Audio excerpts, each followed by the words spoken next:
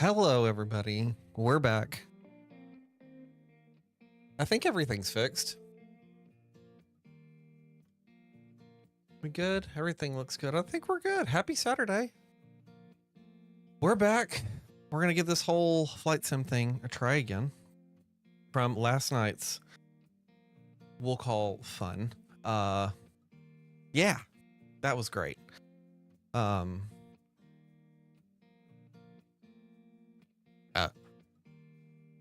I don't know what to say on it other than it was a bit of a kerfuffle. We'll call it that. So yeah, we're in the 777 today. It actually loaded. I made some little tweaks. Y'all saw that I got the little stream preview up on the new intro. I figured we could touch on that again because I think my new intro is pretty cool. Especially with all the fun music and stuff like that. I ought to add, now that we're sitting here looking in this, I ought to add a little stream preview because the cinematics are still rolling right now, but obviously we're here on our fun little monologue screen. So I don't know, we'll see, we'll play with it. But yeah, we're back. We have the 777 loaded, everything's working. The only thing that is giving me some issues today is beyond ATC, which is fine. I don't think the issue is particularly with beyond ATC. It's just the fact that the scenery we have for O'Hare, Chicago O'Hare, is vastly different from the current layout of what O'Hare is now, with the vast changes that that airport has gone through. So we're not going to have beyond ATC coming in or coming out of O'Hare today. I did jump in and check. We'll just switch on over here. I did jump in and check Denver, and either I was not affected by the issue after updating my city scenery, or Microsoft has snuck in a sneaky little fix that has resolved the issue. But I did jump into Denver with the FlightBeam Denver scenery, and there were no issues. So we should be good flying into Denver. Because of our issues last night, I've gone, and it being earlier in the day, I've added an extra flight onto the one we're going to do today, or the one we were going to do from last night. Once we get to Denver, we'll get the plane deboarded and then load it back up. And then from Denver, we're going to head over to Washington Dulles, where United Airlines also operates the 777 from Denver. So yeah, we're gonna jump in there. Plane's getting loaded up right now. The plane is configured in a state of IRSs are aligning, or the ADIRUs, whatever you'd like to call them, are getting aligned and all that fun stuff. So yeah, yesterday we jumped in and we're going to do a city tour of the Dallas Eatery in 2024. We had some issues there as well, and I'm not so sure that 2024 kind of did things to my PC that it didn't like. So but yeah, I'll look into that, and we'll look into doing more cinematic city tours in the future. But for today, we're just gonna do some good old normal lights.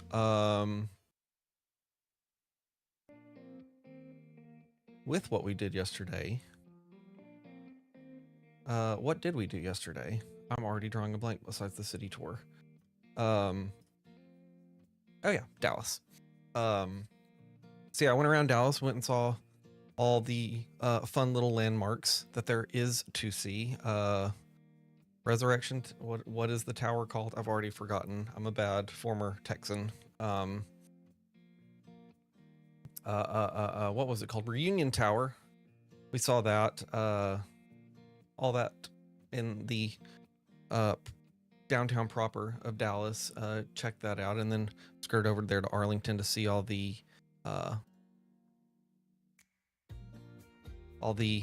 sports venues that Arlington has to offer, plus Six Flags, of course, and then rounded that off, ending in Fort Worth and checking out that areas. So yeah, again, I'm gonna do some looking into. We're gonna revisit that and see if we can do that more often. So yeah, but we're here today. We're in the 777. We're gonna give it a full shakedown and see what we can do. So here we are in the cockpit. I've got everything configured as far as chase plane goes. So we'll have our views set up to go. We're also have the Elgato Stream Deck set up to use as our CDU, or no, not our CDU, our MCP. So that'll be cool to use. We'll discuss the Stream Decks. We were going to do this last night, but ran into all our issues. So we'll dive into the fun of the Stream Decks and how I think they are not just a fantastic tool for streaming, but for all kinds of things and all that kind of fun jazz. So that being said, what are we doing here? Reset all that fun stuff. Get our audio up and going. And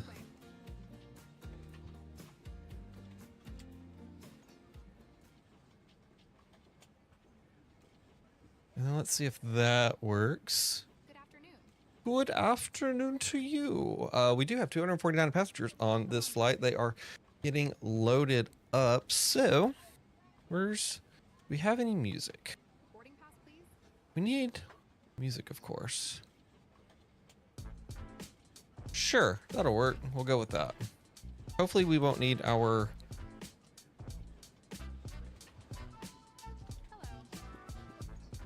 It would help if I would adjust the right channel. And of course, since this is a redo, like I said, gone over in the past, Friday is our Friday night flights. There it encompasses us having a lovely beverage of the night, usually a beer of some sort, play off of words with a beer flight, and of course flying. Since this is a redo stream and it's the middle of the day, so to speak, actually it's going to the later part of the day, so I guess it would be appropriate to have a beverage. But all that being said, today's stream beverage is going to be a imported, emphasis on imported. It is the best beverage one can have, and I recommend to all, even if you don't like alcohol, it is a fantastic thing to grab. Today's beverage of choice is going to be a good old Dr. Pepper. So before we jump into it, cheers to everyone.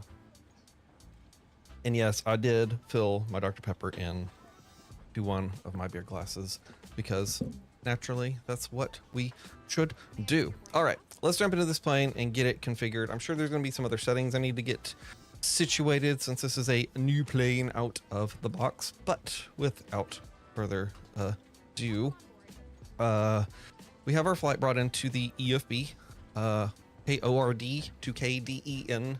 Today we're looking at a flight time. If I have this guy working, naturally I don't.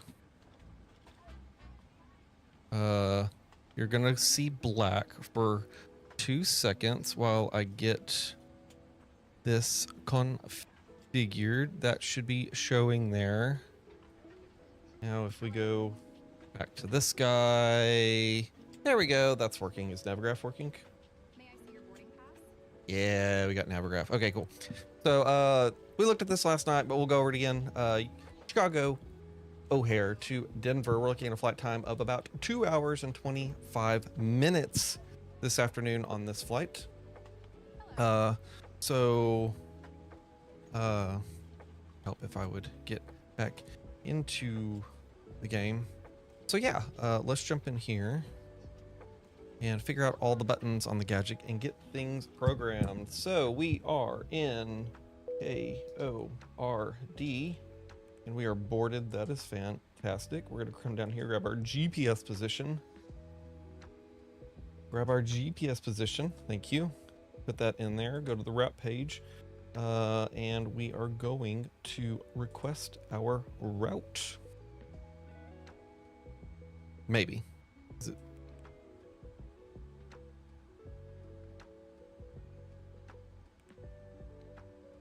Oh dear. Do I need to set up options, simulation? Nope. What is it?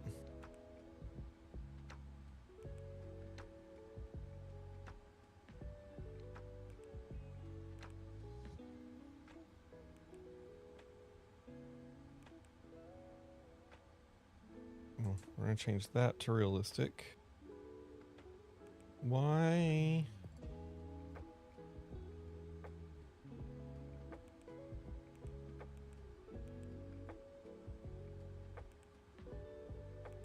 Why, oh why? Okay, I believe this is all fine.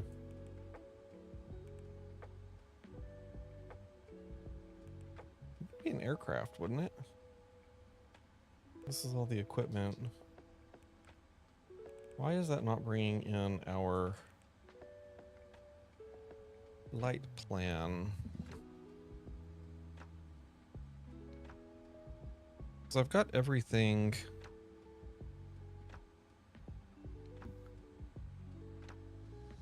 situated. Yep, that's fine. Yep, no, I do have that installed. Do I need to re-put in my sim brief?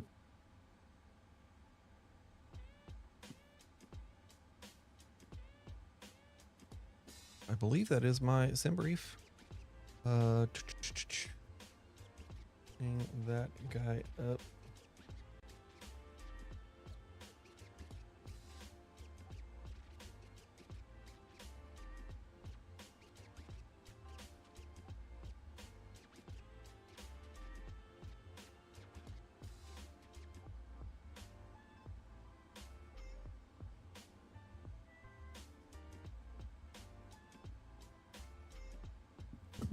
Okay, now if I go down here, there we go. I just needed to get that guy re-entered. Sorry about that. All right, KORD, KDEN, set payload, set fuel. That's all great. Select route, and we will get that loaded in.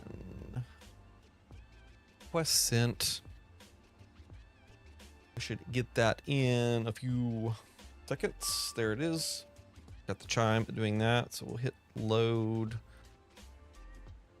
on that. That gets all of our wind data in as well. Hit the load button there.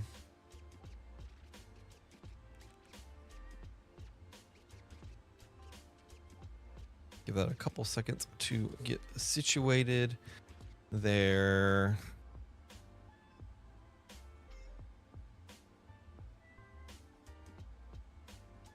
And if you see me looking down here, that's because I have one of the handy little FMCs at my disposal. And we'll activate and we'll execute. Perfect. Awesome. We'll go to our departure page for now. Before we jump into anything else there, whoa, hello. Let's go to our checklist and get that up. Oxygen tested, all that's good. We will get the parking brake set. Okay, that is normal. And then we will come back to that in a moment.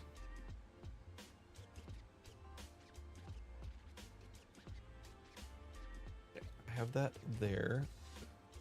So that can go away. If we bring up Navigraph, here is our route today. Based off the weather, our closest runway and what will work for us is going to be 10 left out of O'Hare. So we will head out here, head over here, and then take off from there. O'Hare does not have any SIDS, standard instrument departures, so we are good there. Coming into Denver, let's go ahead and take a look to see at how things are going. Let's just verify the weather. Real world, they're departing or arriving 7, 16 left, 16 right. We do have 16 left land right now, so we're just going to stick with that guy. Approaches, I think we're going to do what we did yesterday, and we're going to take the ILS for 16 left at Kipper and just plan for that guy and get that knocked out now. So if we come back to our FMC, if the buttons will work, we're back down here. Like I said, no standard instrument departure, so we're going to be departing off of 10 left. Okay, execute that. Go back to our arrival. We are going to be arriving on the Logger 3. Go down to there. The brewery transition. Boy, this would have been fitting for last night. With the Kipper, ILS 16 left. Yep. Kipper transition. Execute that. Take a look at here.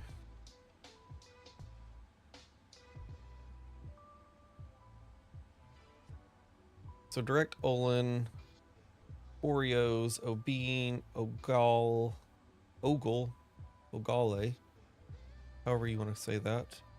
From Ogale, it goes straight to brewery. So we're going to come down here. We're going to take brewery. We're going to get rid of that route discontinuity.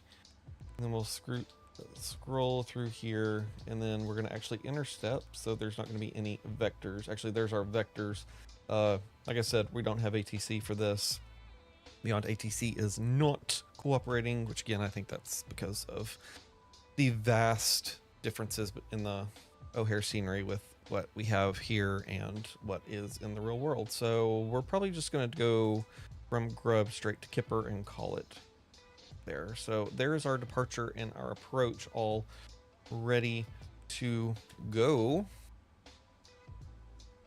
While we're at this point, let's go to the overhead and get some things configured at this point. We did have a few things situated as things were getting going since we had so many passengers. So we'll get the Windows heats on.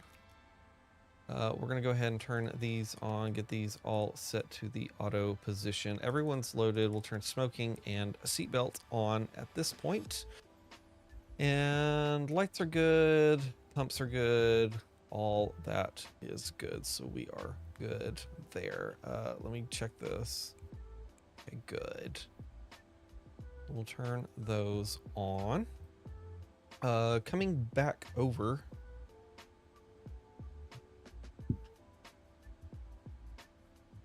Airport info.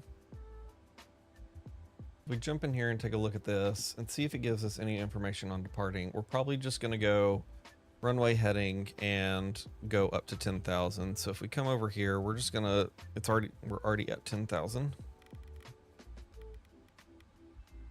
Perfect. We come back down to the FMC. I feel like we're all over the place today, but it's all good. We will accept our perf init data. This has us going to flight level 400 today. Zero fuel weight is 364, which if we cross check that with our OFP, we come over here, zero fuel weight 364. So we are good there.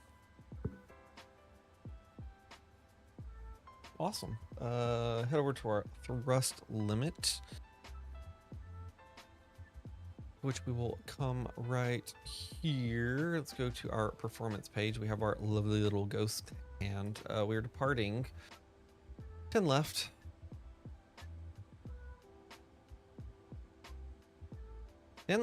Oh dear. Did I not click today? 10 left. There we go. Import from aircraft, import weather, and calculate that. All right, we are going to be doing a derated takeoff. Cell temp is going to be 38. And that is all good. Our flaps today will be 5. CG is going to be 25, which that lines up there. And our V speeds 129, 132, 137, 29, 32, 37. That is all good there. We are going to have a trim of 6.25 when we get to that point. So there we go. That can go back there. Let's get our speed dialed in. We have a 137 on the V2. We are light today.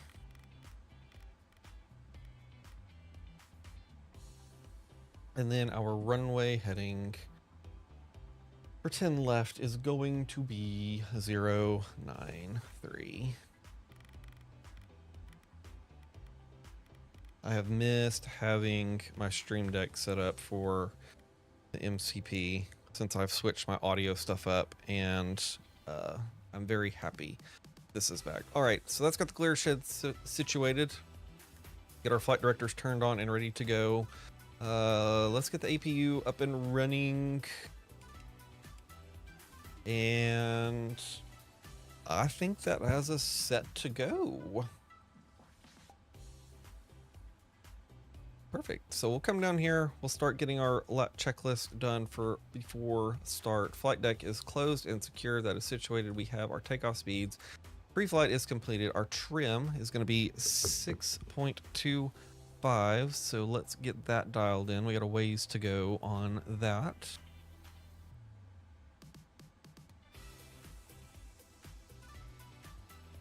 There's 6 and 6.25. There we go. That is situated. Trim is set. Taxi takeoff briefing, and we will get the beacon on in just a second when our APU is up and going. Let's hop out here and look at this gorgeous bird.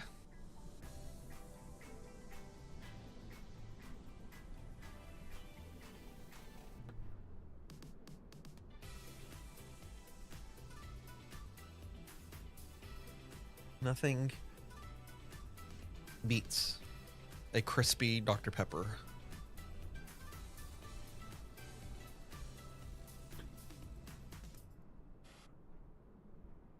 Whoa. There's the tower view of our plane here at O'Hare. Awesome.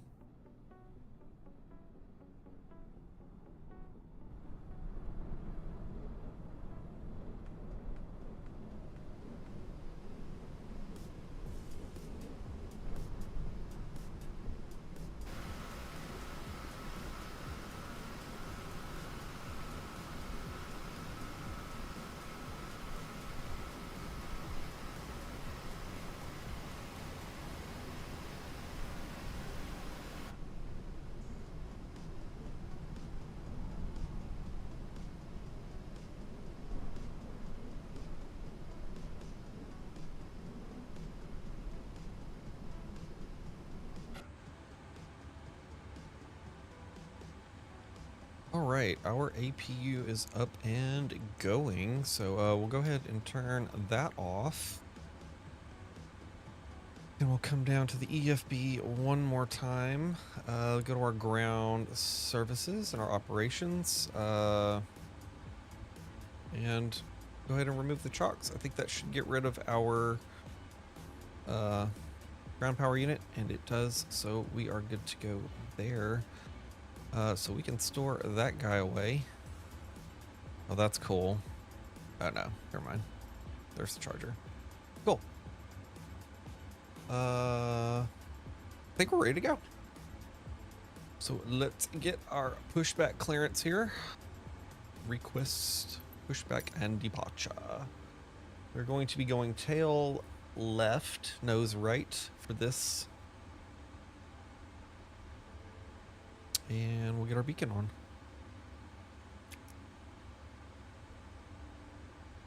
We'll go ahead and get our fuel pumps on as well. All of that is good to go. Awesome.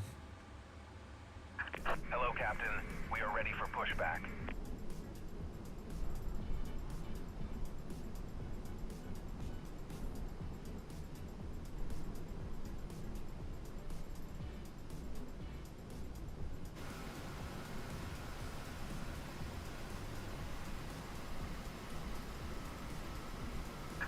Departure checks complete. bypass pin inserted.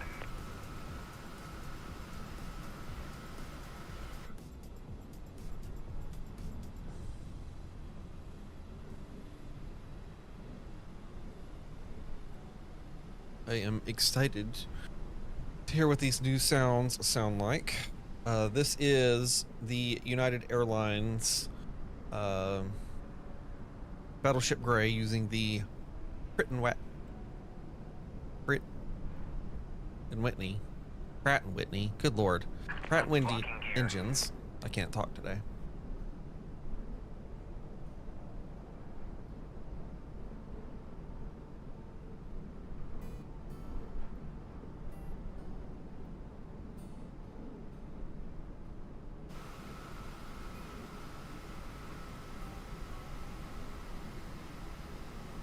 We want to go nose right. Release parking brakes, please. Commencing push. All engines clear. Start at will. All right.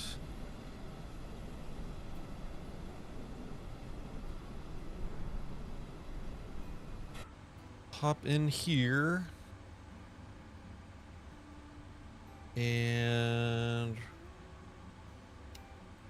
that guy's on, and y'all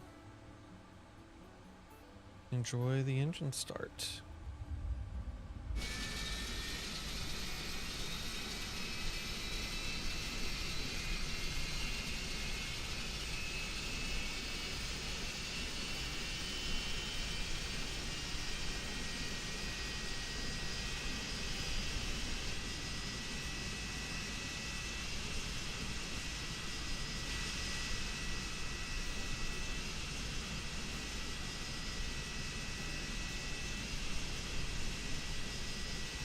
I do believe this guy takes a second to get going.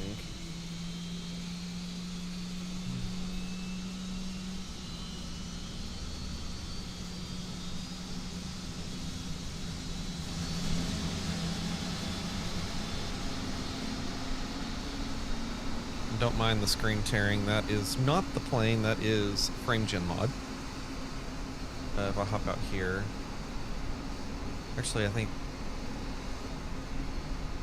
that's bad.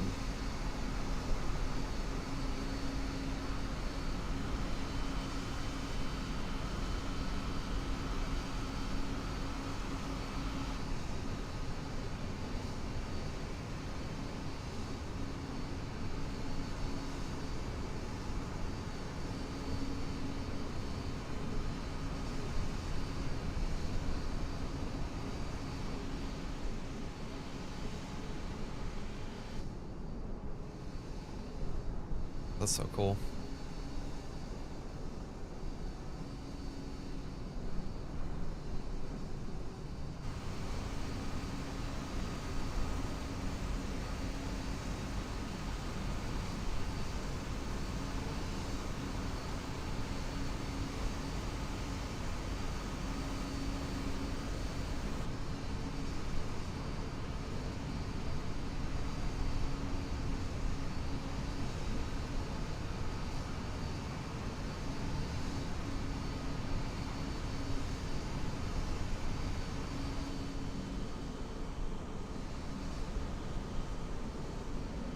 Still going.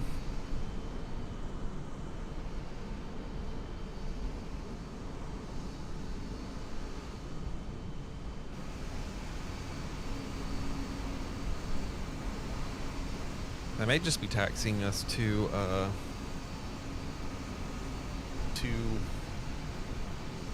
the runway. Oh, I see what they're doing. Which will make it easy for us.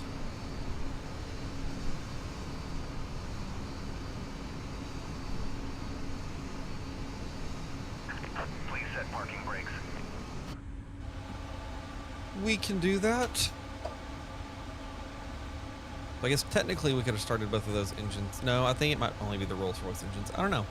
I would have to look into that. All right, engine 1 is coming on now. Enjoy the startup of that guy.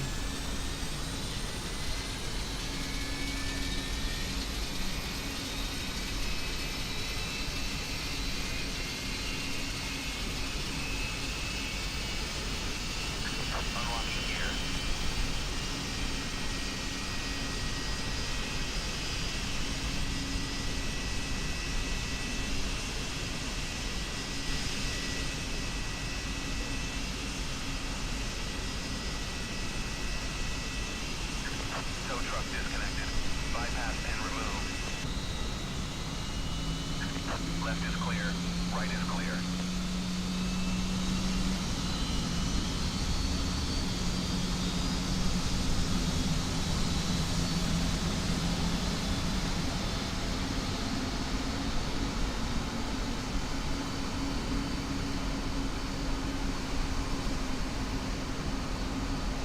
Not too shabby. Cool. All right, let's get a few more things situated here. I forgot to turn our block time on. We'll do that now. That's fine. This checklist is normal. Before taxi, anti-ice is good. Recall is good. Auto brake set to RTO. Flight controls. Let's do a quick check of those. Pull up, pull down, full left, full right, left rudder, right rudder, and speed brake is all good to go. Cool. Flight controls are good. Ground equipment is clear. That is normal. And let's get our flaps set to 5.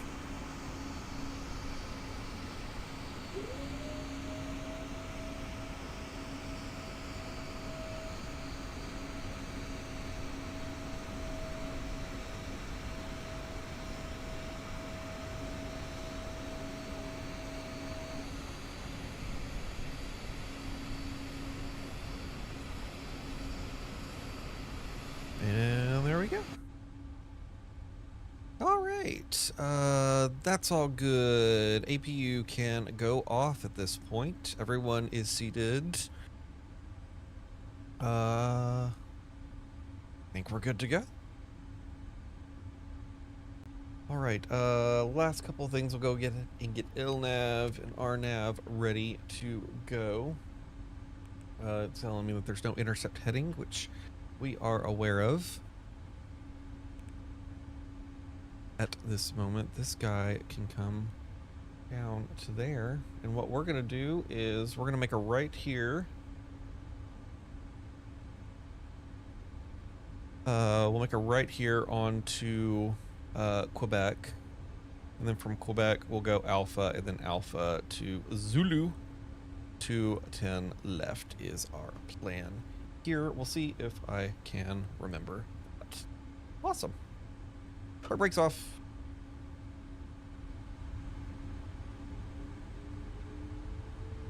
I like the hum of the Pratt & Whitneys. They sound pretty dang cool.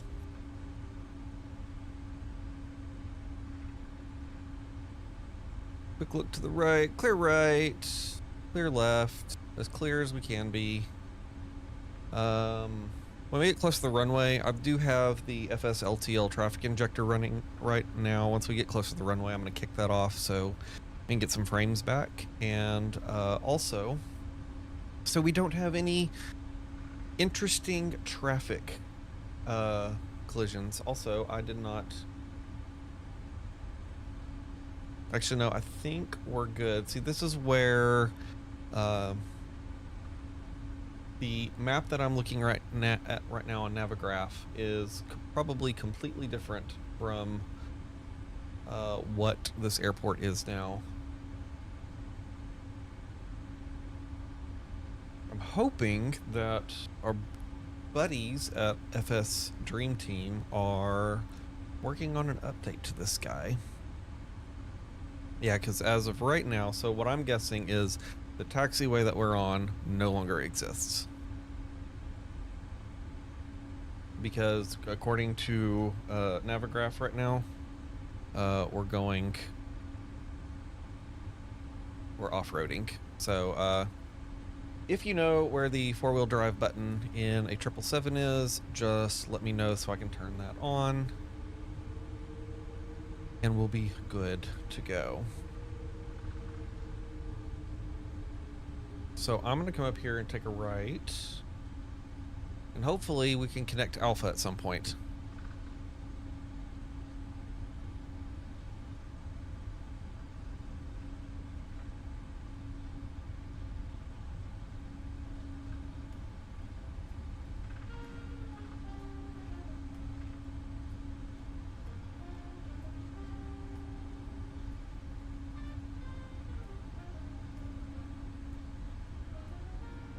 Right, we'll make a little too much brake. We'll make a right here.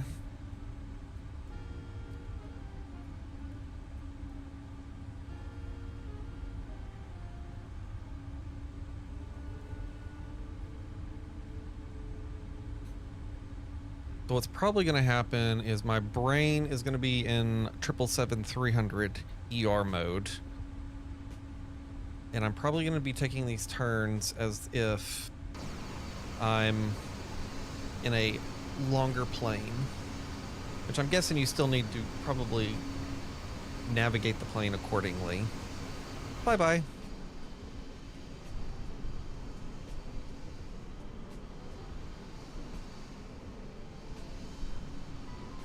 Alright, I think I'm going to take a right here.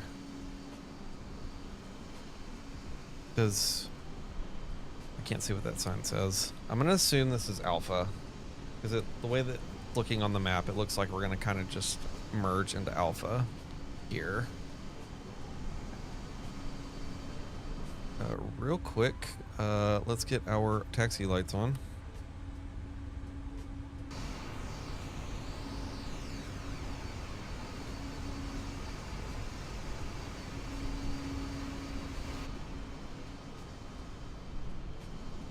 Get a different flyby view.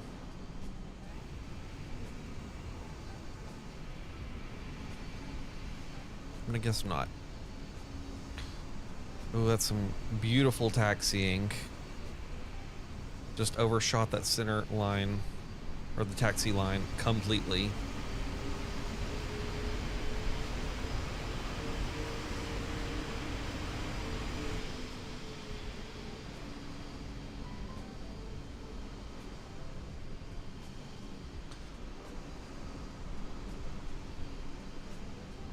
Okay,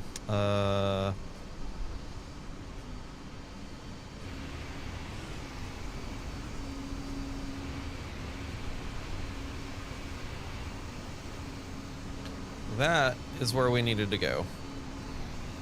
So we are most definitely, because now we're back going. We're going on things that don't exist anymore.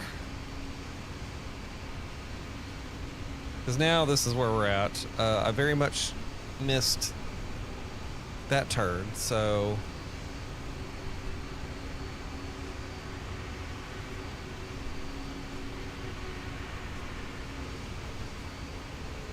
Power right now, and now I see why Beyond ATC was struggling. Power's up here probably going, what the hell are you doing down there? Because there's our runway. Right there. We're right there. There's us. And there's where we should be going.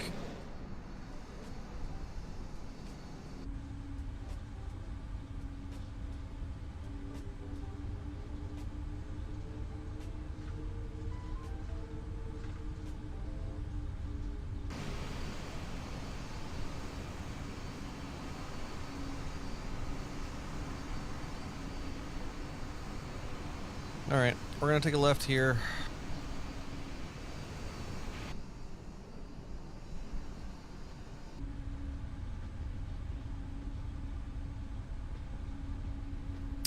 We're gonna kill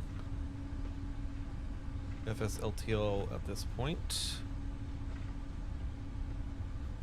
That should jump our frames up quite a bit.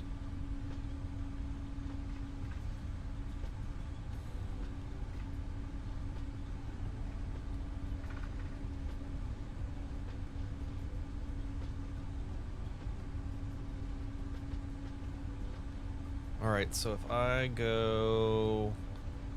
This should be Mike.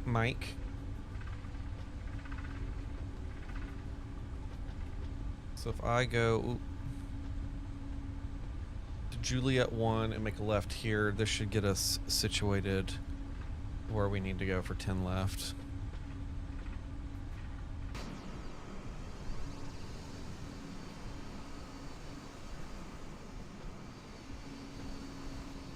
And this is why everyone needs to buy Chase Plane.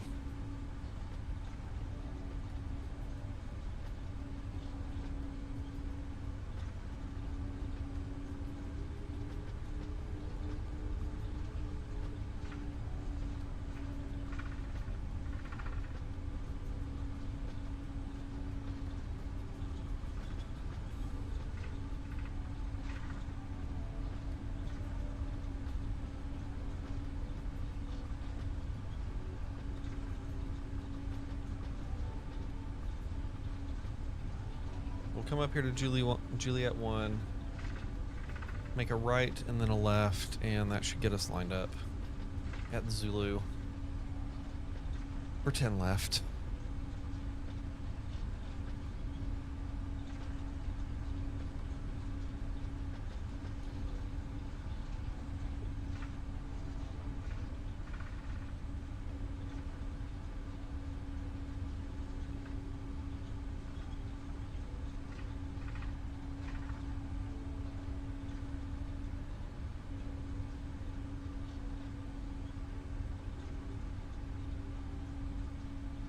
Now we're on Alpha.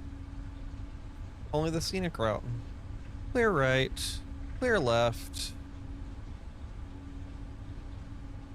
Slow that down a bit. We'll try not to taxi it out like a 737. May or may not have just taken a taxi light out.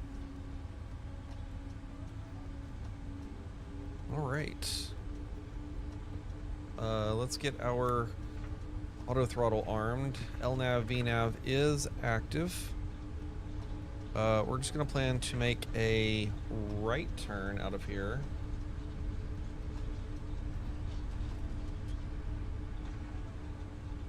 Alright, and I think we're just gonna turn and burn. So landing lights off, on, runway turnoffs on, probes on, and wing lights on. Let the cabin know we're ready to go. Flight attendants, please be seated before departure. Tell everyone to sit your ass down. Clear left, clear right.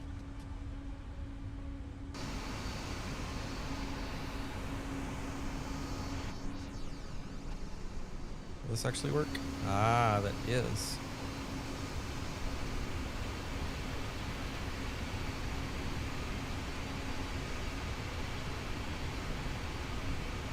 That view hasn't worked for me in 8 seconds. That was cool. Alright. Turn and burn. Throttles up to there. That's good. And Toga. Flight nose down pressure.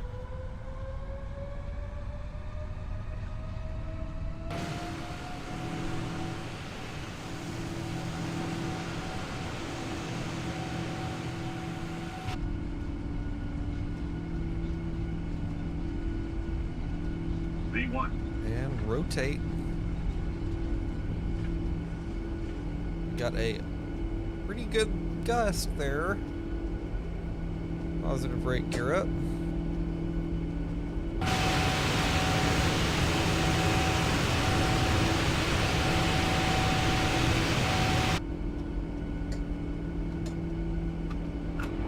know why that's doing that.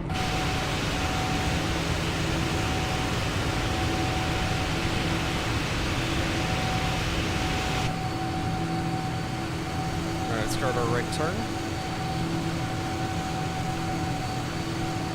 Bring the nose down a bit. Flaps can go 2-1.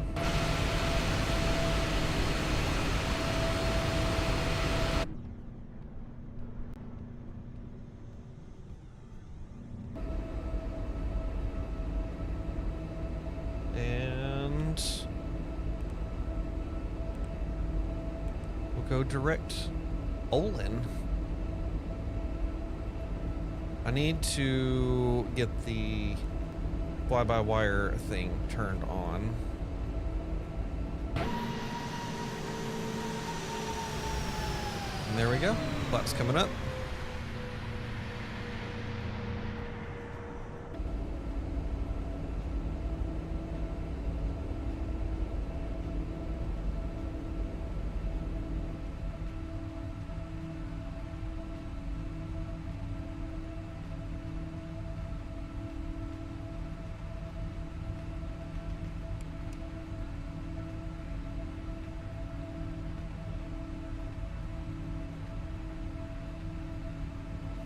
And we'll go autopilot.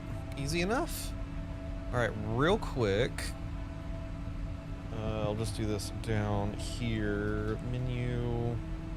PMDG setup, aircraft, equipment. I'm looking for the fly-by-wire options. That's all good.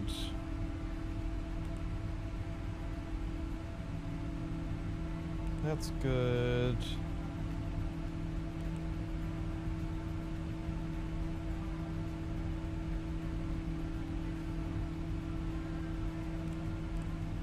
Turn all those guys on. I want that. That's my preference. I don't need that.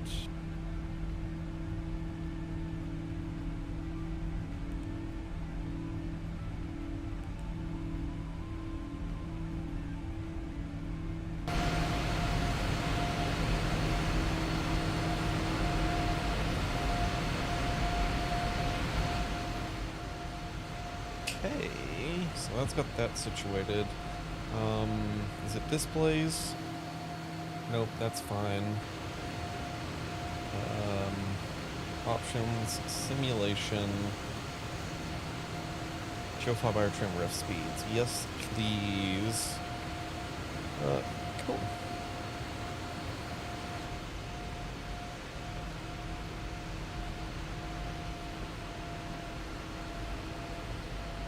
And there we go. And we'll just bug up our cruise altitude 40,000 in the box. And we'll press that.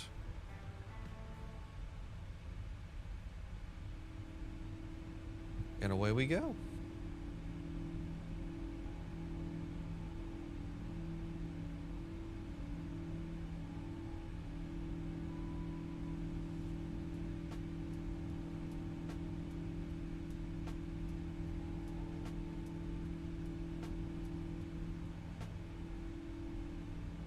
Let's see, let's do I need to save some of these guys.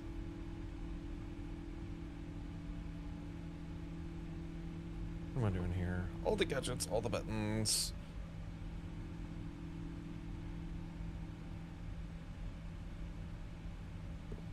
Nope, I didn't get that configured.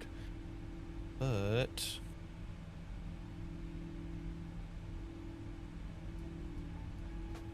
we come over here, don't mind me. Let's hop out here real quick.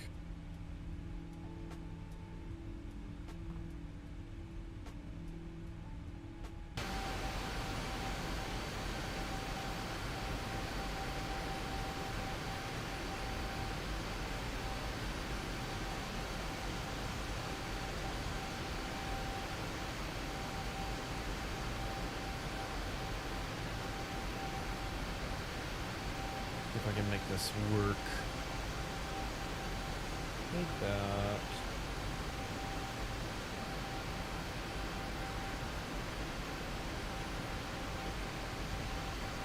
Copy that. Go here.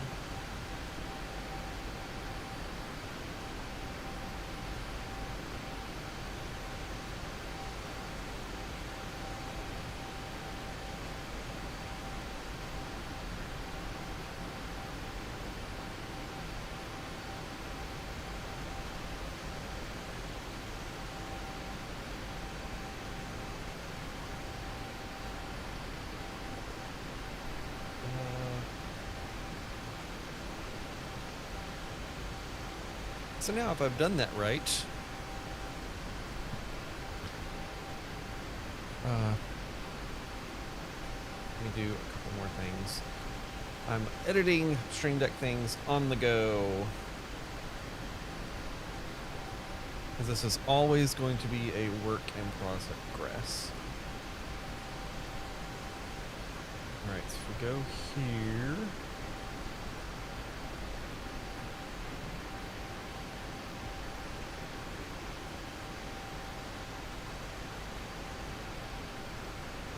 Wrong thing. Wrong thing. That goes there.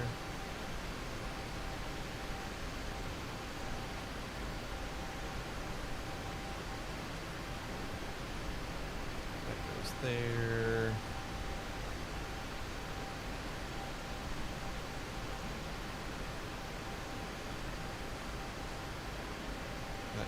there.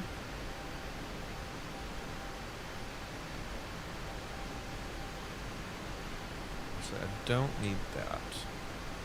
That there. And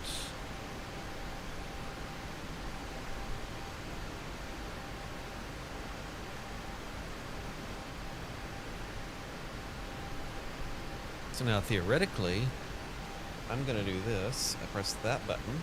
Awesome. I'm gonna go here.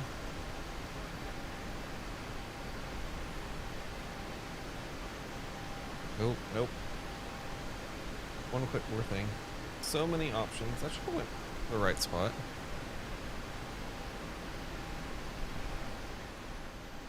If I turn that down.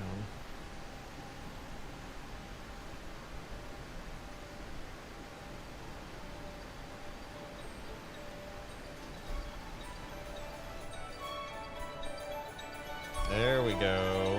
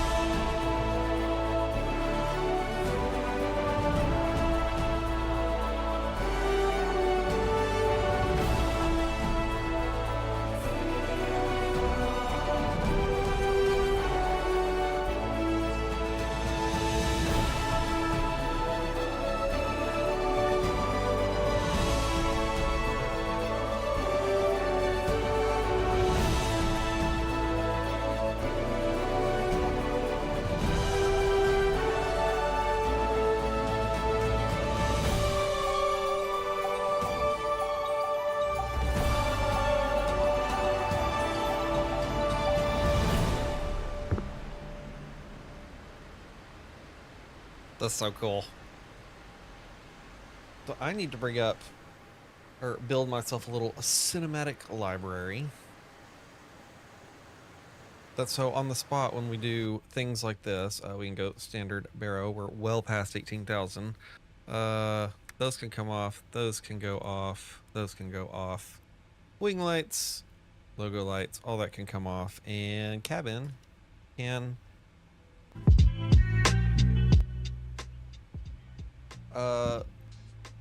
start service. Cool. I think everything is so hello.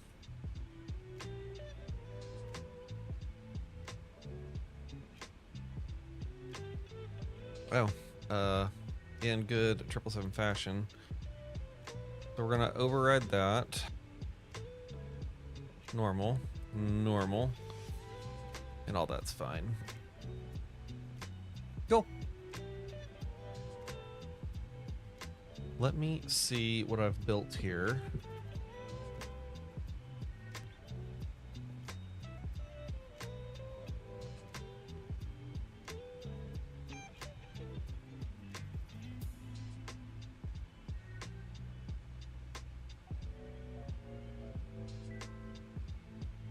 That's fine.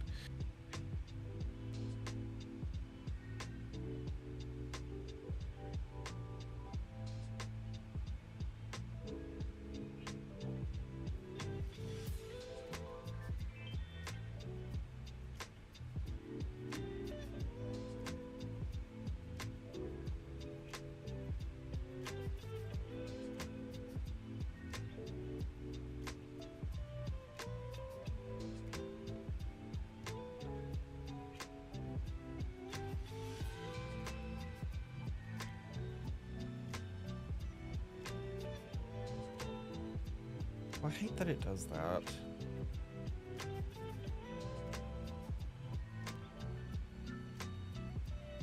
Okay, that can go away.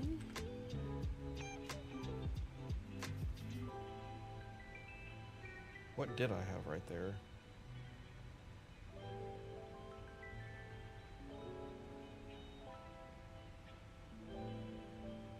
Maybe I didn't have anything right there right now. Oh no, it was the... Yeah, it was the next page.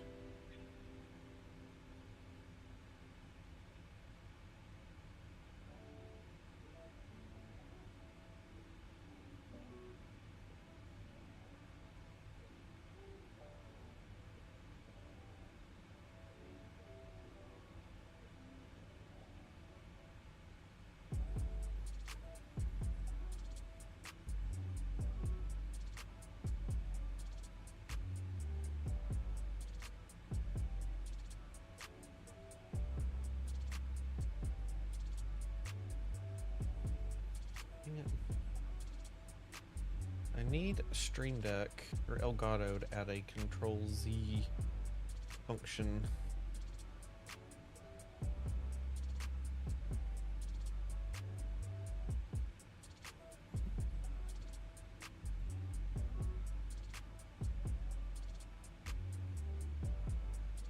Oh my gosh, I missed it. Oh, that's fine.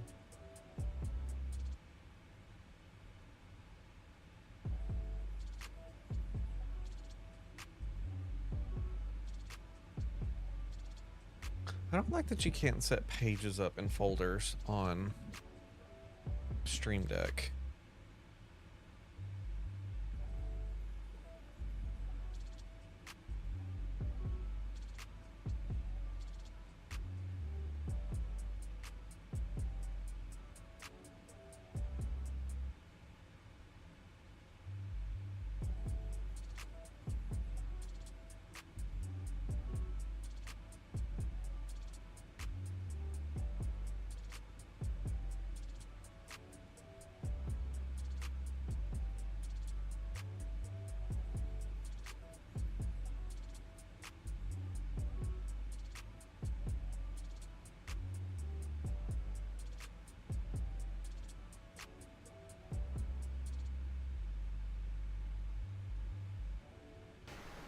Let's make that pretty while I'm sitting here doing this stuff.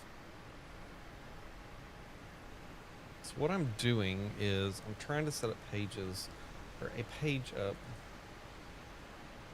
on one of my Stream Decks that is just a quick sound bar, that so when I want to jump into these cinematics at a button press, I can just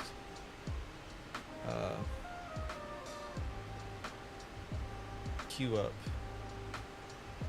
some sort of music.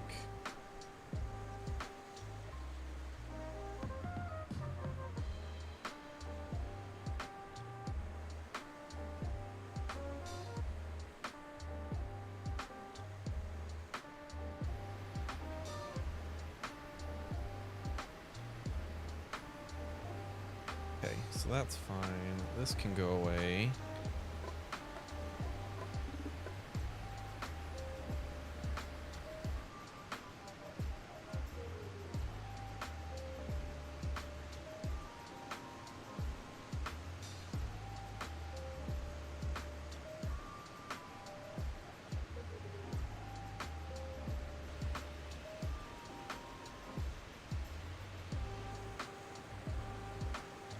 That there. Now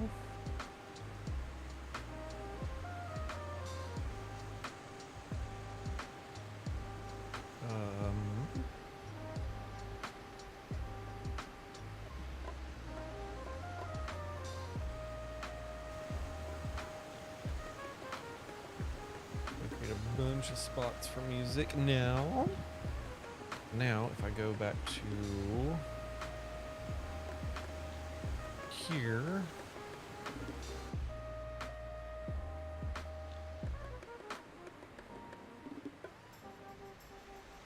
do I have any of these guys already situated?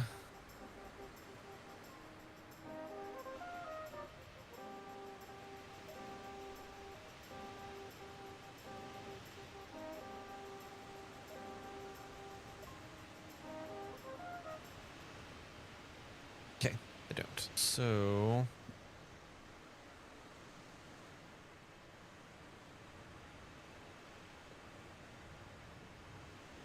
let me go here. Mute that. So y'all should be able to hear this. We'll find out.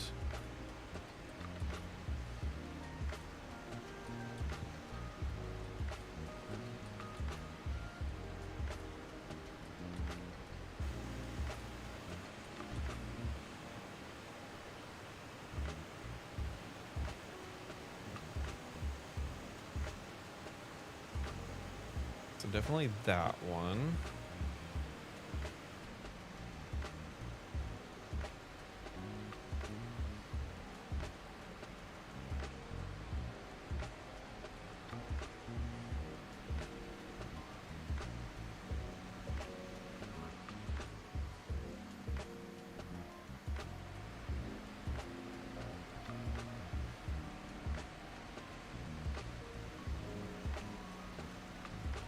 Nope, do that.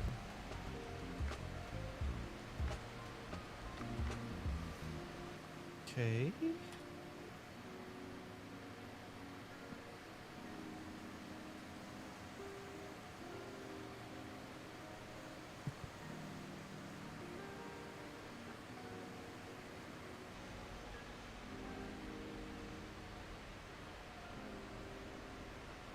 Oop, that's 3 S's. I say that like y'all can see what I'm doing. It's fine. It's worth, all the setup is worth it. This is something I need to be doing off stream, but you know, we're here. Nobody's here but me, so why not just stream and figure all the stuff out? Okay, so that's good.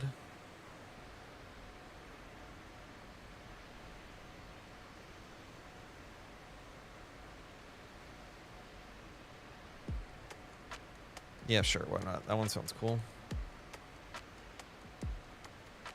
Did I close all my windows that I opened? No, I didn't.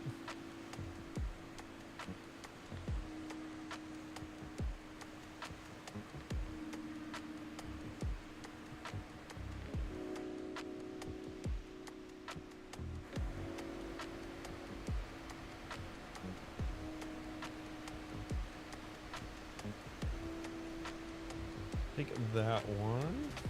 Make sure I've got it set on the right channel. Grab this one looks fun.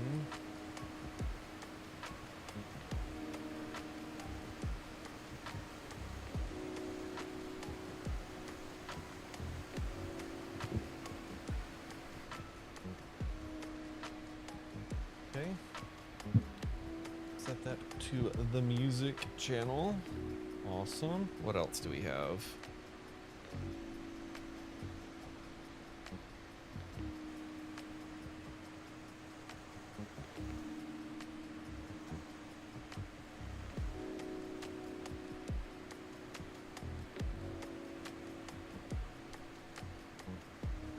I've decided that anything Dream Cave is just awesome. Alright, we'll grab that guy.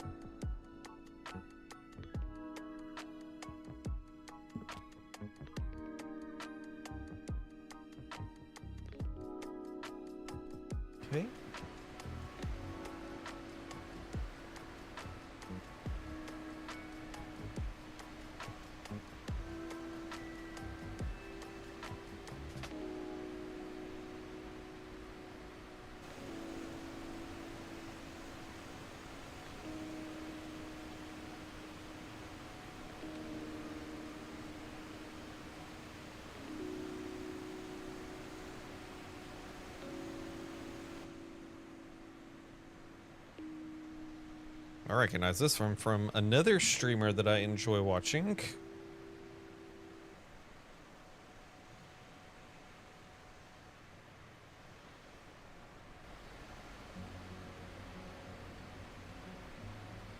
Okay. Bloop. And bloop.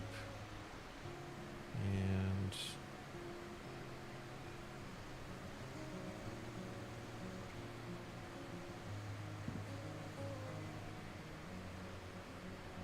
okay, that one's good.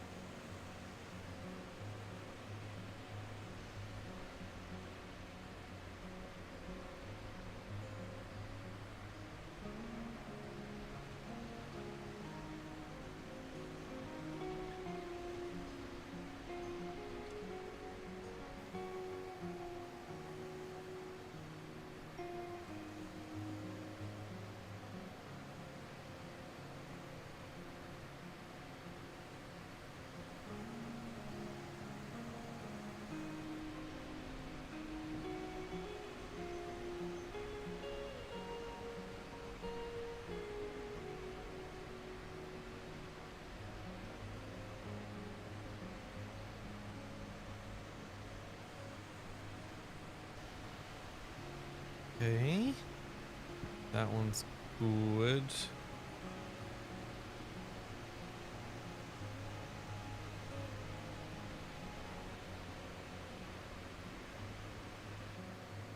Yep, that one's good.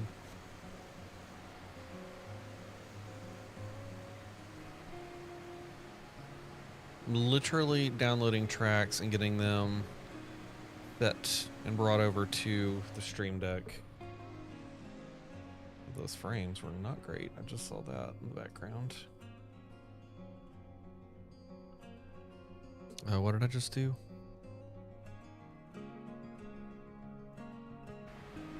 That guy. Yeah. I have 2 more slots to fill. This is more than enough. All right, let's make sure our plane is not ready to fall out of the sky. All these can close now. Looks like our bar at the top might be functioning correctly. We are at our top altitude. 25 minutes into the flight. 26 to be correct. Let's say it looks like it's wanting us to do a step climb, but I think this route is a bit short for a step climb. This has our top of descent in...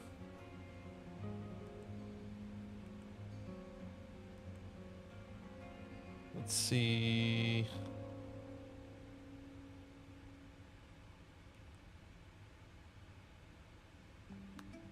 It's not gonna give me the top of descent yet because we're good there, but yeah.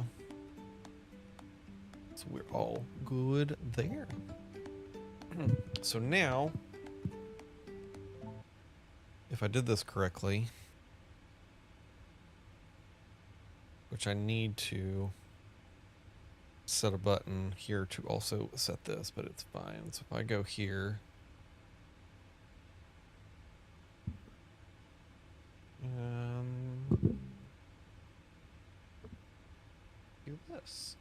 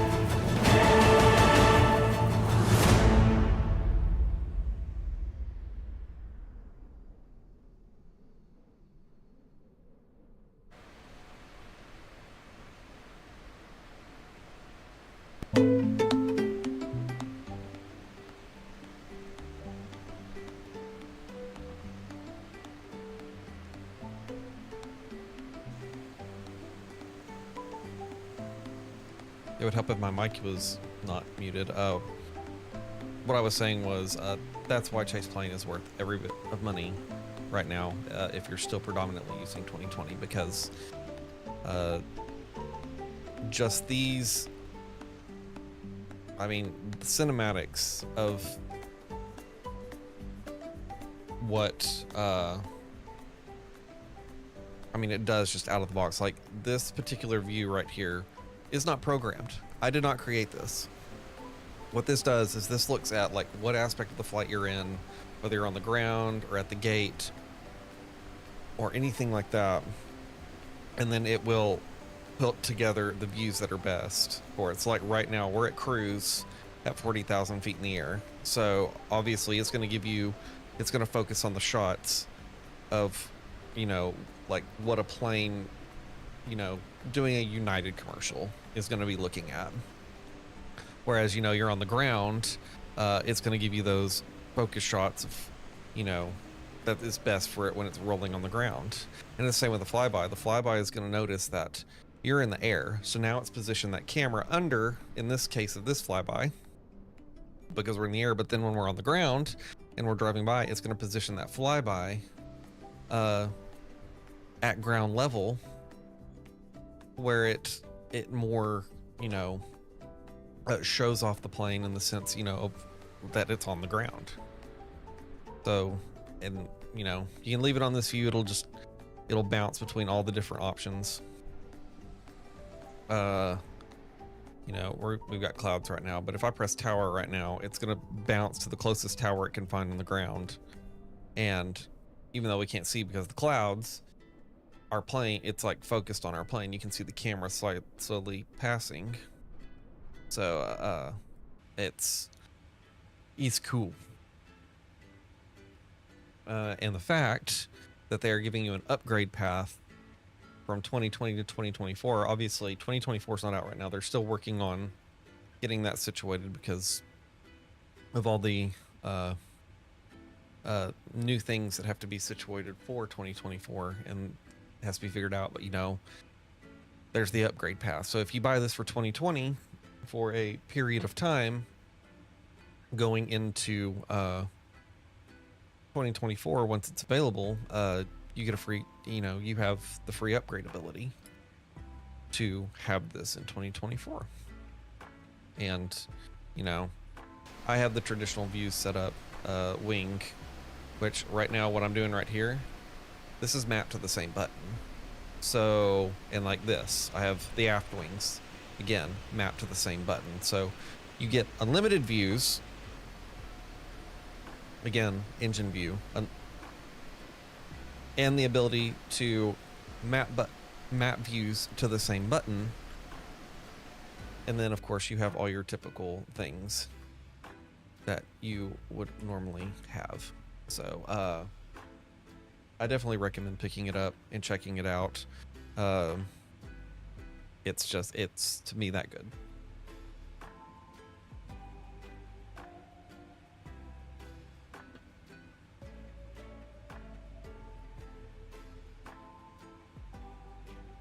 And the other crazy thing, so if you take chase plane and pair it, hopefully I have enough slack here, and you pair it with, not particularly this model, I mean you can do this model, it doesn't matter, but you pair it with one of these guys, a good old Stream Deck,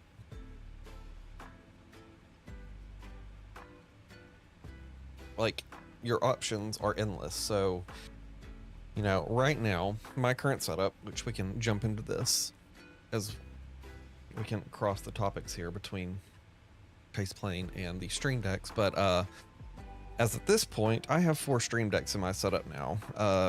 I've got one that runs and powers the stream, specifically the audio and the start of it and all those fun things. I have an XL, which in this phase of the stream and the flight is set to all my camera views. So right now I have, I think, 23 buttons assigned to camera views.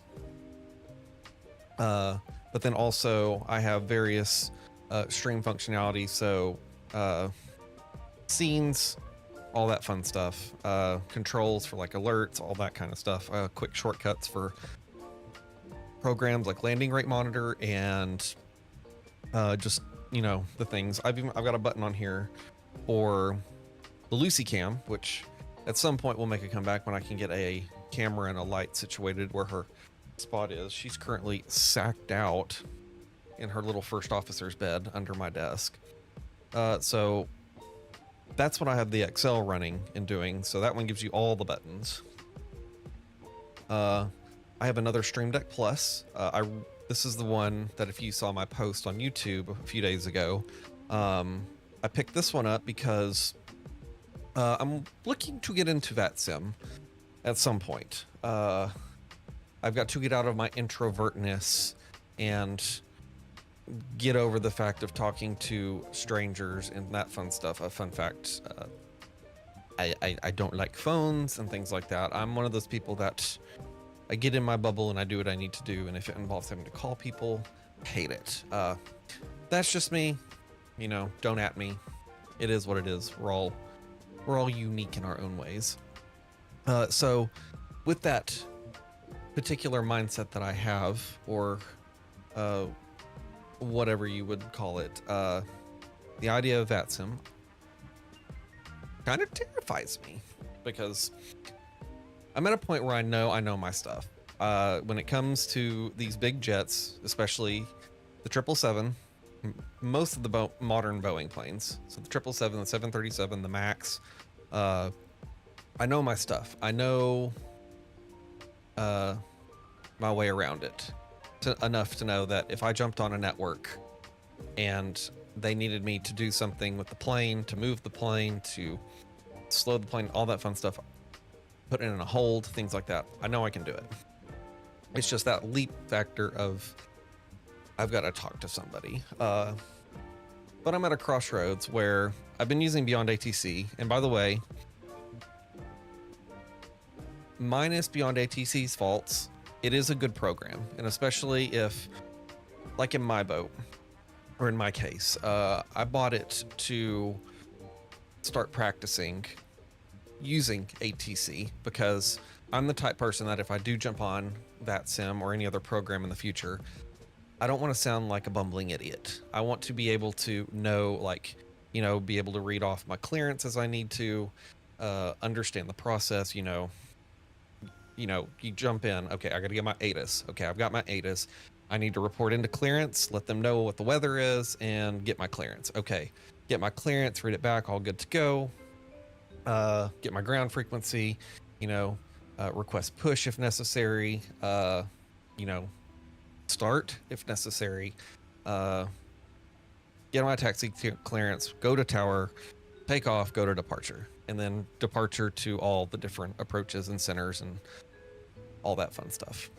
So I know how it works. I've seen all the videos, but it's just that one hurdle that I personally have to jump over to get over of getting into that.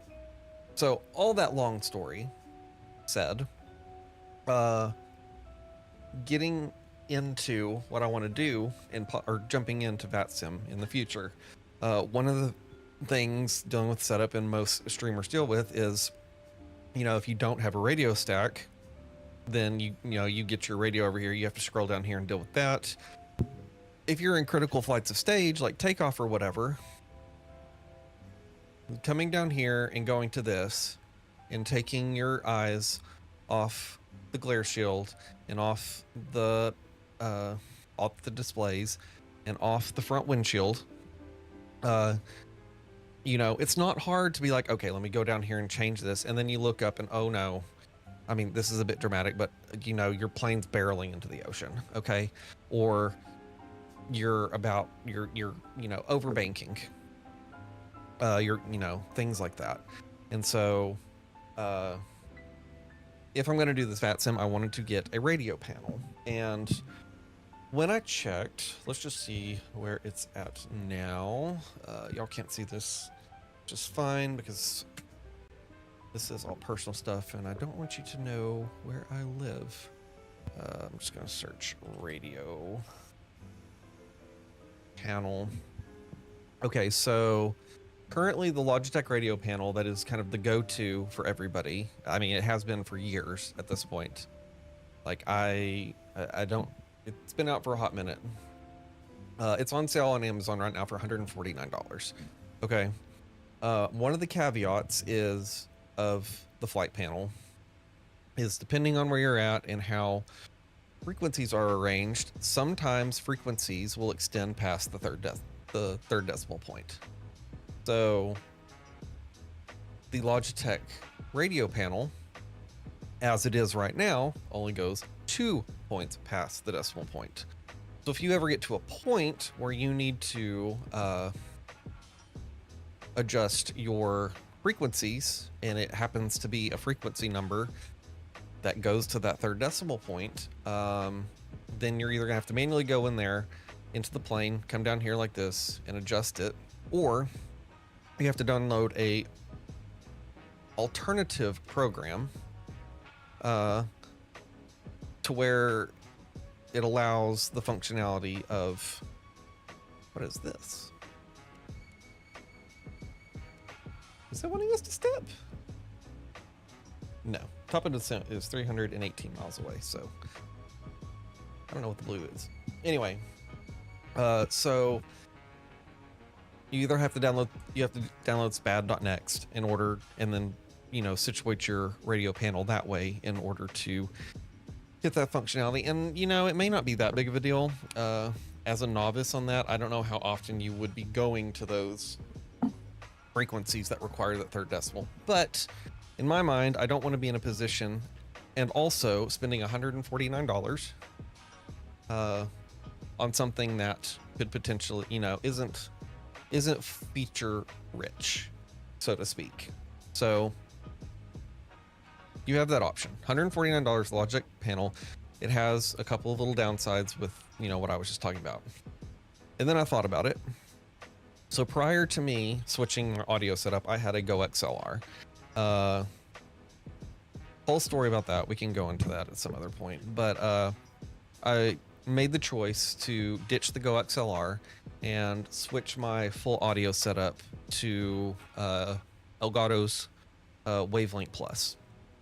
And they have a dock that you can buy, because I'm using an XLR mic to have the crispy, you know, sounds and all that fun stuff. And so they have an XLR dock that you can plug into the Stream Deck Plus. And so the Stream Deck Plus right now, shouldn't have closed that. Go back to the Amazons.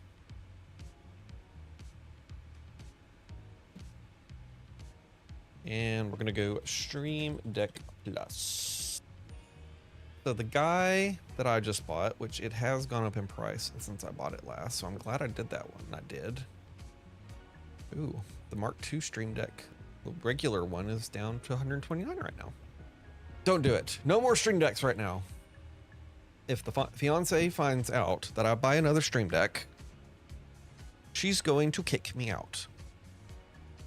I say that. Probably. It's probably in my best interest not to buy another Stream Deck right now. It's probably, we'll probably have to make it to where it's like a Stream Deck, one Stream Deck every 3 months. That's probably fair. So, the Stream Deck Plus that I ordered, let me just go to my orders, make sure I'm not doxing myself. I don't need product support. I just want to know, like, just give me my information.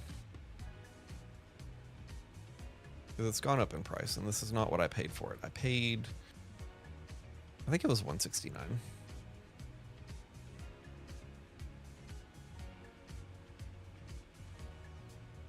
Ah, there it is. $179. So it's gone up like $6. So right now, the Stream Deck Plus on Amazon is $186. It's normally $200, $199.99. So I thought about it, and I'm like, and I saw that the Stream Deck was on sale for $179. So I thought about it, and I'm like, okay, $149.99 for a radio panel that its job is to do radio panel things. All it does. Like, obviously, it has features like you can change your comm radios, your nav radios, your transponder data, all that kind of stuff. So, $149 for that. I pay, what, $30 more? $179.99. If that math is correct. It's somewhere in there. I pay $30 more, and I get this guy that in the past I've already used it as an MCP or FCU or whatever, you know, whatever variant your glare shield controls. That you can either program yourself or go to a website and download buy panels if you want to. It's totally up to you. But I go from the functionality of just a radio panel, does nothing else but radio things, to now I have another device that was only $30 more than the radio panel. And not only do I have radio controls, but until my Winwing Boeing Autopilot panel shows up, or for that matter, if I just want a quick, you know, flight control adjuster for any plane, I have it at my fingertips, because built into what I'm using is the flight panels. You can take it or leave it. It depends on how you feel. Flight panels offers radio pilot, offers autopilot panels for $18 a pop per plane. It's a bit pricey, but you're also paying for the fact that you don't have to sit there and program every button and figure out what functionality it goes to. Because as much as I love Stream Deck, I will say the UI and situating buttons and whatnot can be not confusing, and it's not hard, but it's tedious. So me personally, I'm like, I'm just gonna spend $18 because some fantastic person at Flight Panels has developed a very nice UI and buttons for the Stream Deck. And you just download, there's a third plugin on the Elgato store, or whatever it's called, and then it just all links together. So in my opinion, that $30 extra is worth it, because also not only do I have all that extra functionality, because included in those flight panels, by the way, is options. Let's see if I have enough slack to show it. It might be hard way. The screen I'm on now is for radio, and it allows it to, like, your first dial, adjust the first number, you know, the left of the decimal point number, and then the right dial adjusts your right of the decimal point number. And then when you tap the button, because the dials on the Stream Deck are press, it changes your frequency. And it just works. And so now I've got buttons to control my, we come up here to, where's my other button? All the buttons. I come into here. So now on this Stream Deck, all these buttons, like, not necessarily the EFIS, which I haven't necessarily looked. It might be the EFIS, but all these buttons here, these switches, like everything here is programmed on the Stream Deck. But then I come down here and we look at the radios, and I scroll over, because if you're not aware of the Stream Deck Plus, the screen on the Stream Deck Plus is the touch screen. So you can tap the numbers on there, it'll change, but also you can swipe and it will go to different pages. So if I go over here to this page, you'll see that when I change my Stream Deck, there it is. And then when I press the button, it changes. Depending on how you are, if you don't want to come down to the transponder, I can come here and looky there, transponder. There's the second digit. There's the third digit. There's the fourth digit. So, not only is this an alternative to the radio panel, which, by the way, the other last thing on that is that radio panel from Logitech. While I do acknowledge that for the flight sim community, it has been a fantastic product, but it's huge. And I, like many other people that do flight sim, and the others that also stream flight sim content, desk space is a luxury. So Stream Deck Plus is a way smaller footprint than that radio panel.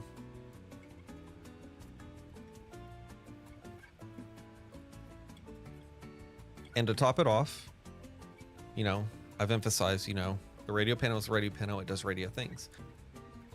When I'm not flying,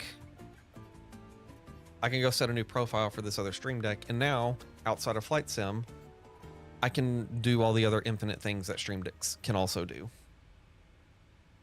So, it's great. And I highly suggest it. The cost of the Stream Deck, when you think about it.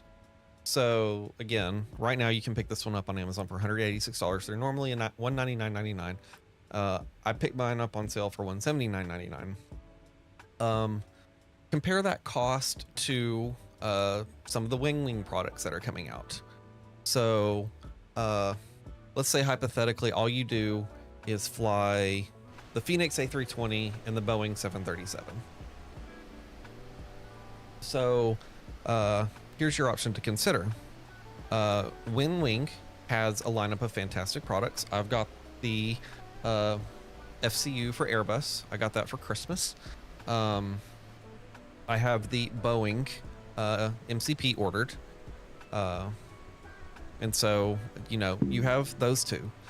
So right there is, between those two, is, you know, over $200. And especially with the current climate of things, you know, we won't specifically go into that, but the chances are those products are going to go up in price because of, you know, the current, with what's going on.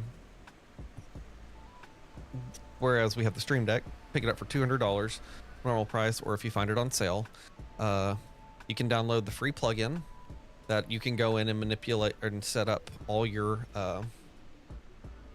controls yourself, or you can pay an extra $18 per plane on a website like Flight Panels, where it's all set up for you. At the end of the day, the cost of the Stream Deck and the time and effort and or the extra $18 per plane it costs to buy the profiles is probably going to even out. And not to mention that this will work as for all your planes once you have this plug-in. So it doesn't matter if you're flying the 777. It doesn't matter if you're flying the Vision Jet. Like, for example, going back to Flight Panels, I have bought a profile for the Vision Jet. So this becomes an MCP or FCU for pretty much all your planes in the sim. If you go in and manually set things, like even like you can literally have the dials and the realistic feel of having to manually go adjust those dials and those buttons instead of the you know, having to come over here and then scroll wheel or click on that. So I think the cost equals out. So if you're in the market for one of those, and now me personally, I love that with what Winwing's done with the FCU that my fiance got me and the Boeing MCP I've got pre-ordered. I love that they're realistic. And for those who want the full immersion and the look, you know, I get that. But if you're one of those people that, you know, that doesn't necessarily matter to you, you just want something that gives you more immersion, but, you know, is a good overall option that can cover everything in the sim. I highly suggest looking into the Stream Deck Plus. And then that way, you know, if you're a flight simmer, you can set all that up. But then you can also, it launches you into the Stream Deck ecosystem. So now outside of the flight sim, you can go and, you know, you can set this thing to adjust all your volumes. You can add Discord things and like set volumes for specific people. You can have it launch your programs. I have programs set up to like where I'm done for the night. I'm doing what I'm doing instead of like going like, and I say this, that sounding like it's the worst thing ever, but instead of like going start and then power and then shut down, I have a button program that I press power and it turns everything off for me. So, what Elgato has created is nothing short of awesome. And if Elgato walked in here one day and was just like, sell your soul to us for our sponsorship, I'd be like, here, have it. You can have it. Give me all the Stream Decks. And so like in the case of what we're doing here, you know, I went through all the fun things with the Stream Deck Plus. Going back to the correlation with Chase Plane, like I said earlier, I have 20 something views set up. You know, I can sit here, make everyone motion sick, and you know, here's all your standard views. I don't have that one programmed yet. But then here's all the engine outside views, and I press the same button that goes the other side. Here's gear, but also if I press it again, when the front gear's down, this gives the perfect view. And if you're like me and want to cheat when you're parking, that gives you that ability. Here's the flyby, just real quick press of a button. Forward wing, left and right. Aft wing, left and right. There's a tower view. There's a wingtip view. There's the tail view that has just found some runway somewhere. Here's my wing views. Another button I haven't programmed. And you can set pages and pages of this up. The other thing you can do, and one thing I'm going to look into, well, I'll come back to that. The other thing is your audio stuff. So, you know, I've touched on, I switched my stream stuff over to Stream Deck because of the GoXLR things. Long story short, TLDR, GoXLR, which was a fantastic product, is still a fantastic product from TC Helicon. It was the first like product that came out that gave streamers and content creators a very nice piece of equipment to help better control how they create their content. But over the years, you know, obviously other products that's come out, you've got Stream Deck Plus with the XLR dock, you've got XLR Wave, Rode with their equipment, which Rhodes is more, you know, podcast centric, but you know, they have options that it works very well for streaming. And the other side is the GoXLR's entry price, which I think when I got mine, it was like almost $600. It's crazy.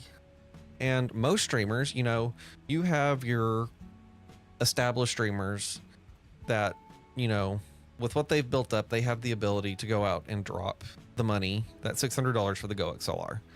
And, or, you know, it's my situation where, you know, I don't have a following here, but, you know, I had the ability myself to buy that because I wanted to not only use that for streaming, but I love, you know, the independent audio versatility of, you know, having my separate channels and adjusting the volume.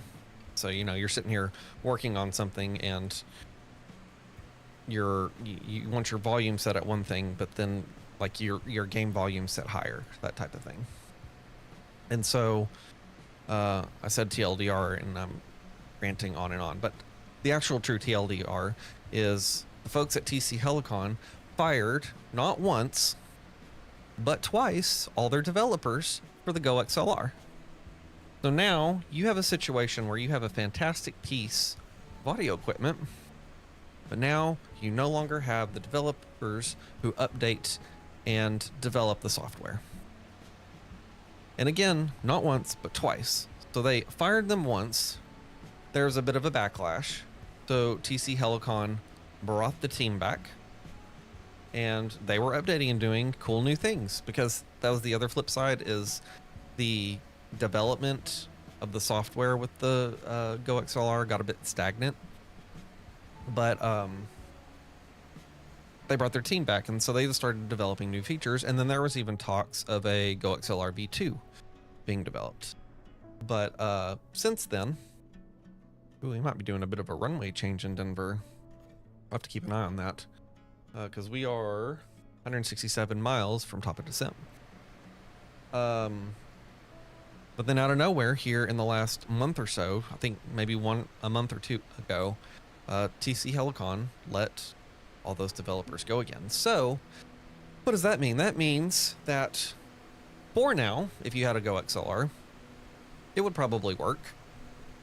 But as Windows, as the folks at Microsoft and Apple like to do, there's probably going to be some point where a Windows update or a Mac OS update pushes out, and that something in the software breaks. And this time around, and I could be wrong, I haven't looked at it more recently, but this time around it's sounding like it's permanent with that whole situation. So I decided to ditch it. So now I have on the other Stream Deck plus all my audio controls. So like music, just turn the dial up, there we go. But I also have, not only is it just a matter of controlling all my audio and my, my mic volume and stuff like that, but now I have the automation features that Stream Deck gives you. Whereas, GoXLR, you have your manual control everything, but and there was some implementation between, I think you could make your Stream Deck have your Stream Deck tell your GoXLR to do something. So I know, like, before when I was getting my stuff set up, I had a button, and it was like before the stream started, it would change the profile of the GoXLR to mute everything but the music. But it was kind of funky how it worked. Whereas with my current setup now, when I start the stream, I have a button I press. So when I get things going, I get OBS going, I've got everything up and running, I make sure everything's linked right. And once I get the broadcast loaded in and I'm ready to go, I have a single button that when I press it, it launches 30 timed actions. And so the very first action, it mutes all the audio sources but music. And then it brings the music volume up. Once it brings the music volume up, it switches the scene automatically to my offline screen. It then has I can't remember the timing delay, but then it delays. The delay allows for the stream to activate and start. Then there's another delay, so it ensures that, it gives OBS a second to like get its stuff together and get the stream going. And then it kicks the music on and switches to the stream is starting. And then the entire starting routine that I used last night and today, that's all automated. I'm not sitting here pressing buttons and changing things and, mixing the music and all that fun stuff. No, I press one button, it's all programmed, it does everything. And so it's set to where when it gets to that final scene and that countdown kicks on, that's my cue to, it's time to sit down and get ready to go. And when that kicks on and that timer starts going down, you don't see it on my end, obviously, because camera's not there, but then my lighting kicks on automatically. So I'm not sitting here turning lights on and all that fun stuff. It's all automated. And then once it runs through all that, it automatically starts playing my little monologue music, and then I press another button, and then that other button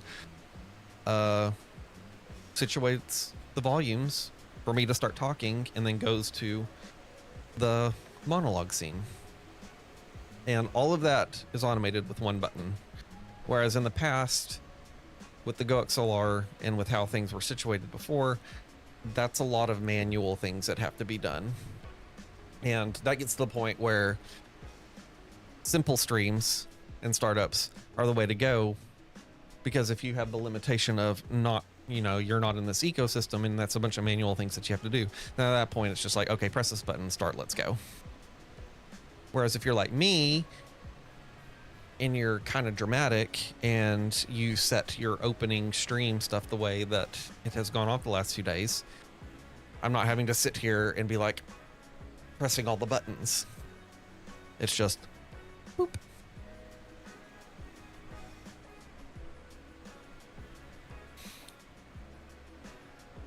And then the final piece of that, so we have the audio side, and as it pertains to like adjusting the channel volumes between like the mic volume, the game volume, the music volume, system volume. You have up to 8 channels, by the way. So you have, like, you know, like I said, you can scroll past or scroll pages. So I have 8 channels. I have my mic, I have the game volume, I have the music volume, I have the system volume, browser volume, the voice chat for Discord, if there's ever a time that I need to situate that for a stream. I have Beyond ATC set to its own channel, so I can adjust how loud they are. And then I have a channel for my OBS alerts. Whereas, you know, with the XLR, Go XLR, you had multiple. I know they expanded it past 4 channels on the Go XLR, but physically on what you could control with the sliders, which it's one thing I do miss. It was, you know, the other 4, any channels after the 4 with the sliders, you would have to then go into the software and adjust. Whereas with how this is set up, I just can flip a page and I have physical dials for every single channel. But it also has soundboard features.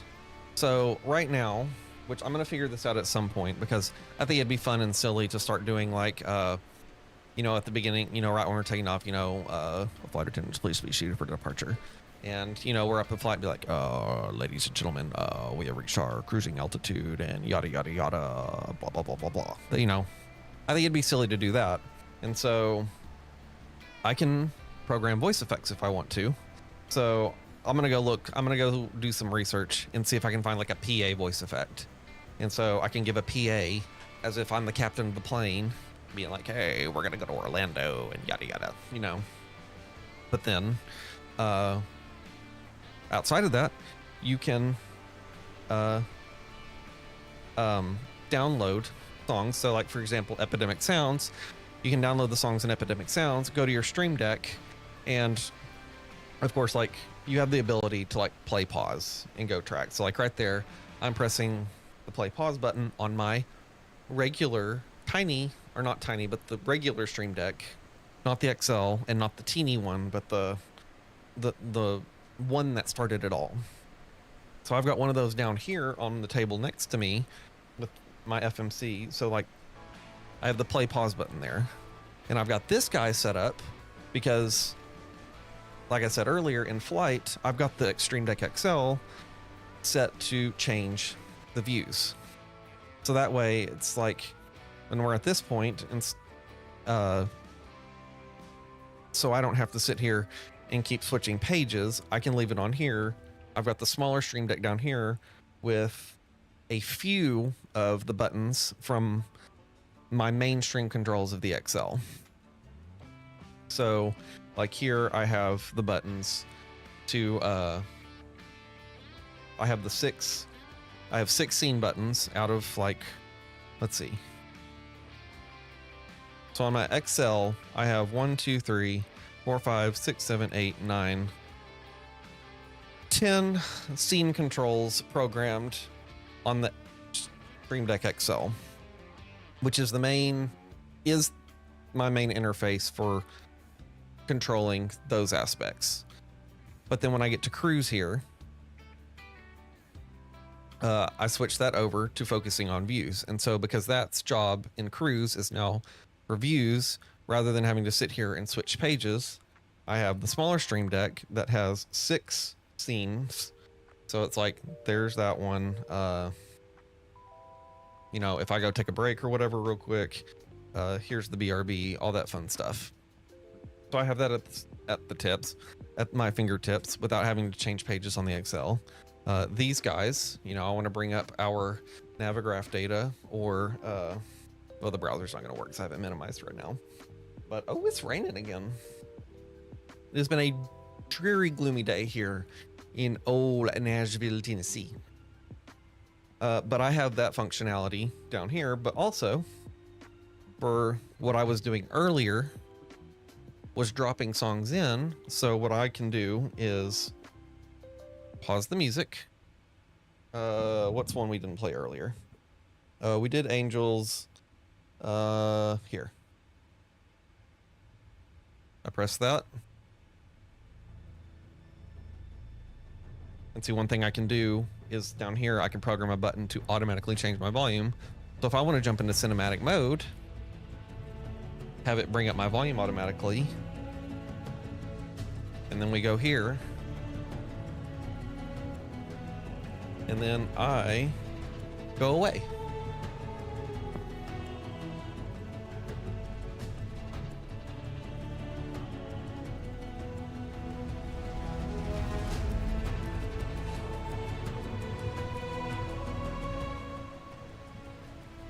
And then I have a button to stop the audio if I need to do so. So I have that. And that's where I'm like, I want another Stream Deck, because the one I'm using down here, which is the regular one, oh, hello, wind. It would be nice to have a standalone, like the one down here on my side, that's my sound board. And so obviously I want to get to a point where rather than just, you know, in the time that I did what I did, 1, 2, 3, 4, 5, 6, 7, 8, I loaded 9 tracks onto this. It would be fun to have, like, just all the tracks, essentially. And that's where the Stream Deck gives. XL obviously gives you those extra options. Where is our top of descent? We are 74 miles out. We probably need to start looking into some descent options. It's not changing our arrival runway yet, but it's showing a 2-knot tailwind on our arrival into Denver, so we'll keep an eye on that. So, yeah, all that to say, Elgato, sponsor me, because I love your shit.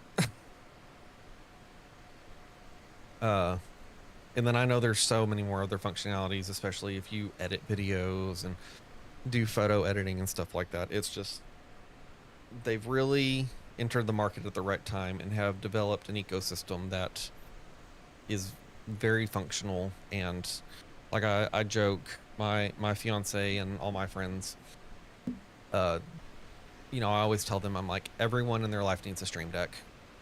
I don't care what you do. Whether you're just someone at work that uses it for shortcuts. I've joked with my coworkers saying, I'm going to go to our developer for our software,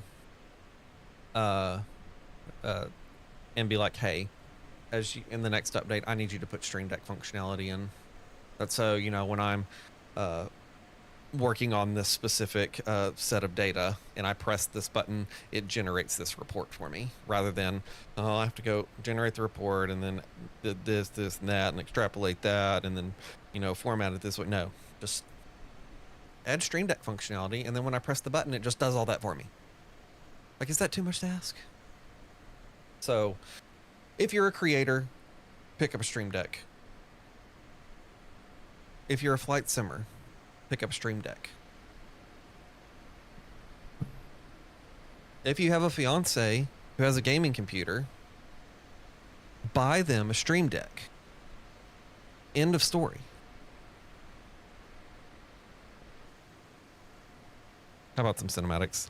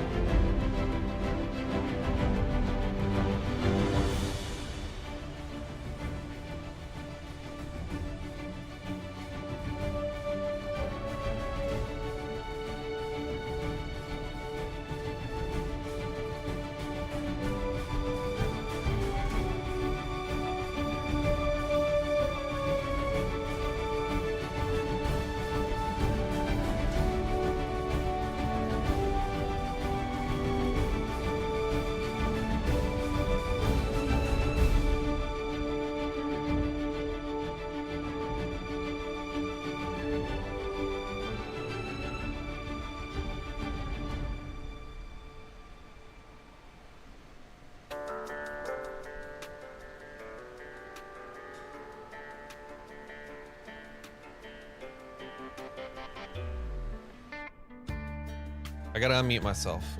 That's why stream decks are cool. All that fun stuff. All right, my friends, we need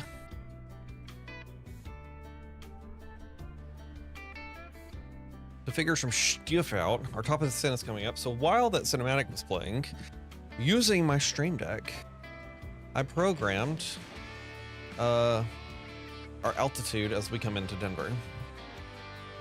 So let's come down here real quick. Do a quick recall, which, if you didn't know, on my stream deck, and I'll get off the second, I'm just being dramatic at this point, but I press this button. There's our recall. Recall is good, notes are good. We're gonna go auto brake. We're just gonna go 3. 3 is like the PMDG number because it feels like anything under 3 doesn't work. Auto brake, we're gonna wait right now. But if we come to our FMC, let's get our VREFs in place. We're gonna do a flap 30 landing, which is gonna have us coming in at 126 knots. Does the Boeing 777 do like the 737 to where as you come in, the full flap isn't required in like normal circumstances? You can just go like flap 25. I don't know. Let me know. That being said, we're gonna program flap 30 because why not? You know what? We're gonna do flap 25 because our VREF there is 132 knots, and we're not super heavy, so we're gonna do flap 25. Why not? Okay, so landing data is set. Let's take a look. Approach. We did our approach briefing. We're gonna land. That's our briefing. And auto brake is set. So that guy is normal. What we can do here, which there's our descent as we go.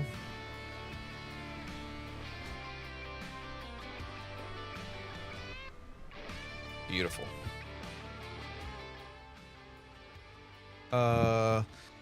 Next thing we need to do is come over to this guy. So this is where I got our 11,000. We need to be at or above.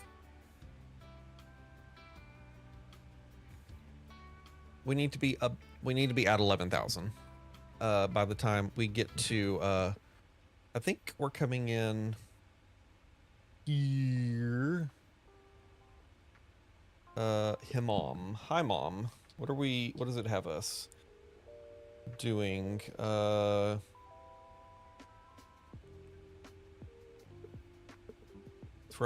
Lesnar right now. Pilsner. Haha. Pilsner, lager, pint, pat me, grub.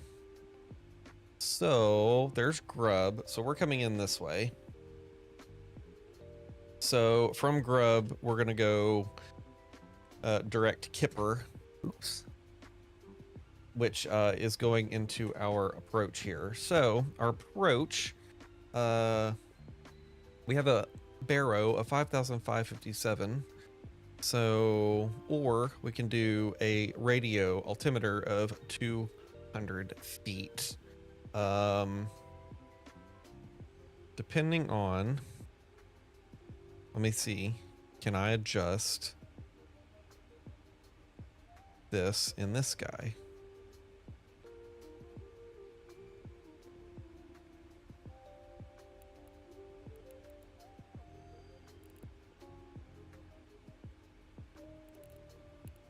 Ah, I can adjust that. So let's bring up the weather real quick. Denver weather.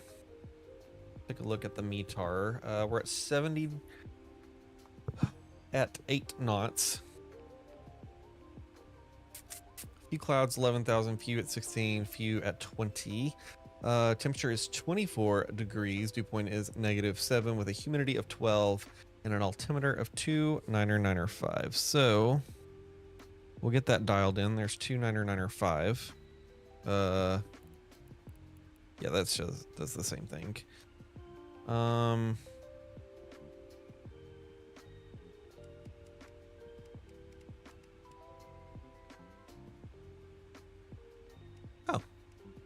I can change the EFIS range.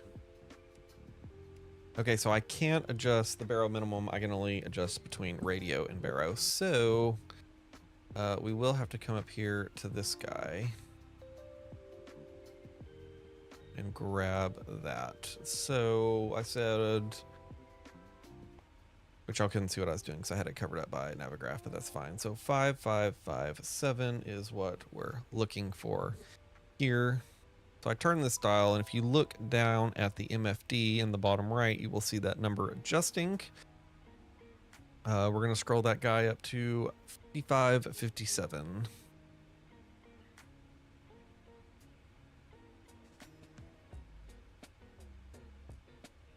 And while we're doing that, we are on profile.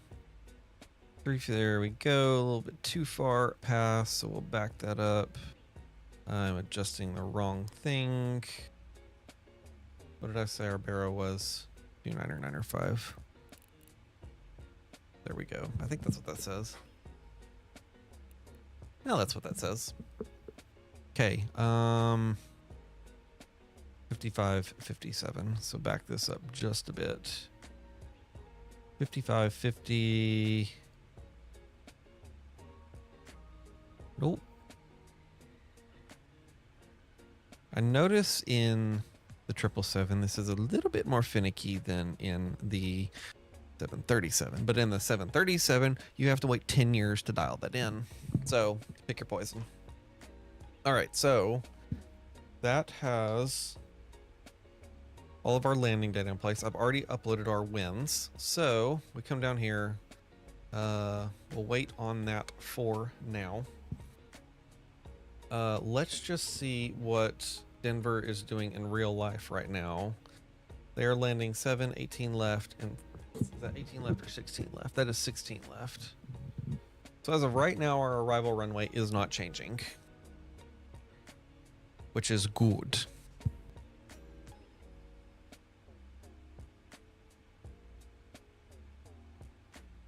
So how we've got that programmed, if we come back to this guy, we're coming here at Pilsner right now. We're going to come in, and then rather than vectors, we're doing the ILS, but we're just going to go from Grub direct to Kipper, straight in to 16 left. And today, the real flight part at stand B42. So we are going to be coming, which is going to work out.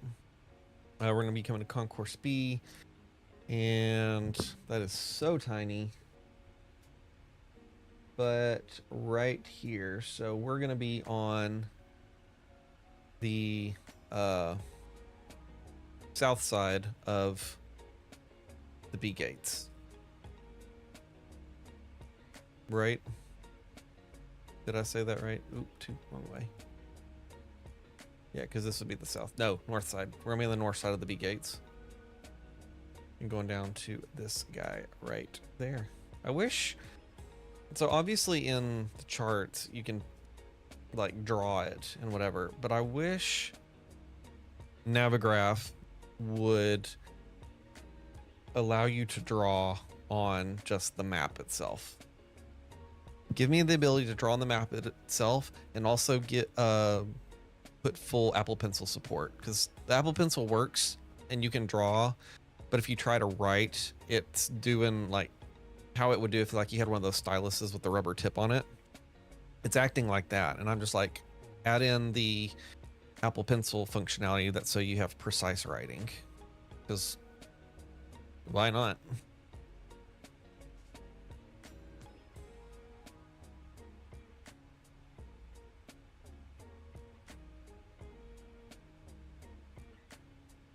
Okay, so why is that not lighting up? It's pressing when I press it. And that's adjusting. Weird.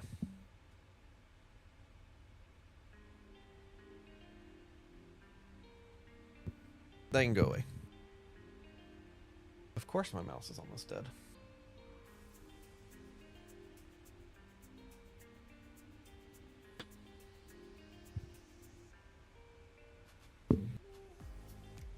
The other fun thing, I'm going back to my Stream Deck cat. I'm almost done. But then you can do fun things like this. Oops. on my streaming profile of my Excel, I have a deal for chat commands. Like, for example, if you are interested in what my lovely beverage is, you might think it's a very dark, stout beverage, but in fact, it's not, and you're wondering what that is. If you do exclamation point beverage in the chat, or if I, by chance, press this button,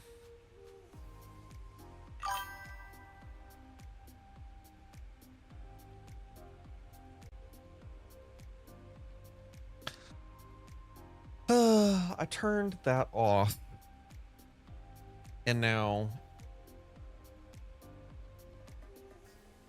it's back on. Also, is Nightbot here? It might take Nightbot a second. While we're here, Streamlabs, what you doing, bro? Widgets, chat.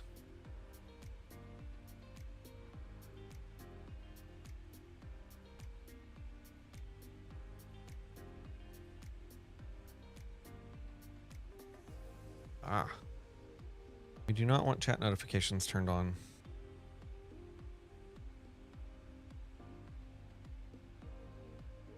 Love that it turned itself back on. Also, Nightbot is not here, which I think if I just do a good old, if I do that, that should bring Nightbot in.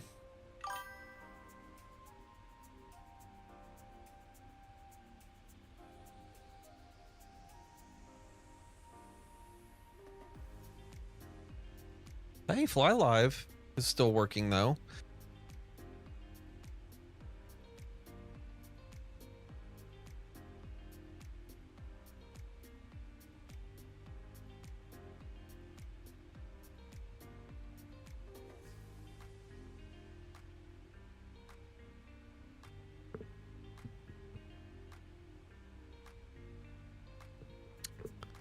For whatever reason, I'm getting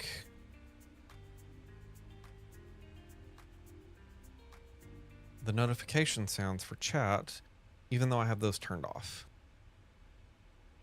And that would be fine on my end, but those route through the Streamlabs sounds, or the alert sounds, so y'all hear that.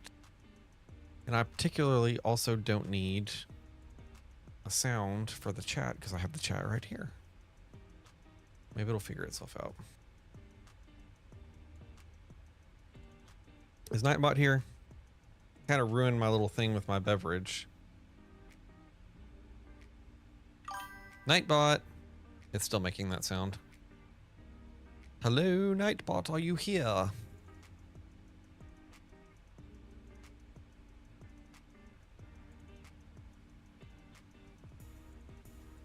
I may not have that command set. Okay, so the beverage command's probably not doing what it needs to do. It was supposed to be when I pressed that button to tell you that my beverage for today, if you're here and weren't here earlier, is a Dr. Pepper. Which at this point, we might switch to something else. I don't know. We'll see. Coming on 18,000. FCMC message. Drag required. Oh yeah, we are going a bit fast.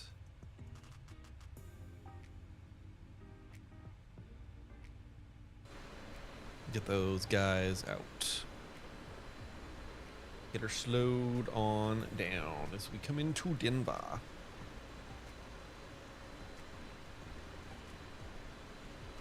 So I have not flown this plane yet. So I don't know if it's going to be any different than the 777. I also don't know.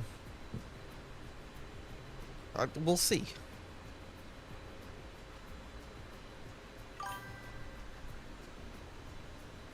Oh, hey, the automation is actually working for once. I haven't seen that work yet. That's cool. What was I doing?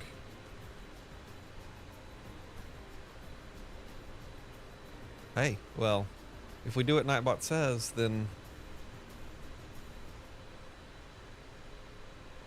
Oh. Well,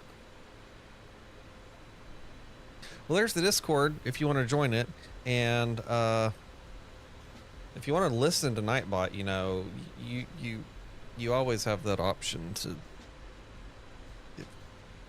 That way. Yeah, that fun thing. Yeah. Alright, I don't think we need more drags. We'll bring that in. Let's get landing rate monitor going.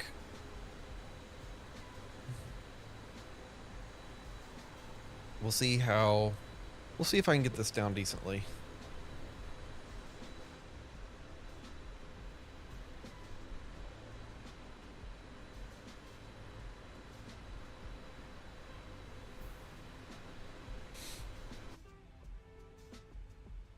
Go a standard barrow on that guy, 29905. It is wanting some more drag because we are speeding up again. We're gonna turn that music way down and kind of bring the game up a bit.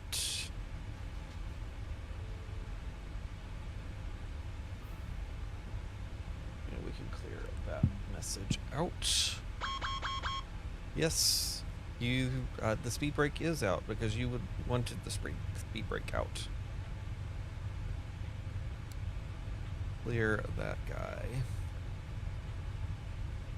Alright, let's go ahead and tell flight attendants please be seated for arrival. Get that turned on.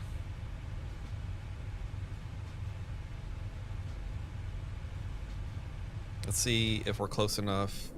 That's some other tower.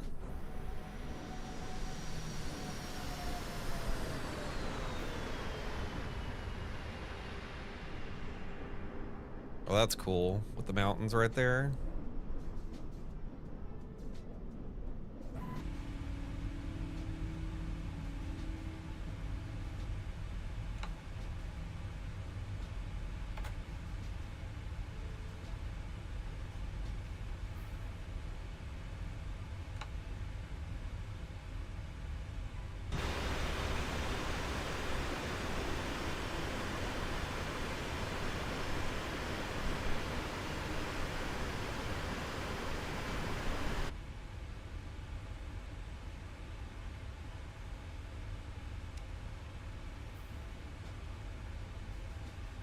All right, if we come over here, nope, not that. If we come over here, our final landing altitude is going to be 7,000. So we're going to come over here and get that programmed in.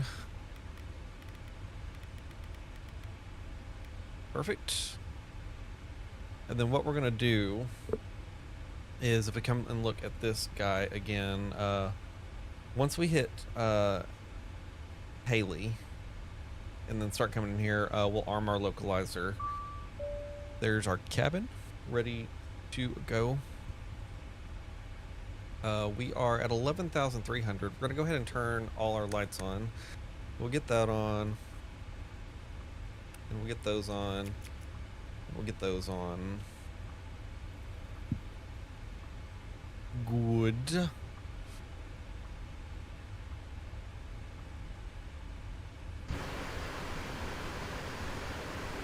And flyby.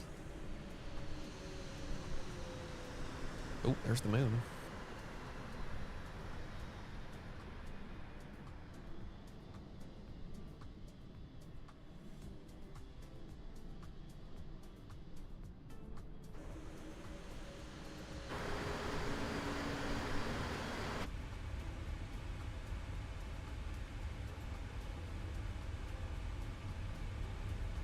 Not sure why we're there.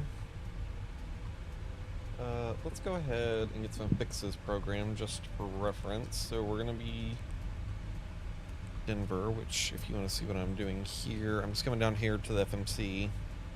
We've got Denver programmed on the fix, and we're gonna get rings. Let's say 15. We'll do 10, and we'll do 5. Okay, that is good. We have a restriction, looks like 12,000 until Kipper, and then we'll be going down from there. So once we get to, like I said, once we get to Haley, we'll arm our localizer.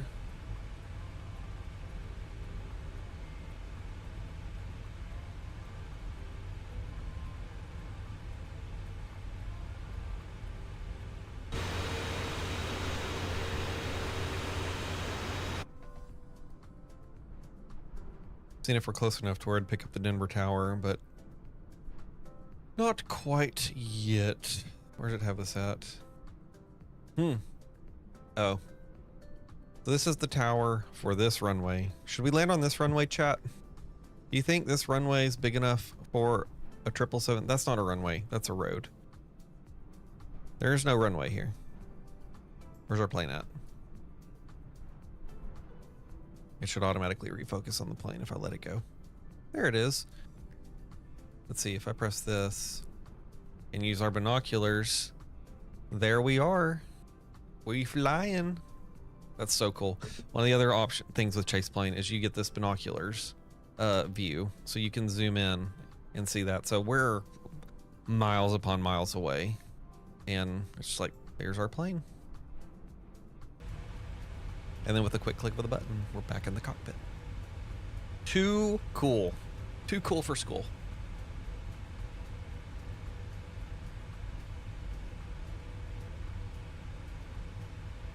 To a good landing. Hopefully. Landing rate monitor should be running. It is. We are not doing our recording yet because, as a bonus from our little kerfuffles yesterday, we're going to go on from here to Washington Dulles, which is another route operating that United operates with the 777-200. I picked that one up today from FlightBeam as well. So we left FSDreamTeam O'Hare, which is a fantastic scenery, minus it needs to obviously be updated. But aside from that, is a fantastic scenery. We are coming into FlightBeam Denver, and then we'll be departing Denver, heading over to FlightBeam Washington Dulles. So we'll get on the ground here in a bit. We're going to take a little bit of a break. I'm going to go top off some sort of beverage. I don't know what that will be yet. Go say hi to the fiance. Go say hi to the kitties.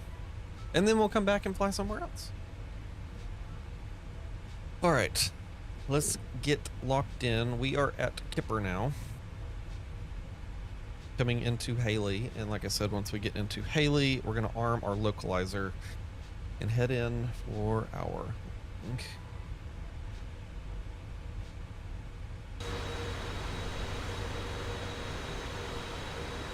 Let's see, what's our current speed? So we could... My fixes didn't show up.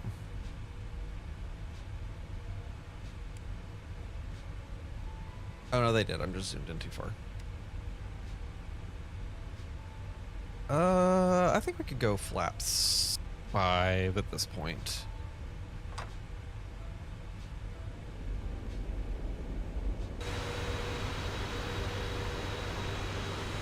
So let's see, is it gonna scream at me? It might scream at me. We should be good. There's our flaps coming down. And we're coming out of the turn, so I'm gonna come over here, do our MCP, and we're gonna get the localizer activated. And then we should start coming down. Loke is achieved, so we're gonna go ahead and arm approach mode. Get our glide slope active. We're gonna wait for the 2500 call out, which I did make sure to get programmed in. Once we hit their 2500 call out, we're gonna get the gear down. Glide slope is showing up. We've got the diamonds right down here. So once we get aligned with that, that should grab that and we can head on down.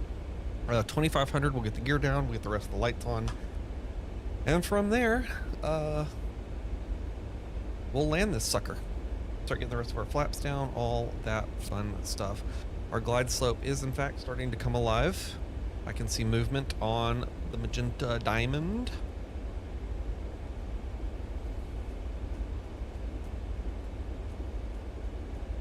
Just to be a good pilot, we're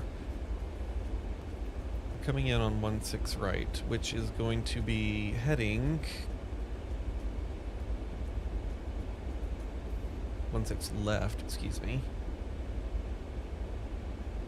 which is heading 173. So we're gonna be good pilots and bug that in, which is already bugged. It probably did that at some point automatically.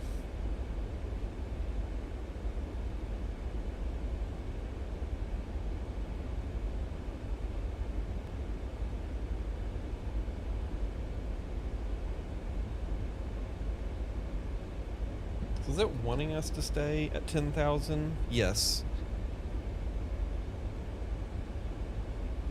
10,000 Joe Bob, then at Kurt we have to say 9,000 above, kick me 8,000 above. So it is doing its thing. I just want to make sure it's not pulling what Beyond ATC likes us to do and keeps us too high. So we are perfectly set up here. Speeds are looking good so far. We might actually, you know what? This is our first time with this plane. Let's just see what it does. We'll see how it acts.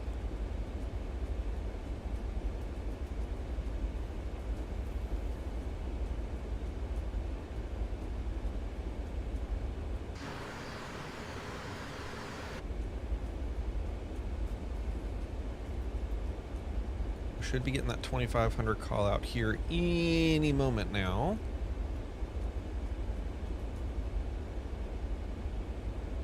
Our runway is identified. We'll try not to pull Harrison forward and land on the taxiway.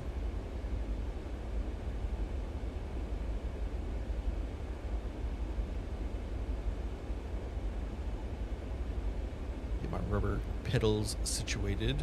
Ready to go. There's the next speed change. Decelerating. We do need to get our speed brakes armed. Oh, checklist real quick. That's normal. Speed brake is armed. Auto brakes are set 3. Glide slope has been captured. I'm pretty sure I had 2500 call out and minimum set.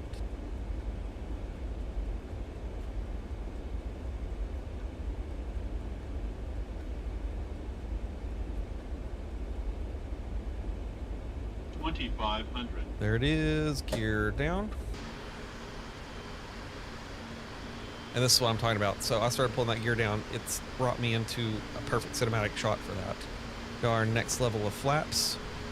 We might overspeed the flaps now that I think about that, but shouldn't be too much. With that gear down, it's going to start really bringing us in. Get a different one. There we go. All right, and next set of flaps, flaps 20. We're getting our speed set here, and we're gonna go ahead, speed check flaps 25, which is going to be our landing flaps. And on that note, this is my airplane. That fly-by-wire trim set in there.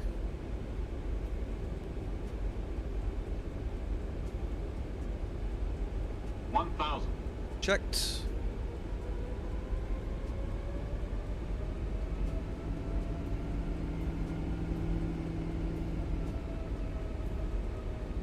I'm not sure why our speed is so high.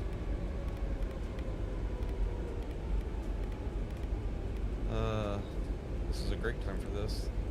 132 is supposed to be our approach speed here. 500. Oh, we're way off. Actually, no, we're not.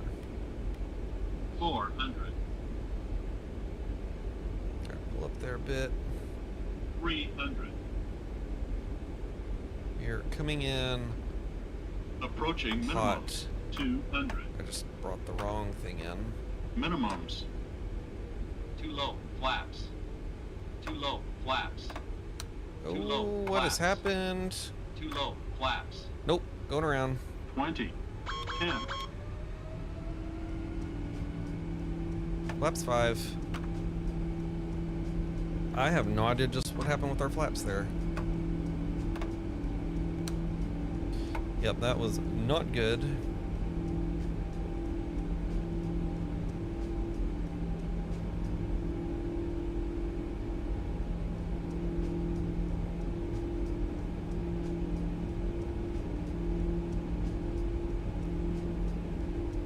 Alright, flaps 5, gear can come up.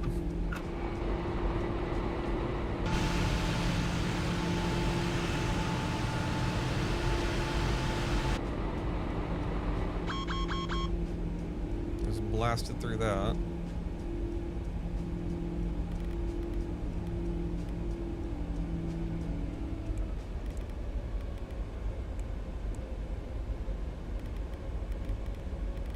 Set this to 10.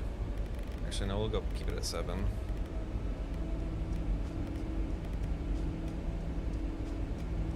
We're gonna turn here. Nope, I don't want.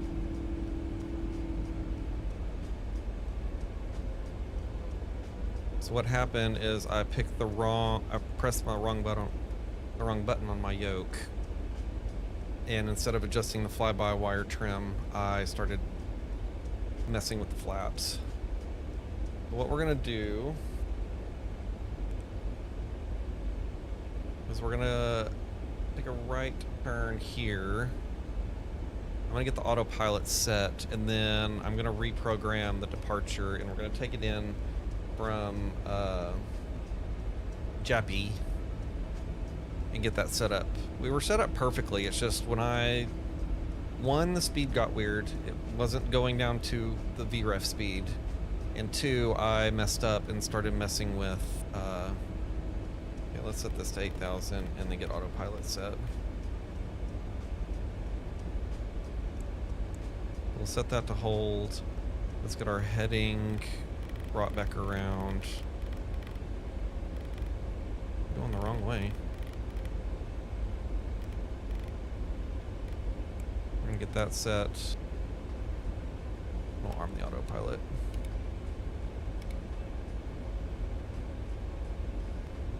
We'll let that descend down to 8,000. Yeah, we can bring flaps up right now.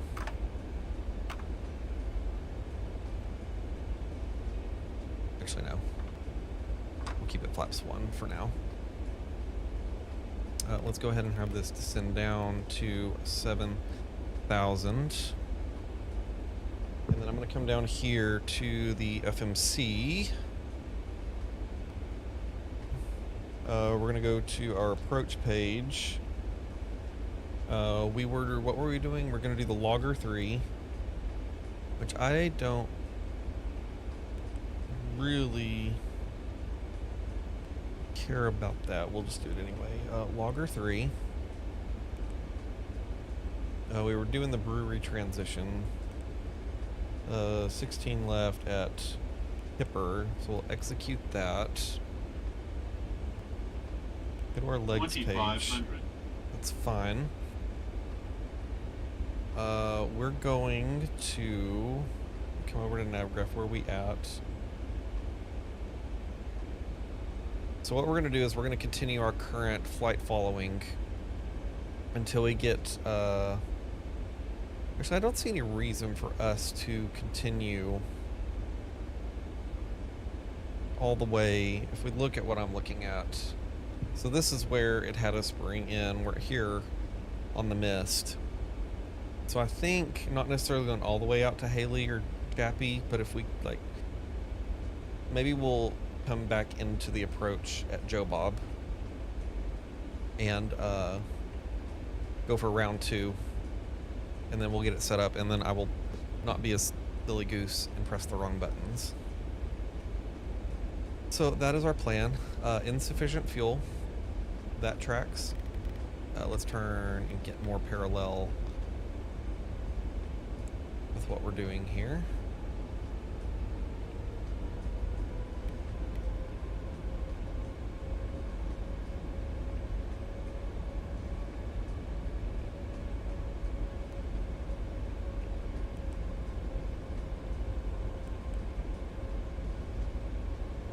So where is Joe Bob at?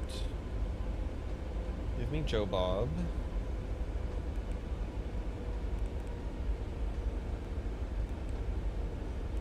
Take me up to the top. We're going to insert that. We're going to go LNAV, VNAV.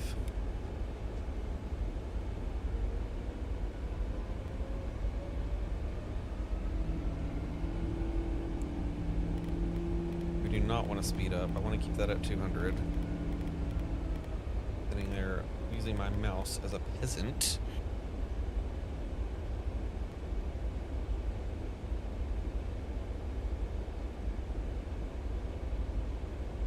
Alright, we're gonna go flaps 5 again.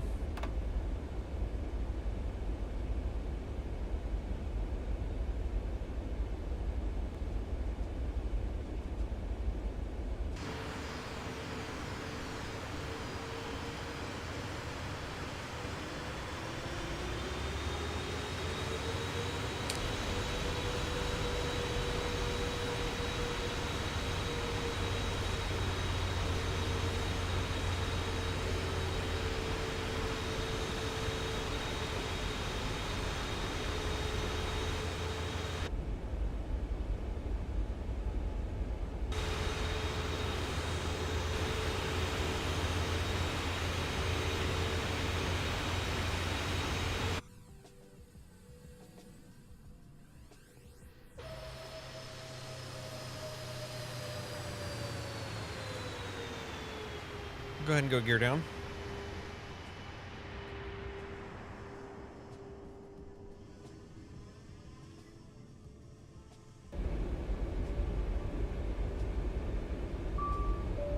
Cabin is ready again. One thing I did forget is getting the rest of our lights on. We'll get that on. Get our taxi light on. Passenger signs are active. And we will get the localizer rearmed. Localizer has been captured. And we'll arm approach.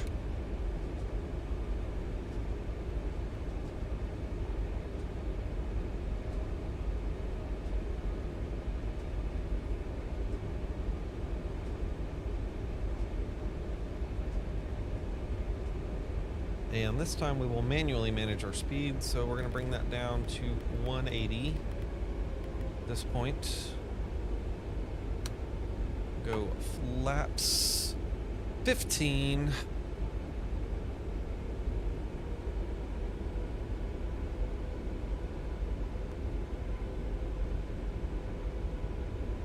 We'll stay 180 until 5 out, and then we'll dial in 132, I believe, is our approach speed. Verify that. 131 is our approach speed.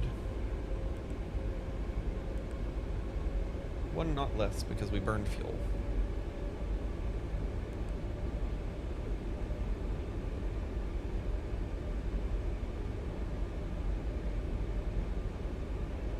Flaps 20.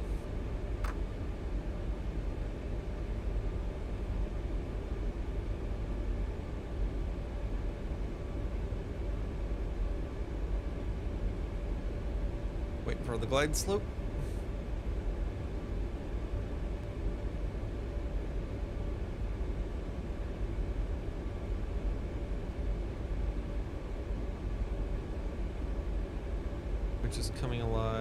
are a bit high. We're actually going to go ahead and start descending a bit.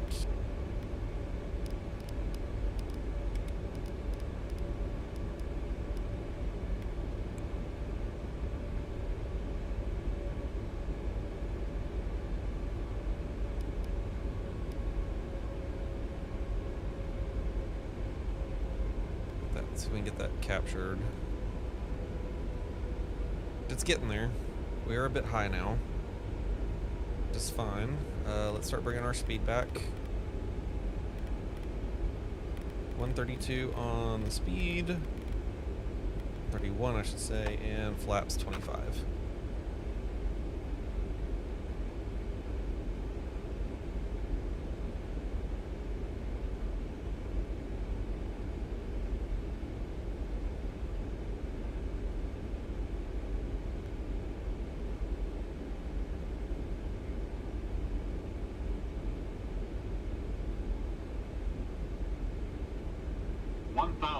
Checked.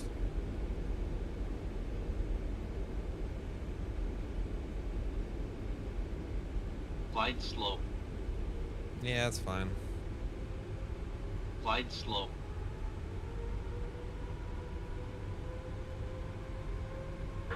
My airplane. We are visual, so it's fine.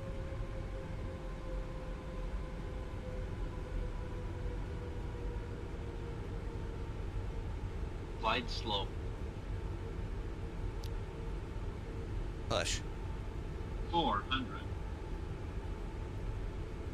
Alright, flaps 25. We are set to land.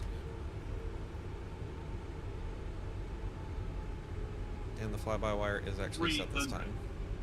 We are... Actually, no, we're right on... We're right where we need to be. Approaching minimums. 200. Minimums. Continue. 100. A little bit right. 50. 40. 30.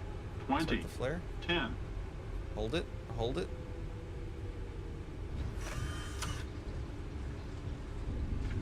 Bursters out.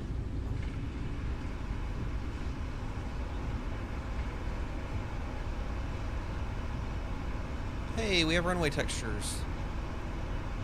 I'll be curious what that was. So, one of the things that I still need to get figured out. 70 knots reverser stowed. Can we take the high speed here? We sure can. Brakes might be a little hot, but is what it is. I need to get the touchdown effect situated with chase plane, because that is, I will say, one of their downsides is that's not as good as FS Realistic. All right, welcome to Denver. We are parking at, where did I say earlier? Bravo 42. Go over to GSX Bravo gates. Apparently there are no suitable gates for this plane, but joke's on it, because we're going there anyway, and we are united. All right, landing lights can come off, runway turn-offs can come off, strobes can come off, wing lights can come off, all that other stuff is fine. APU can start. Good to go there. Flight directors can go off. We don't need those anymore. Oh, here, let's do this before. Okay, that's normal.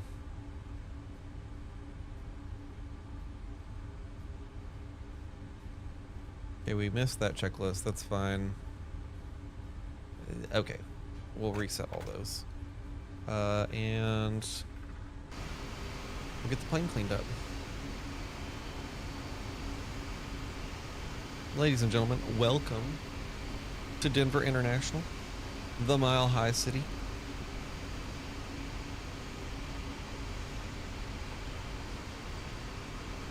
Are our flaps coming up? There they go.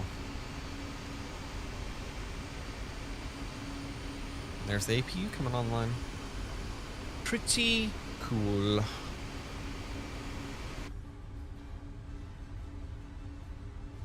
so we probably actually should have gone right there, but we're fine. So what we're gonna do, honestly, we're just gonna stay on Foxtrot the entire way.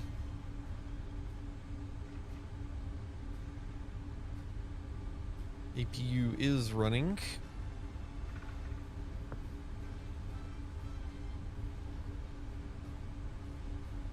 Flight time was probably about 2 hours and 5 minutes. I think that is about to be going to be about the same flight time going to Washington Dulles.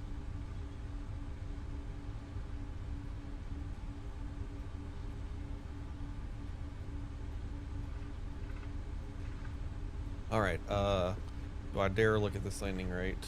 Woo!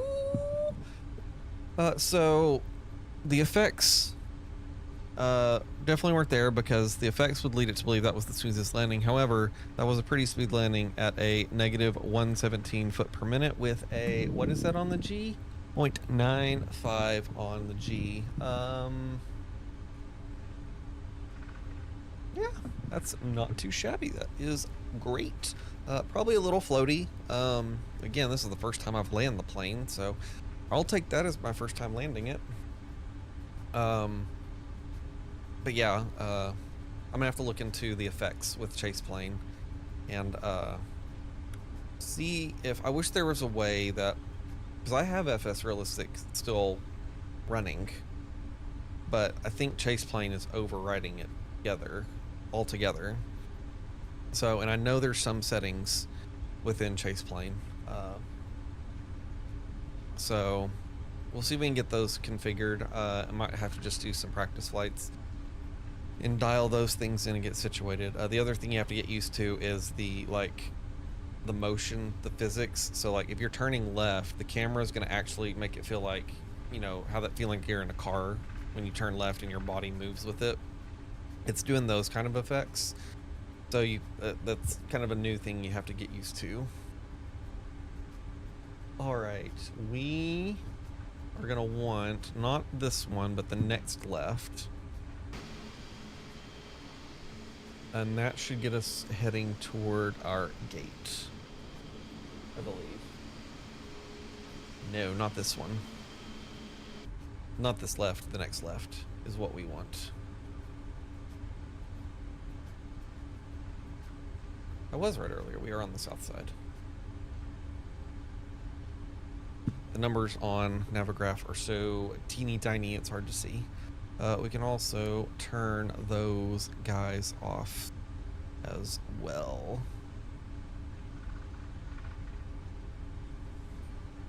Exit light on. All those are off.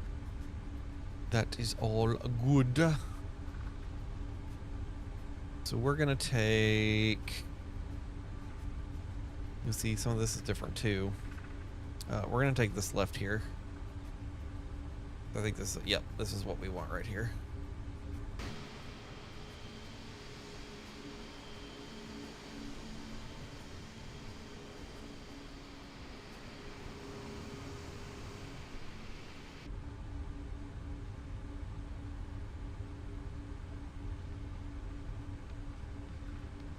And then for the next leg, we'll see if we can get beyond ATC up and running and get a little bit of ATC rolling. We're gonna take this guy right here. We'll try not to run over the sign there. That looks like that might not be placed in the right spot. That might be part of the issues with some of the scenery. At least we actually have visible, like our runways aren't like 2-bit or 8-bit, you know, Mario old school pixels. I know old Captain Canada, when he flew into Denver recently, all his runway graphics were a bit messed up. Bravo 18. So we're gonna go down past the middle of the concourse, and then after that, it's gonna be the second parking spot after this. Is what we're looking for.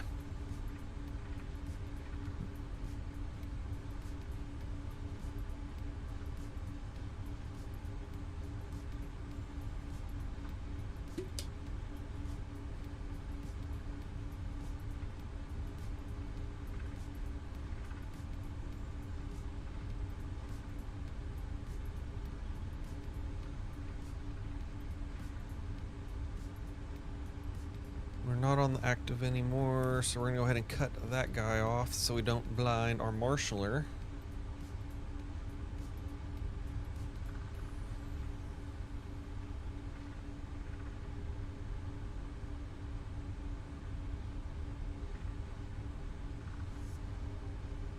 There's Bravo 30 something.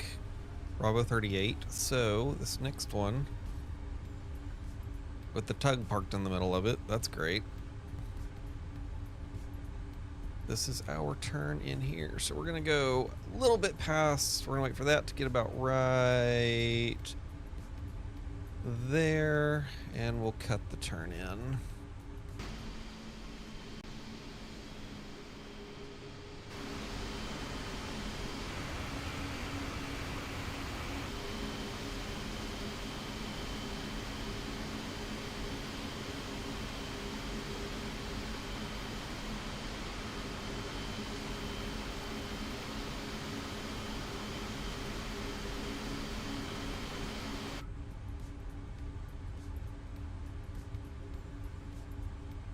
Have you messed up? Okay, hang on.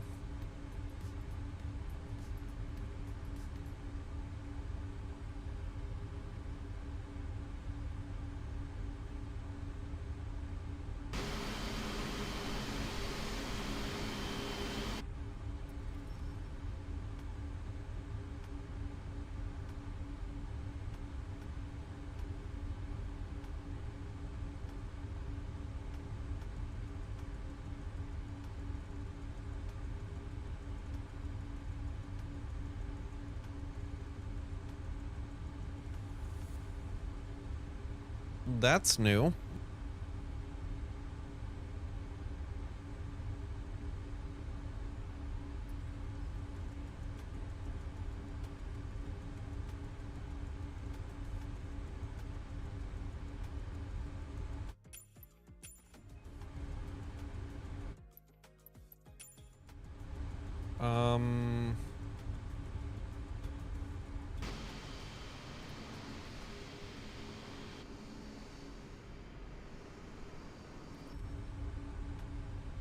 Base plane's done, botched itself. Can I restart chase plane?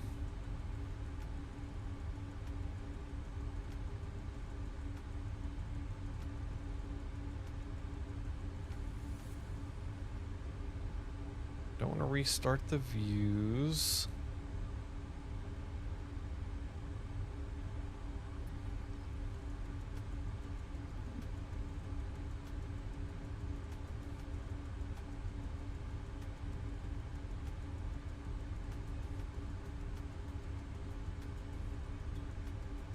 Okay, I've...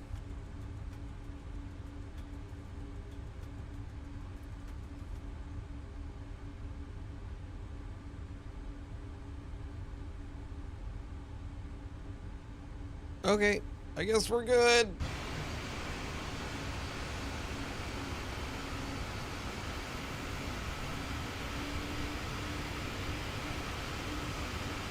Now I just noticed it looks like we've lost the the marshaller's like, stop!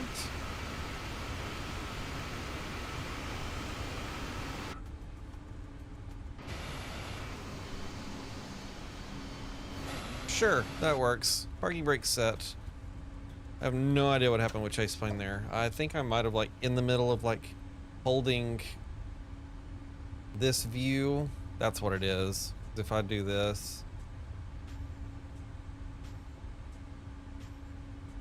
Okay, so you know that weird glitch thing that could possibly happen with your brakes where if you hold, apparently there's a similar glitch with chase plane and I just found it, so that's fine.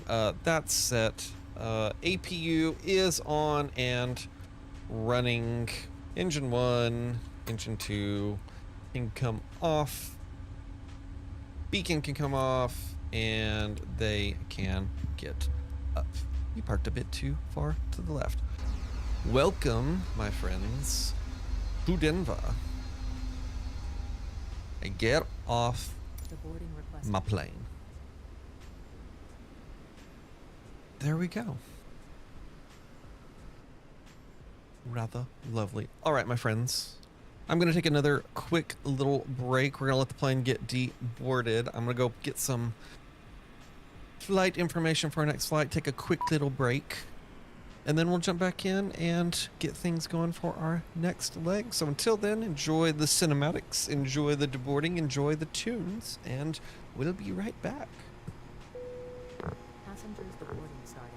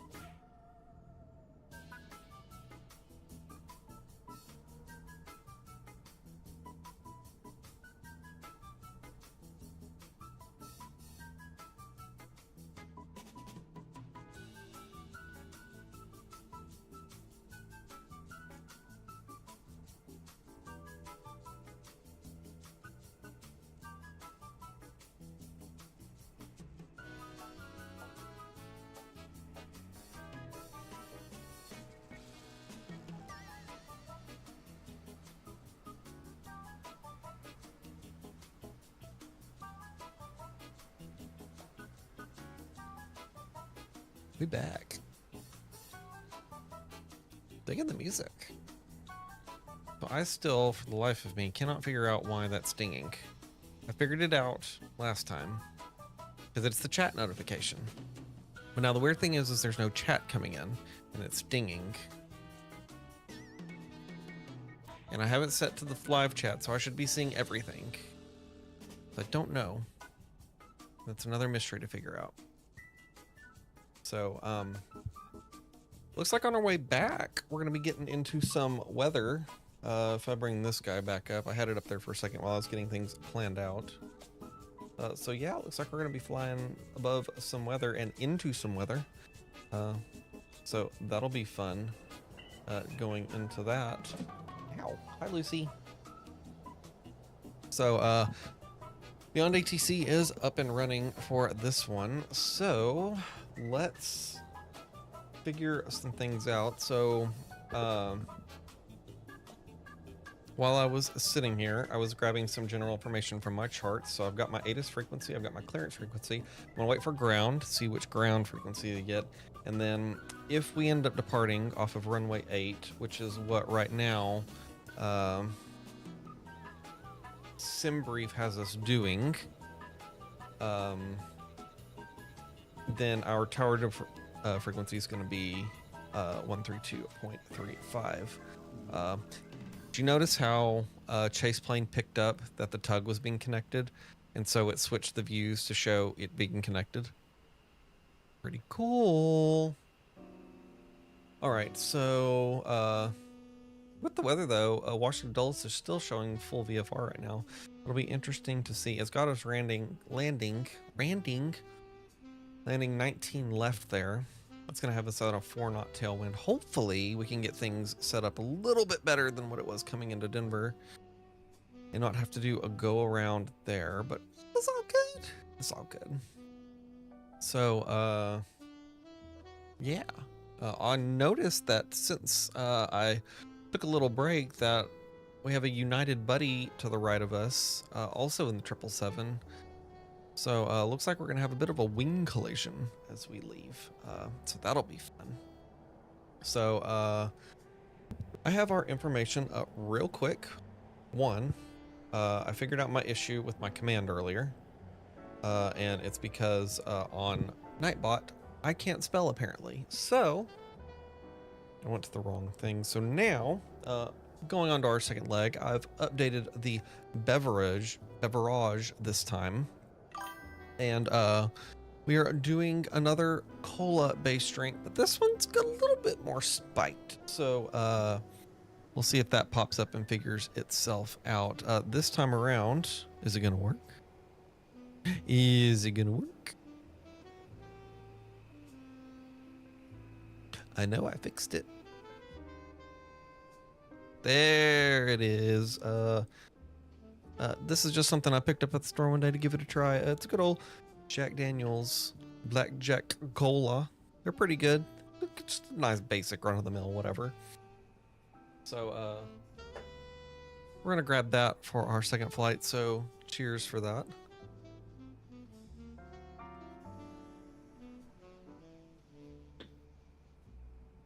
It's essentially a Jack and Coke. Essentially, as a matter of fact, it's probably a generic cola, but let's just look.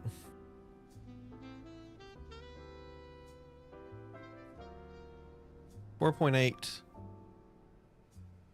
by volume, but yeah, it's a Jack and Coke. So that's where we are there.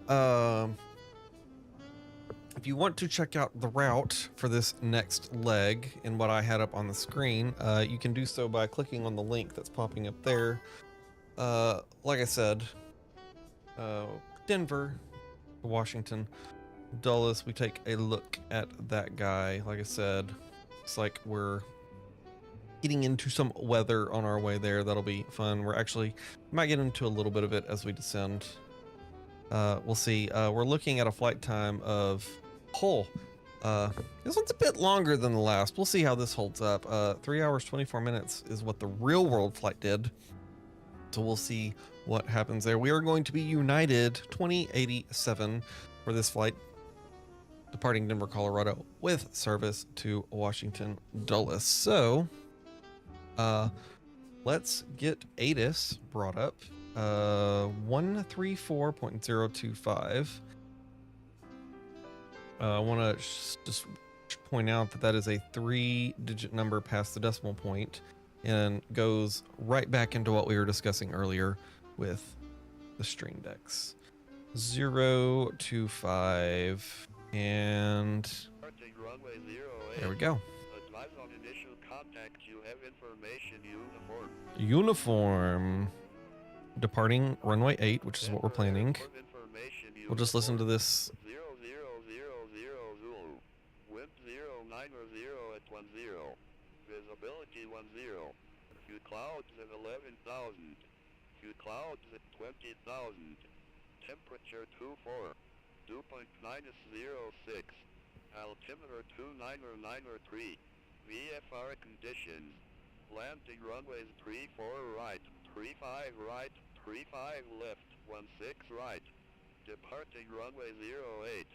Advise on initial Easy enough. You have information uniform. We do in fact have uniforms. So jump over here. Before we do that, let me just make sure I have the auto respond and auto radio off, so our first officer doesn't interject themselves. Clearance is going to be 118.75. So I've got a scratch pad here. I've got everything written out. I unfortunately can't show you that because it's got sensitive information on it. What did I say? 118.75 is what we're looking for. And we'll see what happens here.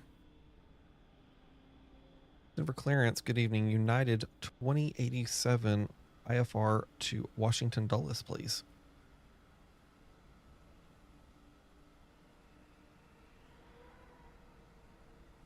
United 2087 Heavy, Denver clearance, cleared to Washington Dulles. ME's 8 departure, with the Zirkle transition, then as filed. Climb via SID. Departure frequency 127.05. Squawk 6550.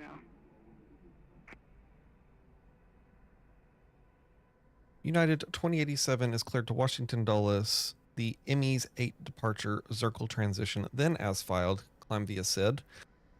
Departure frequency will be 127.025, squawking 6550, United 2087.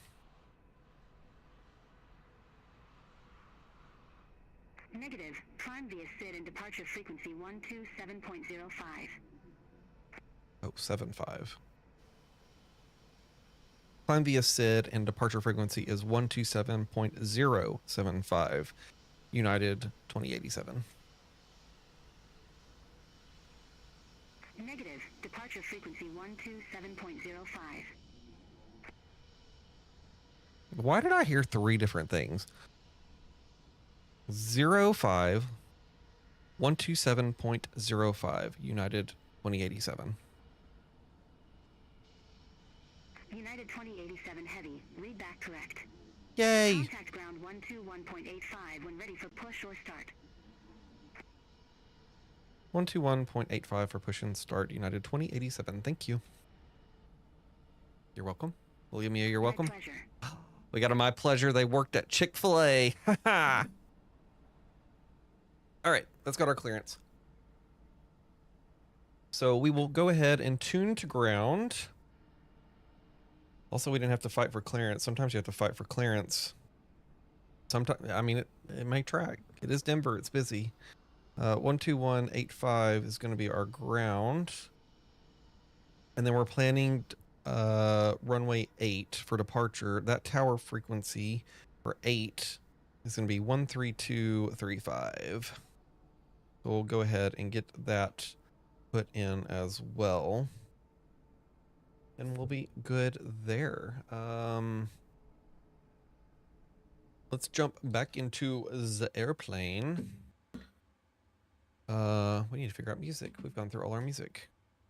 We will be squawking this time. So our squawk was 655 0. We will turn that on and reporting. It is already on reporting. Good.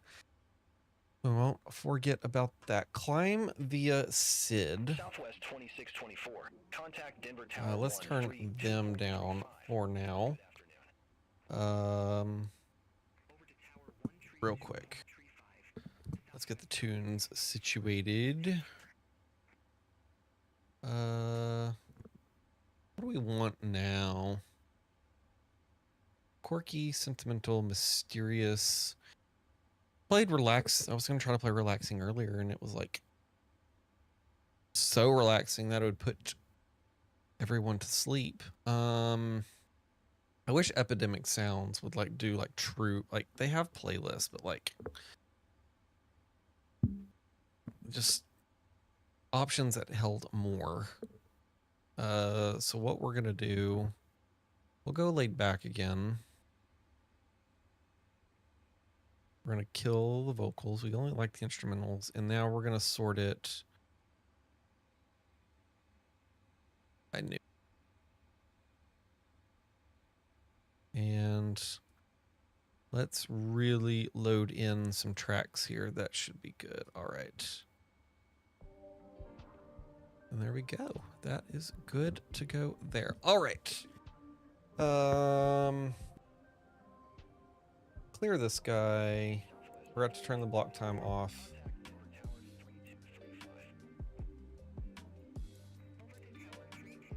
Good there. Let's come down to our checklists and get those reset because checklist reset.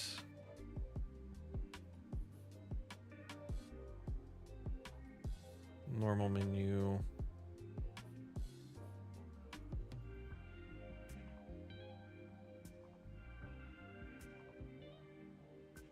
Nope.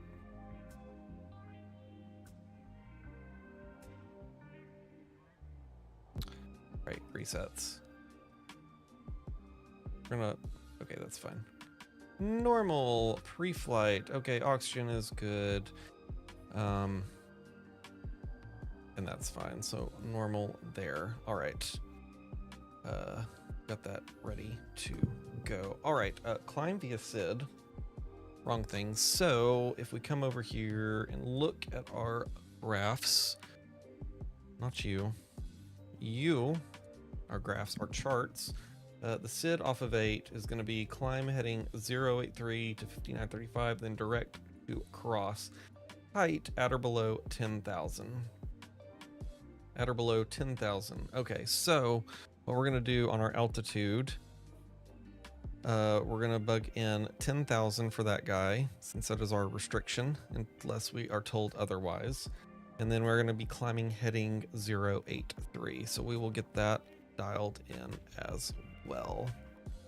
That is good. Too far, too far. 083. All right. Let's jump over to our EFB and get that ready. Request our new flight data. And now we can go back to the FMC and go to our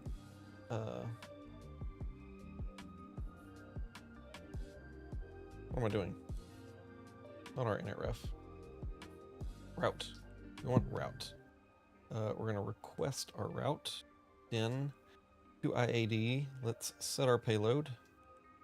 Set our fuel and select our route. That is requesting. Sounds like a Star Wars alarm. There's our route. Get that loaded in.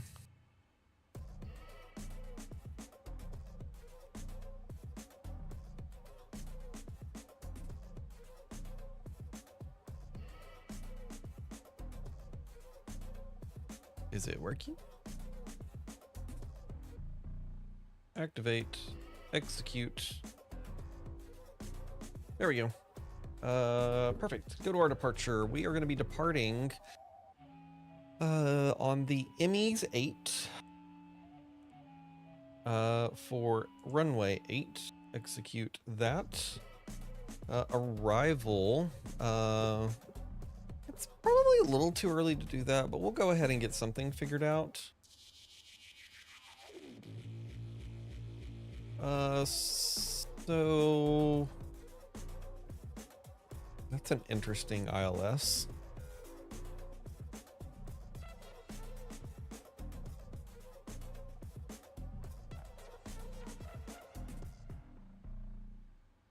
What do we want to do, chat? We can always, like, we can take this, and then when we get to say, like, what is this? Bison? Or Gibbs?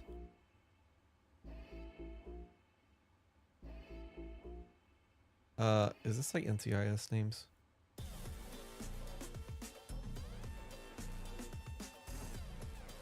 We could go from like Gibbs and then like jump in and go direct to that guy. Have something a little bit interesting. Let's do that. Why not? So we're gonna program that. They changed it. Okay. Question is with Beyond ATC, is it gonna acknowledge that that's been changed? What is the weather doing in Dulles now? They're now arriving on the ones. Come in and take a look at that.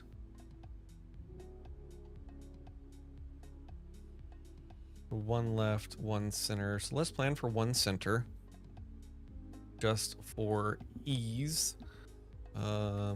Change that guy. So now that that is changed,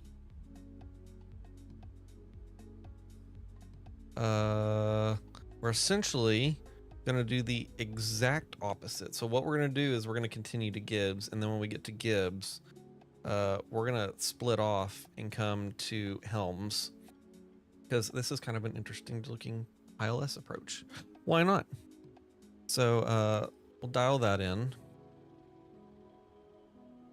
So what I'm gonna do now is I'm gonna come down to the FMC. We're gonna go to our arrivals.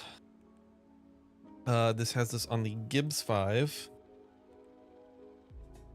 MGW transition. We're gonna do the ILS 01 center via Helms.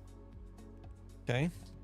Now what we're gonna do, we're gonna go to the legs page because we're gonna have some weird discontinuities. So we're gonna scroll through here until we see Gibbs.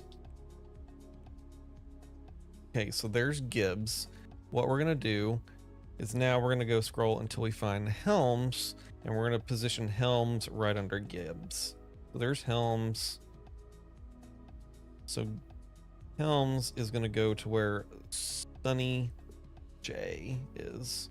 We're gonna execute that. So now if we jump over here and go to plan mode on this guy, there's our SID. If we scroll through, there's the turn at Helms going to Gibbs to Helms, right? Yep, there's the turn. And then there's the ILS coming in to the runway. So cool. That's what we're gonna plan there. That is good to go. Let's go to our init ref, get some numbers figured out. We'll jump back over to the EFB, which we'll just put this right here. Go to our perf with our creepy little ghost hand. This can also go back into map mode. Perf. We'll clear all that out. Import from OFP. We're going to be departing on 8. Import that from the aircraft. Import weather. Good. Let me just verify real quick. Let's accept our init data. Zero fuel weight is showing 369.9. What is our zero fuel weight? If we come to this guy, zero fuel weight 369.9. So everything is good. Their weather's all imported. So the only thing we're going to change is... Oh, we might be doing a step climb. This has our initial altitude at 390. We'll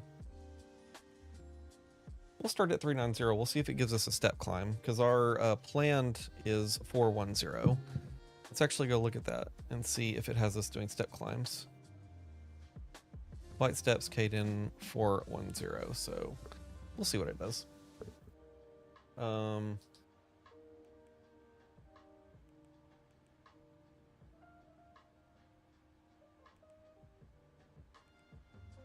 So that's all good. So we come over here. This has us doing a takeoff to. So we'll set that. Cell temp, come right here, is going to be 37. So we'll get that put in there. That's all good. We're going to be doing a flaps 5 takeoff. Our CG is going to be 25.5, which matches. Gives us a trim of 6.25, and our V speeds are going to be 39, 39, 40, 38, 39, 40. Close enough. Perfect. That's got all that situated. So this guy can go away for the time being. Yeah, we're still on APU. That's fine. What else do we need to do? Are we good to go? The only other thing we need to dial in is our speed, which is going to be 140. And we can get our flight directors on since that is set and ready. Perfect. Tell them to sit their asses back down. We're getting ready to go. Looks like we're all boarded. We'll verify that real quick. Deboarding completed and boarding is completed. So I think we're good to go.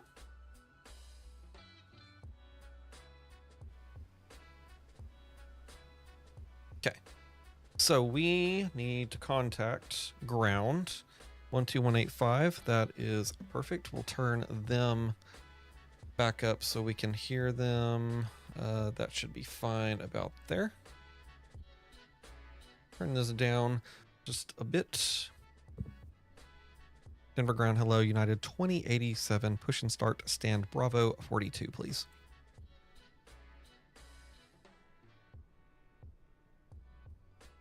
United 2087 Heavy, Denver ground, pushback and engine start approved.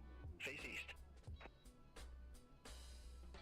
Push and start approved, face east, United 2087. We will be ignoring that because Denver pushes straight back on when they pull out. So, if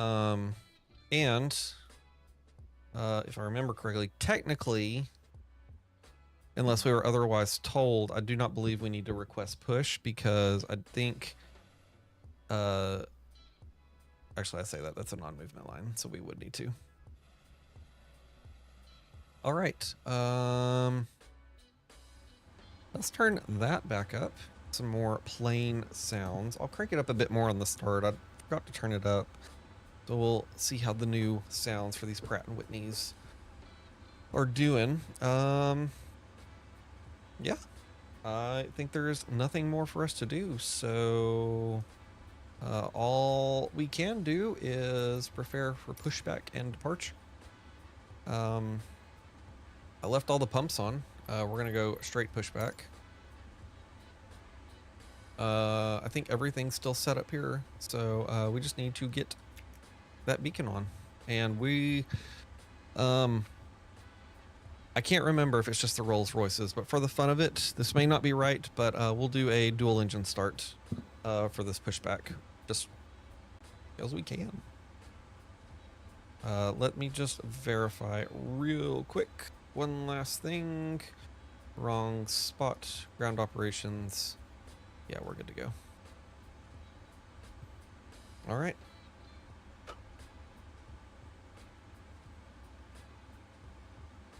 I don't know why I don't hear GSX anymore. Very weird.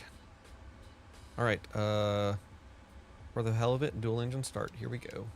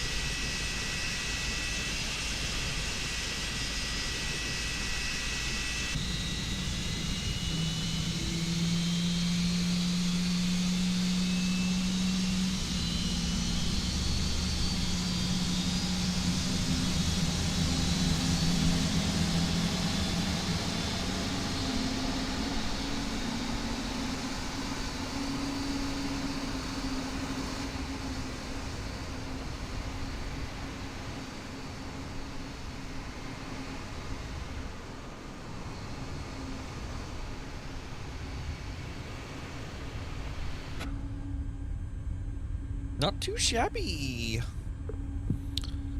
All right, that's both engines running. I believe. Yep, because there was the transfer. So APU can go bye-bye. We're done with that. I have no reason, or have no clue why we've lost GSX sounds. But it is what it is. Alright, come down here. We've probably missed a bunch of checklists. Okay, that's good, that's good, that's good, that's good. Trim is going to be 6.25, so we'll get that dialed in real quick.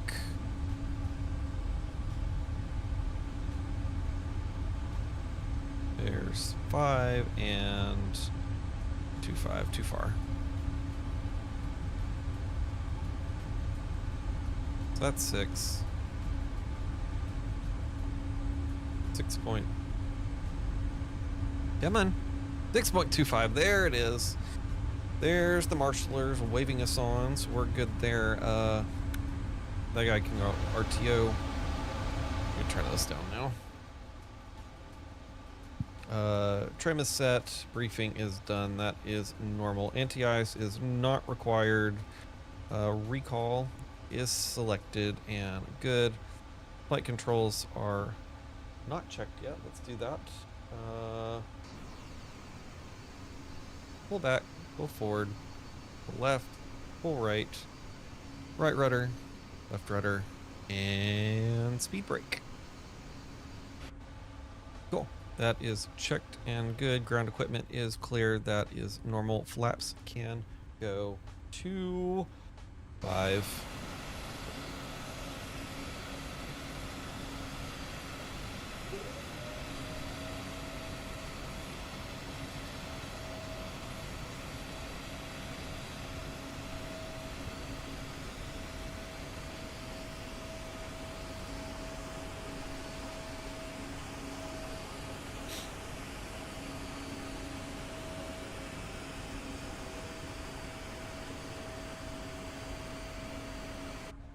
All right, and that is good to go. That is our all our checklist.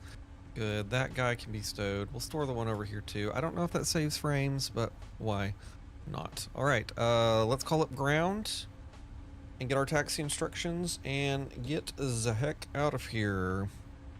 Denver ground, hello again. United 2087 ready for taxi. Runway 8, please.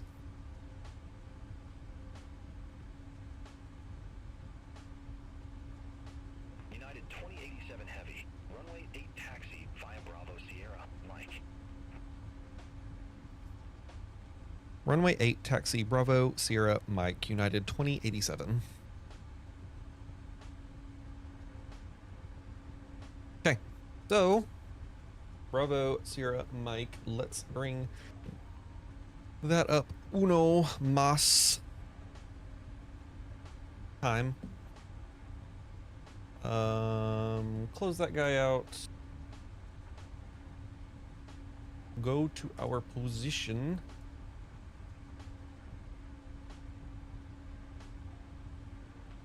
All right, Bravo.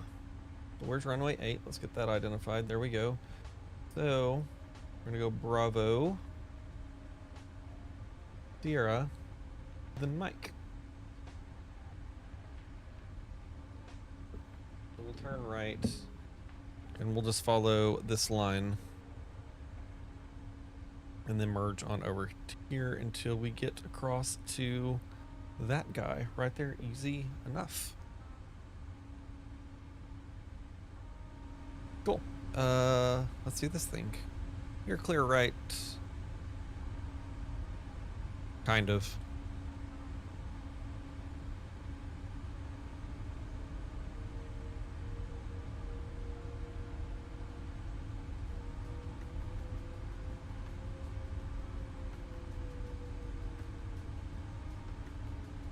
Oh, that's right. I used my stupid thing, and that's...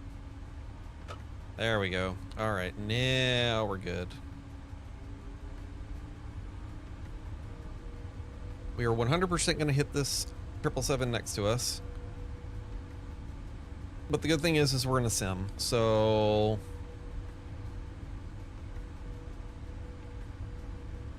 that makes that easy.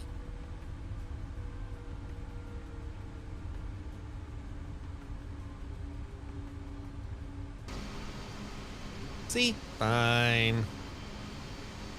I believe I turned our APU off. It should be good.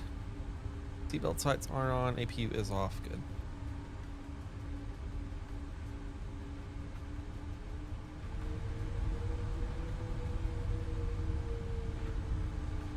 And then, in good fashion, I have forgotten our block time. But it's all good. We can go ahead and get LNAV and VNAV up and going. So my flight panels that I talked about earlier are working, but it looks like they're going to need to do an update because normally the lights that are on this are illustrated in the profile, and because the command lines between the 200 and the 300 are the same, the buttons are technically working, but I think because of it being a different plane, it's not seeing it as the same profile, so some of the like the buttons lighting up, it's not reflecting that, which is all good and fine. It still works, and that makes it easy for us. I did not call for, I did call for taxi. What am I doing? I'm crazy. All right, so we have tower ready to go. Once we switch to tower, we'll get our departure frequency that I had such a hard time with at 127.05 programmed in. That way when we leave, it makes it easy enough. All right, Mike will be not this left, but the next left.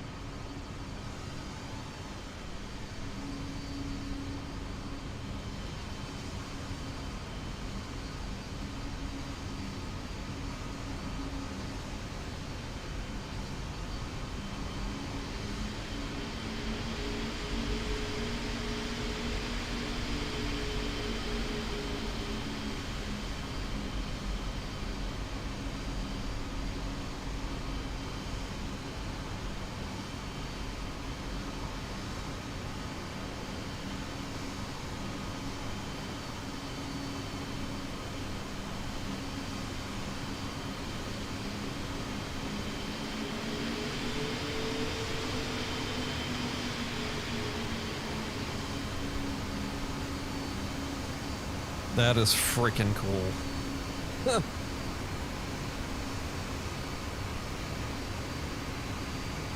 I might be slightly veering off the taxiway, but it's fine.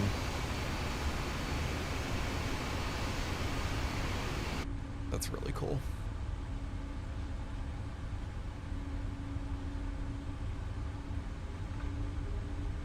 I do need to get our arrow dialed in, which is good to go there. Cool.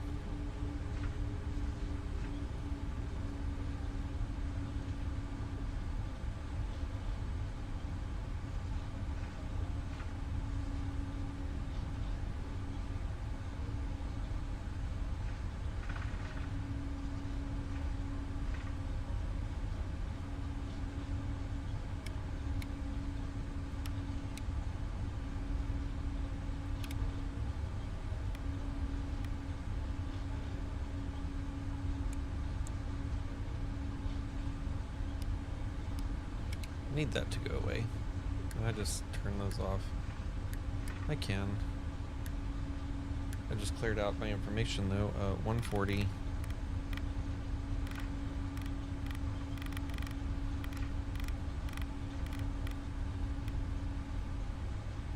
And everything else is fine.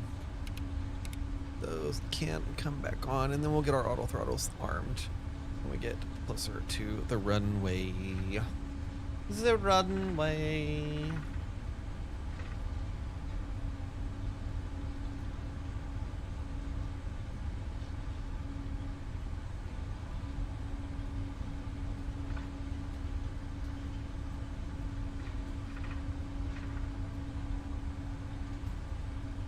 I'm just waiting for that handoff to tower.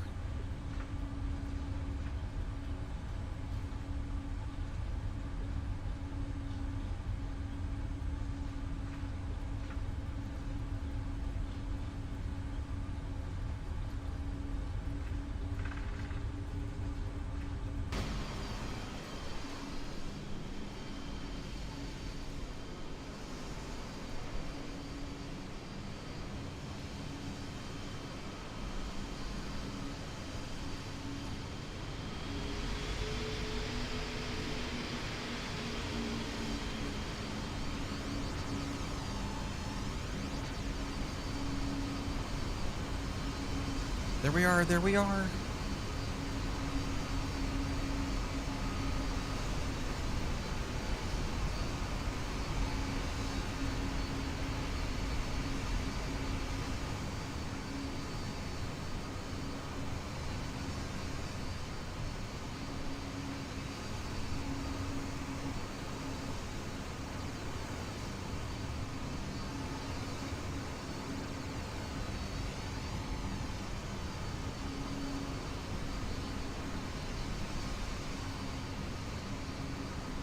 Would be nice if we had a little bit of taxi traffic with us.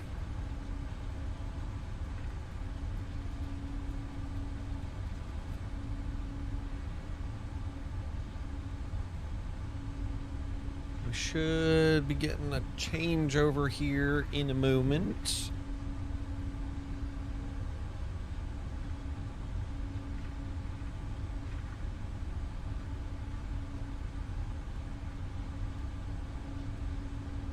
Bye, Luce. Luce has come to visit, of course, right when we're close to takeoff.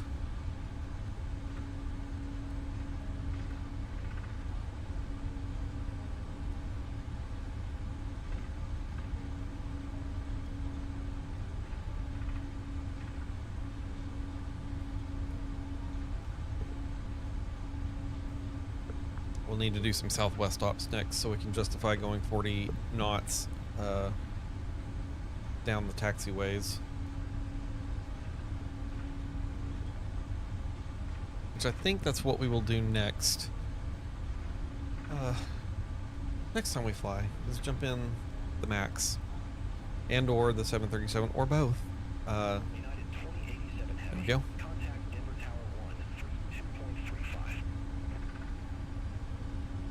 132.35 United 2087 Heavy.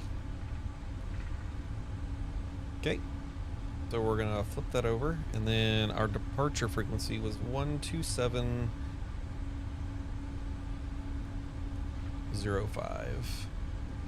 I'm gonna start easing on the brakes here.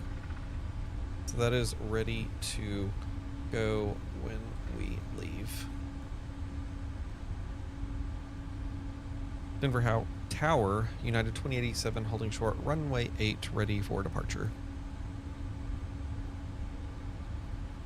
United 2087 Heavy, Denver Tower, wind 090 at 10, fly heading 080, runway 8, cleared for takeoff. Fly heading 080, runway 8, clear for takeoff, United 2087 Heavy. Alright, lights. Camera is set and squawking. We are ready for action. That is our after takeoff.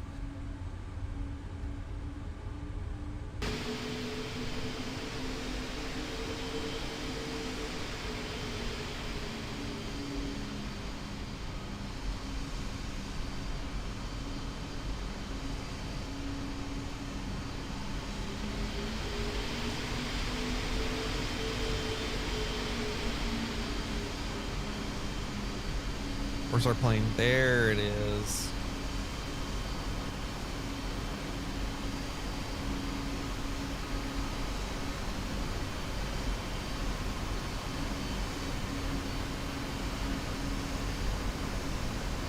That's a cool camera view.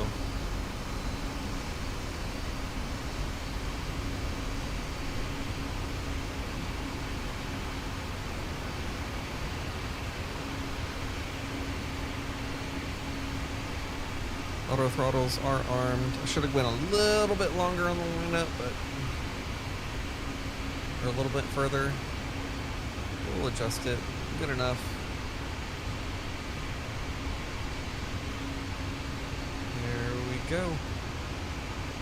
Throttles up to 40. Brakes and toga.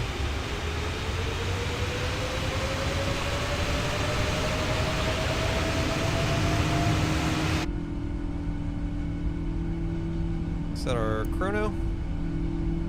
Slight nose down pressure, of course.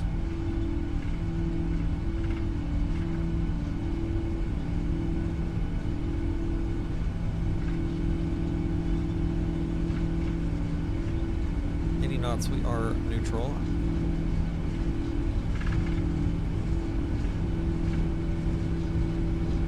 V1 and rotate. There we go. Positive brake. Gear up.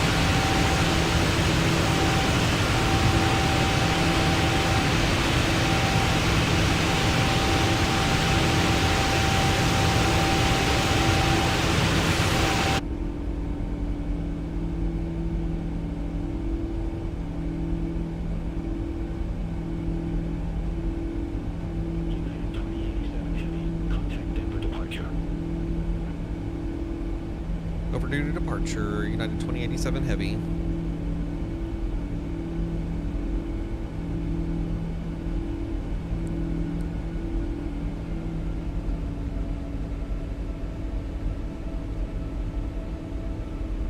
Denver departure, good evening, United 2087 Heavy, 7800, climbing SID, heading 080. United 2087 Heavy, Denver departure, radar contact, clear direct tight, resume the Emmy's date. Clear direct tight, resume the Emmy's 8, United 2087 Heavy.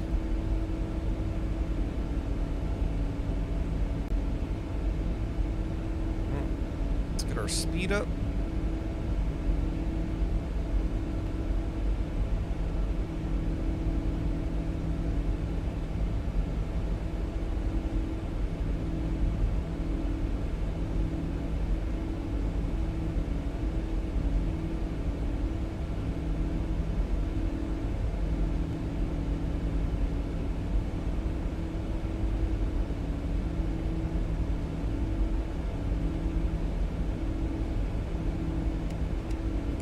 Brought out. So we're gonna go ahead. There's nothing, pretty much no crazy turns or anything. So we're gonna go ahead and get autopilot on and running.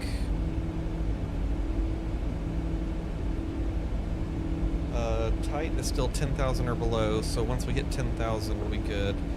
We can go flaps 1.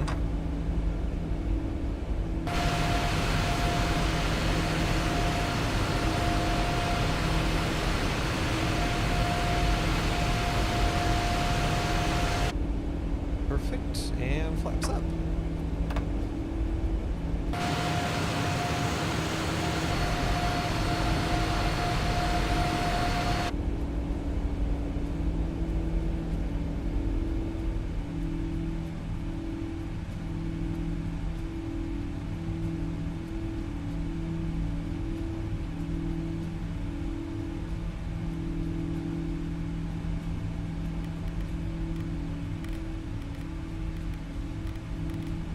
Next restriction is going to be 12,000 or below. And then after that will be 14,000 or above. We are cleared speed-wise to take off as we want to. We can come up here, nose light can come off, taxi light can come off, those can come off. Fun fact, if you didn't know, you can, where it says landing and runway turn-offs, these are all click spots. So you can obviously turn these on individually individually if you want to, but also you can just click that and turn them all on or off as you please. Obviously at this stage of flight we don't need the nose light anymore because the nose gear is up, but all the other lights, all the lights that are held within the front gear can be turned off. We can normal that checklist because that was good. We won't need that till later. That already auto changed itself.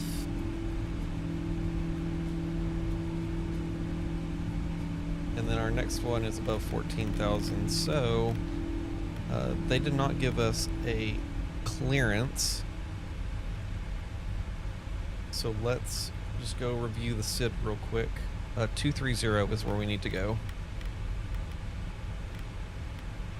So we're following the restrictions, but our top altitude, until we're otherwise instructed, if you look over here, is 2,300. So get our climb back up and going.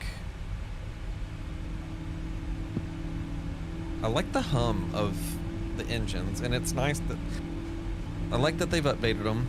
I still think if Boris Audio Works would get their hands on all the variants of the 777, the 300ER, 200ER, the freighter, and just work his magic like he's done on the Max and the 777 and the CRJ and the various other planes that he's done, that like, and this is no dig at PMDG. These sounds are great, but there's just something that Boris does with his sounds that they're just crispy and they're great.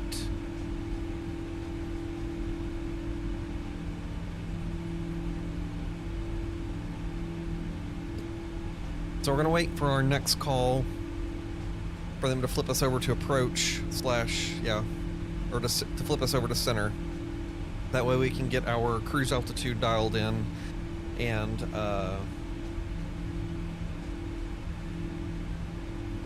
let the plane take over and do its thing.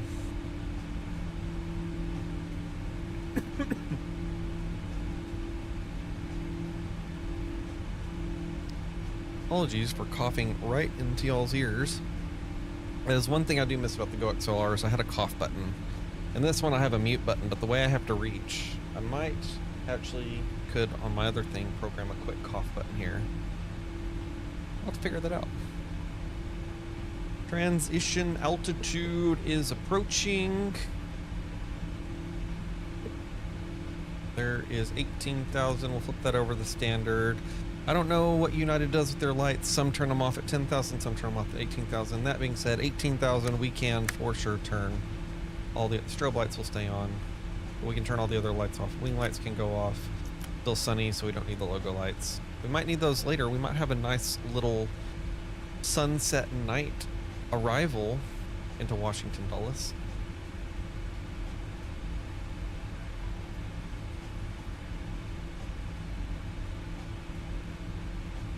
We're just waiting on our switch to center. United 2087 Heavy, contact Denver Center 133.905. Take care.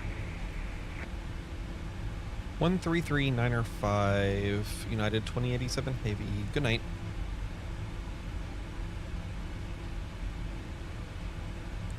And now we'll report in. Denver Center, good evening. United 2087 Heavy, flight level 213, climbing via SID.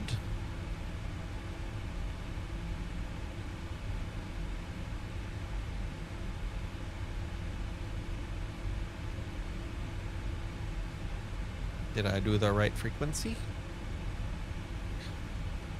I'm gonna say I didn't. I sure didn't. I'm one off.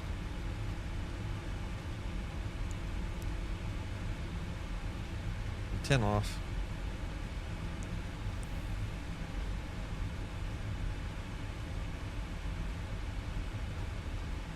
Now the plane just way overshot 23. Oh no, it didn't.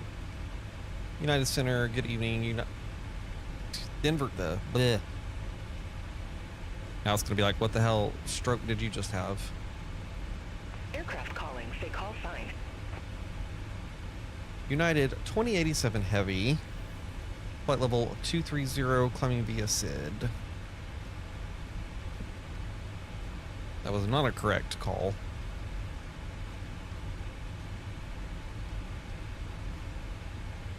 United 2087 Heavy, Denver Center. Climb maintain flight level 410. Climb and maintain flight level 410, United 2087 Heavy. So I need to go in, because Beyond ACC's only reading the OFP and not the step climb, so we need to go into our init. So not our init, we need to go to our cruise information and adjust our cruise to, which y'all can't see what I'm doing. Where's my FMC? But I'm done with that guy. FMC. So I'm going to come in here into the cruise page, dial in 410 as our altitude so it doesn't yell at me later. And there we go. It's going to get all that stuff recalculated. And there's our climb. And now, it's all on the plane. We can reset this guy because we don't need that anymore. All the lights are set, and the passengers may get up. Do all the pins click? But best feature of PMDG 777s. Perfect.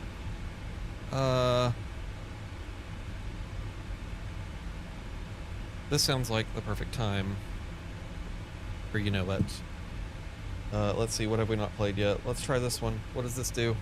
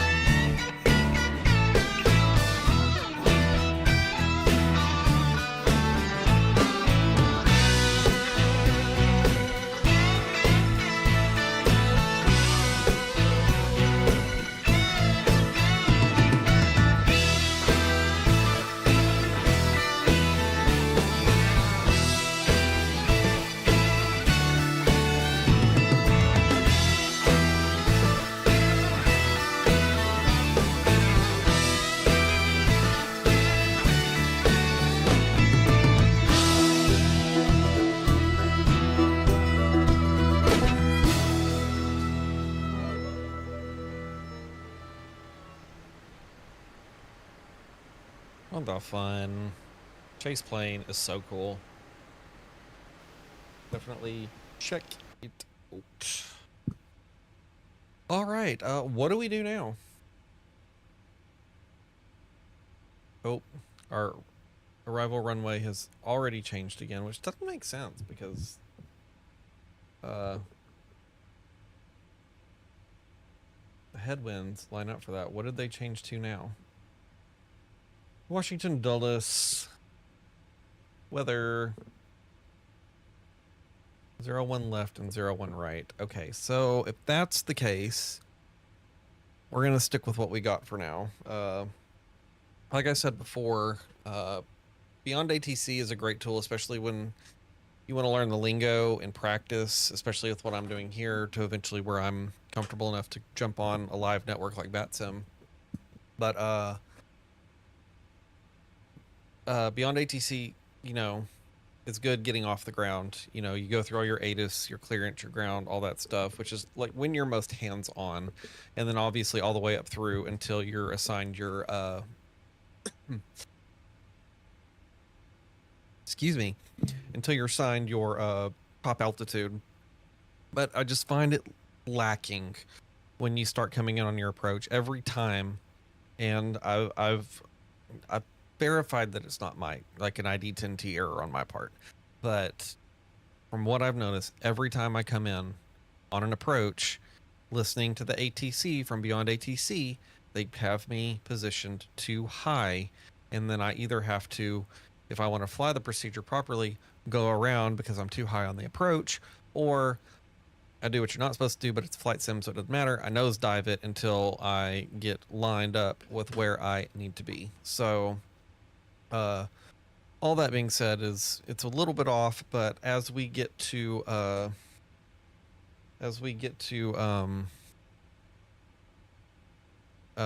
Washington Dulles, we're probably going to just tell Beyond ATC to shag off and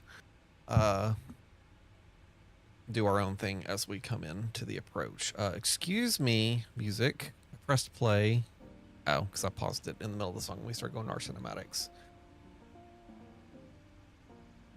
All right, friends, here's the thing. We have a hot minute on this flight, and it is 8 o'clock. I'm so happy. We've progressed so much further than where we were last night. So that's awesome. That being said, it's 8 o'clock and it's past dinner time. United 2087 Heavy. Contact Denver Center 132.5. See you. First officers take over. Contact Denver Center 132.5, United 2087 Heavy. Turn that down just a smidge. So I won't blast the cinematic music, but I'll keep the chill music going, put it on cinematic mode. Everything should be configured and ready to go. So I'll keep an eye on the stream. I'll be in the chat, and I'll be back in a bit, and we'll take it from there. So until then, my friends, I'll see you in a bit.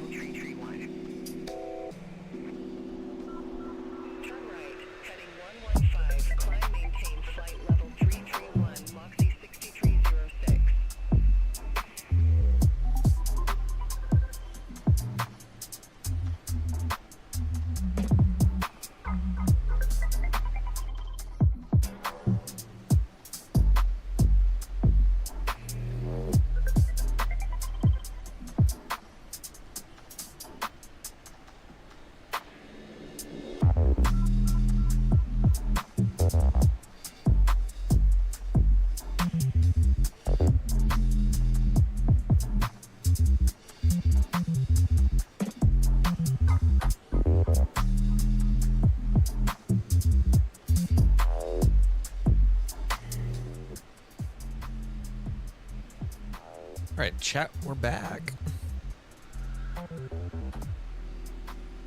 Where'd all that daylight go? It done disappeared. Oh, I gotta go do one more quick thing. Give me just a sec, guys.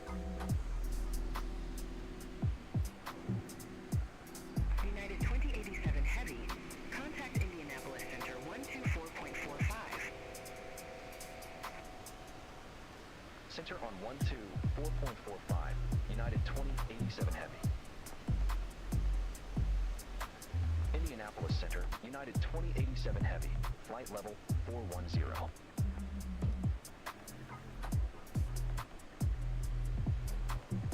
United 2087 Heavy, Indianapolis Center.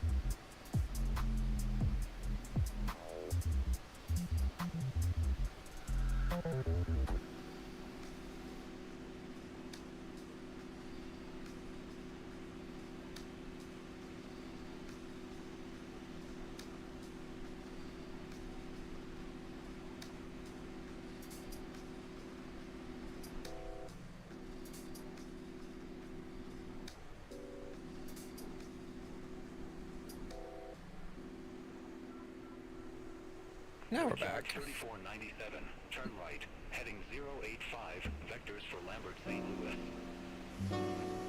Lambert, St. Louis. Heading 085, Brickyard 3497. Some of these tracks have been banging.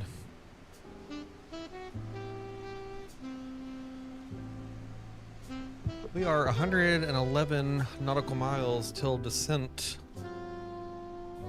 here on our trip to Washington Dulles.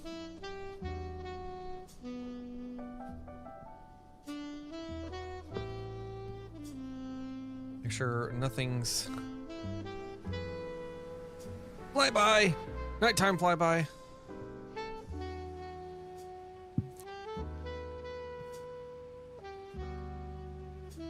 Turn my stream lights off for a second so I can actually see the screen. We're gonna turn a couple of these down. Oop, wrong thing.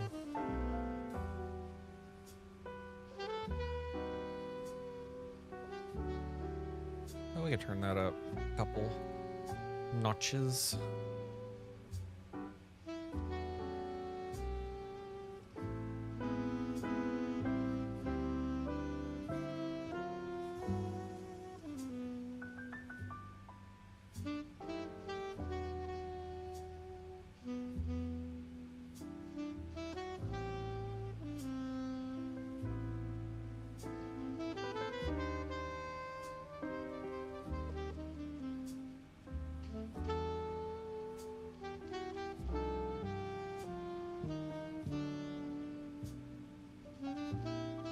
All right, my friend. I did put a poll up. You'll probably saw. I noticed while we were doing our fun, at this point, you know, we have our cinematics. I turned the logo light on and the wing lights on. Those don't do much. So we can still have our dark cinematics, but it's not gonna quite show up. So I've got a poll. We're tied right now, 50-50, between day and night.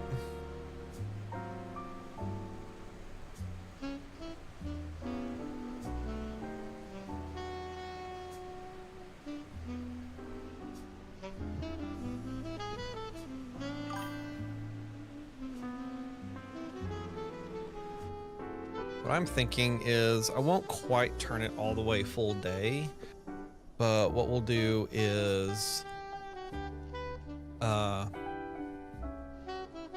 this guy up to more back to sunset. So let's say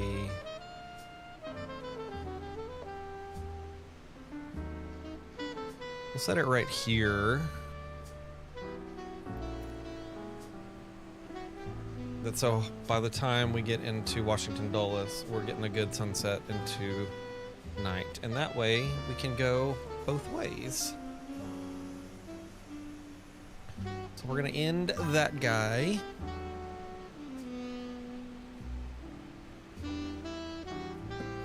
Well, now. Let's see, this guy can go away as well because we're back.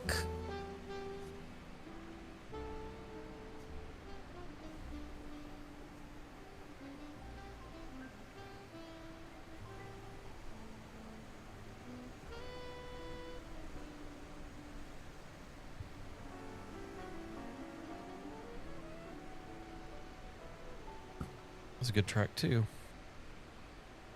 Just go add that to the playlist I'm building.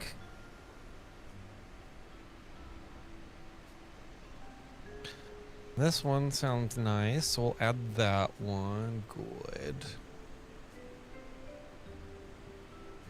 All right. And now I'm back. My hair is giving up.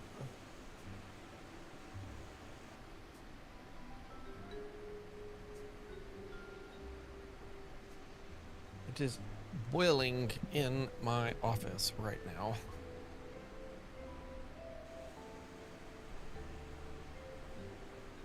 Let me go double check Beyond ATC and make sure there's not anything I need to be responding to, because I know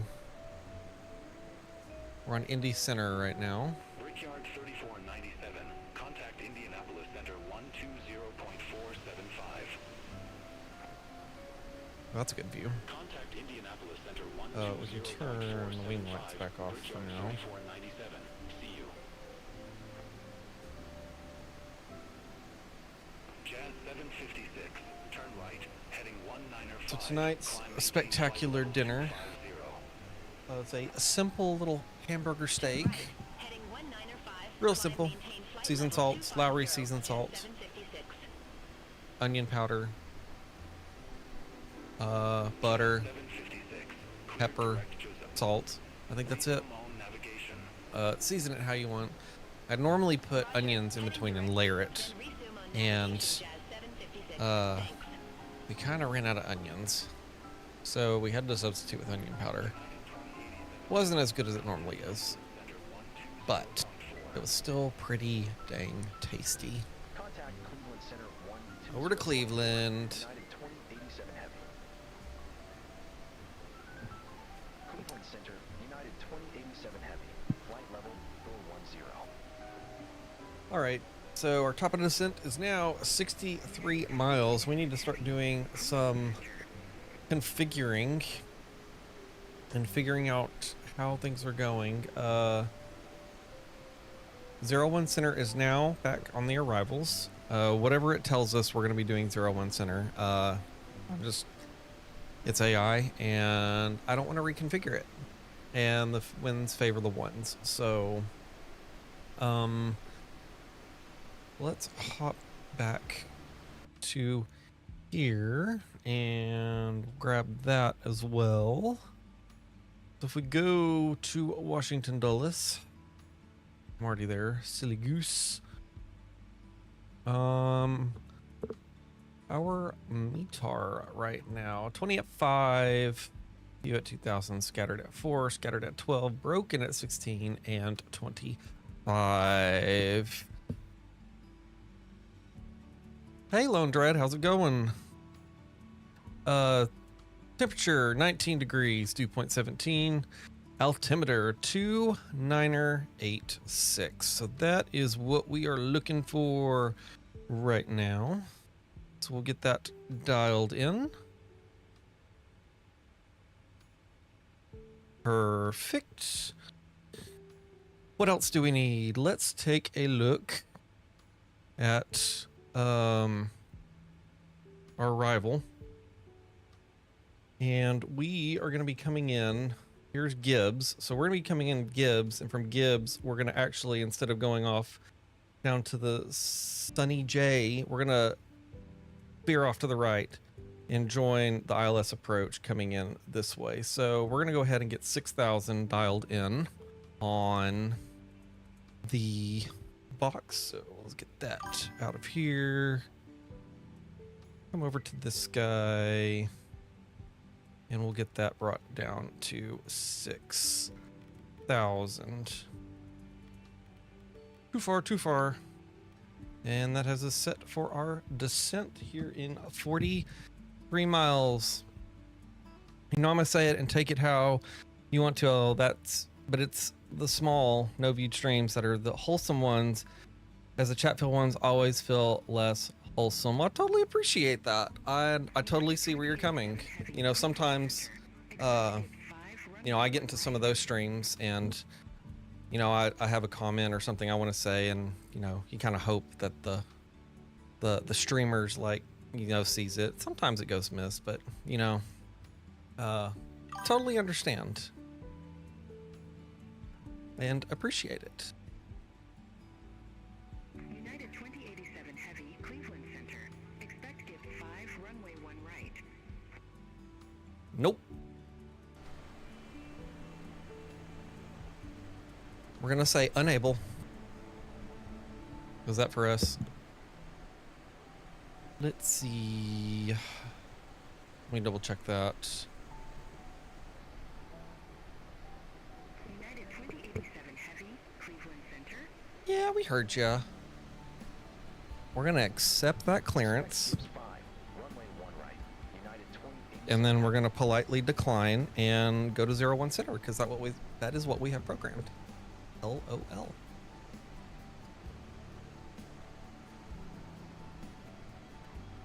And flyby.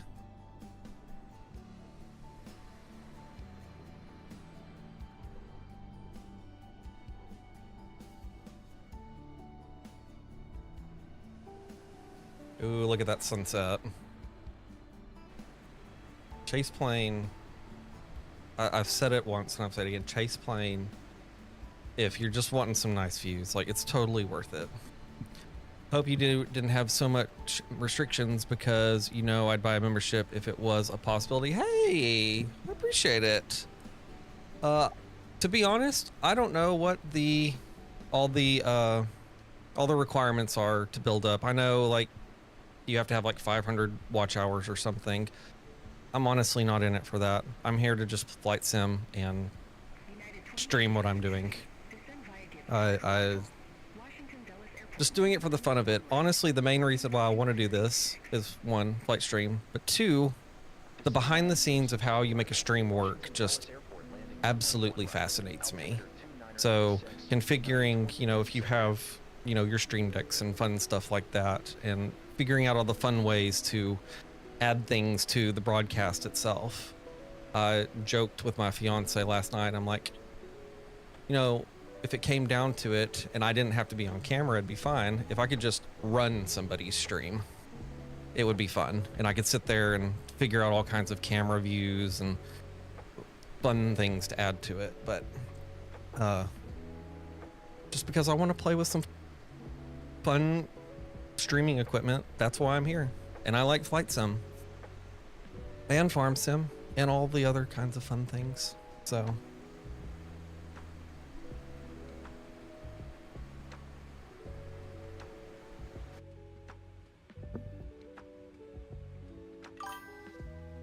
all right, top of descent is here in just a few moments.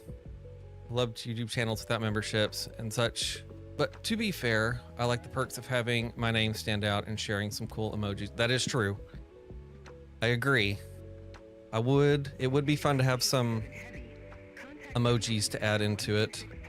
You know, I'm a member to a few other flight sim channels and other channels, and, you know, the emojis are an added little bonus to get to add those and put them into stream when things happen, so. United 2087 Heavy, descending via Gibbs 5, flight level 410.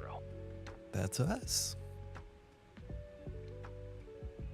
United 2087 Heavy, Cleveland Center. Descend and maintain 6,000. Altimeter 2986. 2986. We've got that situated. 6,000. Altimeter 2986. All right, a couple of other things.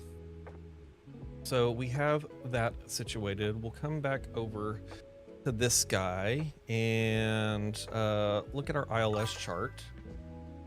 And we're looking for our Barrow here, which is 486. That's going to be nice.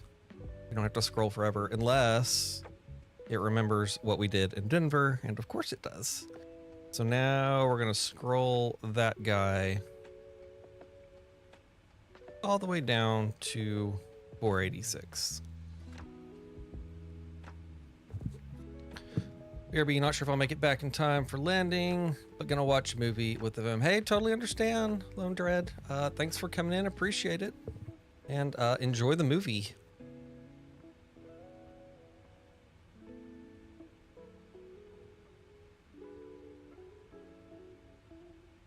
Oh, we're above profile.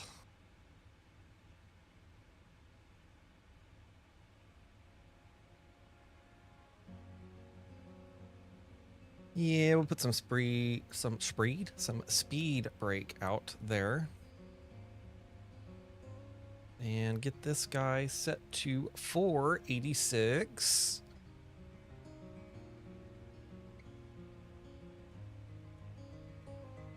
One more. There we go. And the last little thing we need to do, I totally covered that up. That's my bad. Is our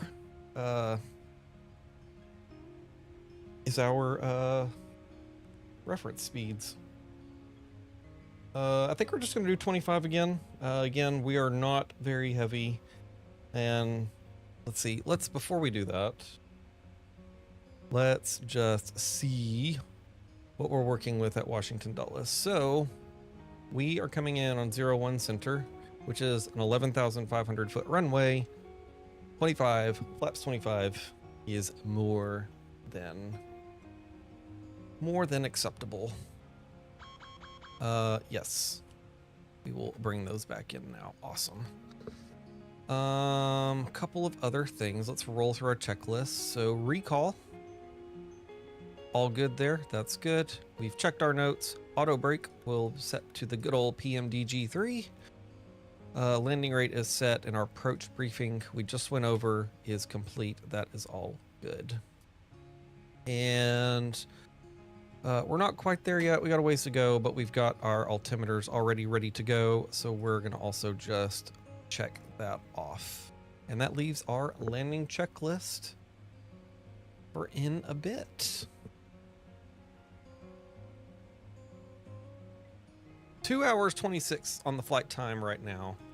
Not too shabby. I'm covering everything up again.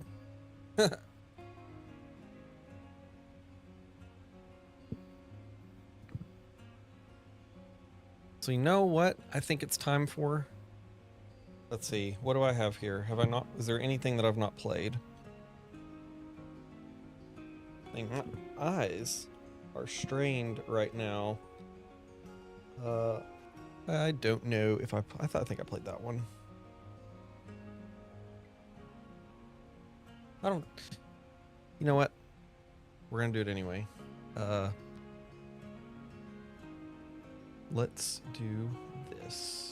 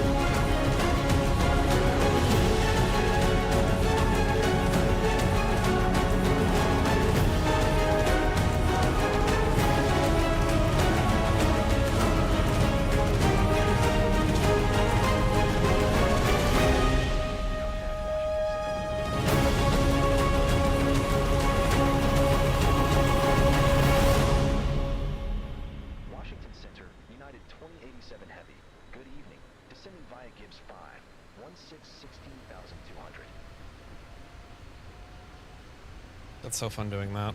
I love that so much. All right, standard, good there. Let's go ahead and tell everyone to sit their butts down. Speed brakes extended. Yes, we are aware of that. We can bring those back in. Landing. We'll get that all situated in a moment. I don't think there's anything else.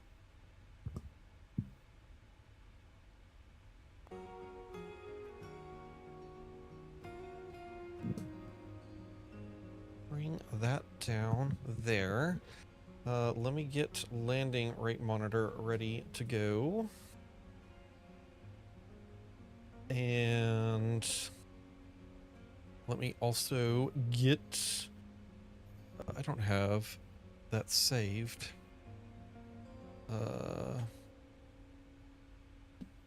Get that opened and ready to go.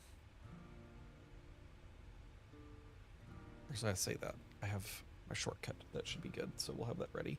More drag.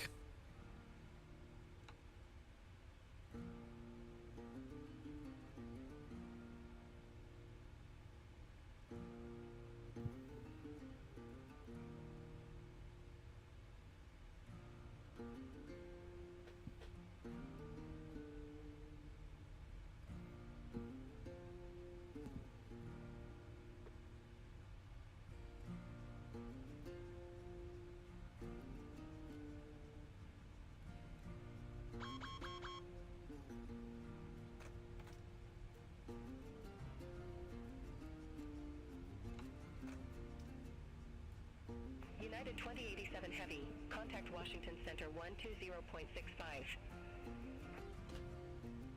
Contact Washington Center 120.65. United 2087 Heavy. All right, just Washington Center, for shits and giggles, 2087 Heavy. Descending via let me Gibbs see 5, if Beyond ATC will let us switch runways. So I may not follow it its descent path, but if at least can get it switched over. Request arrival runway change. United 2087 Heavy. Request arrival runway change. United 2087 Heavy, confirm new approach ILS runway 01 right. Negative. United 2087 Heavy.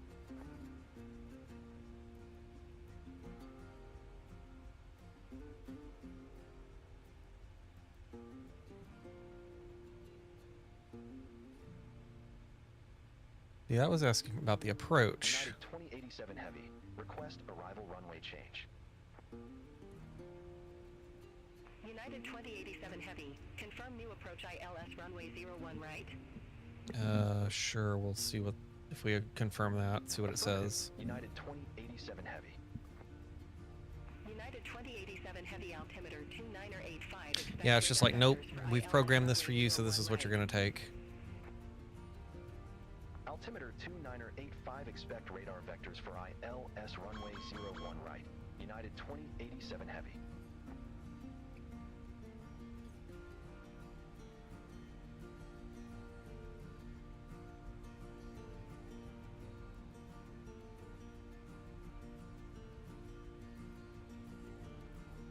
Washington Center, United 2087 Heavy requests runway change, if possible.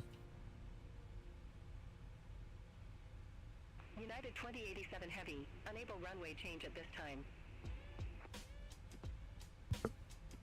All right, we'll see if it'll let us. We'll see if it'll let us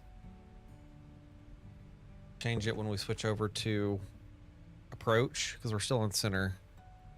And then if approach doesn't let us change it, you know what? Okay, let me just look here.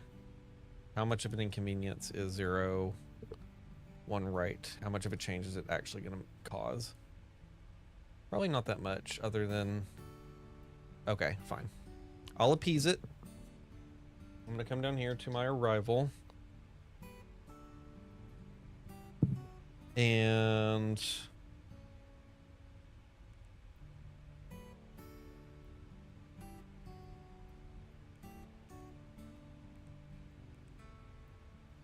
Gibbs 5, ILS, what does it have it as?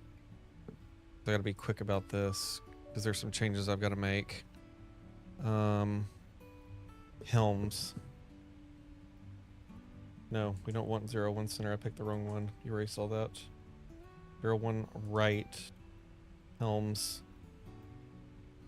Execute. Go to legs. We want to go direct helms.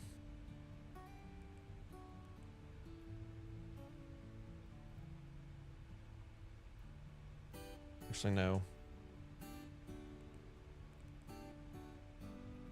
That's what we want right there.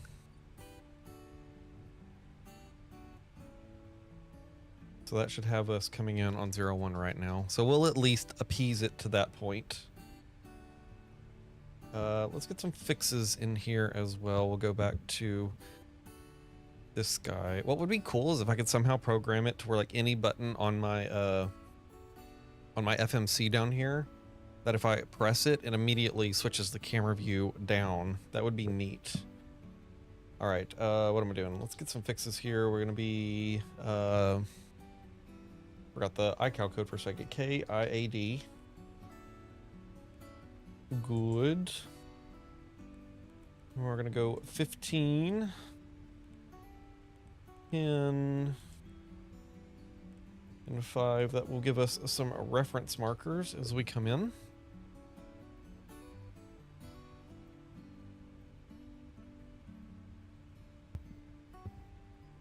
All right, I'm not sure what the green screen is going to do here, but I'm going to kill my lights here since it's so dark so I can actually see what I'm doing. We'll get those back on in a second. It'll get a little fuzzy on the camera, which is fine. And the only thing we're going to ignore from beyond ATC is the altitudes. So if we come over here, which I think we need to reset our init. No, that's all good. We do need to verify our landing.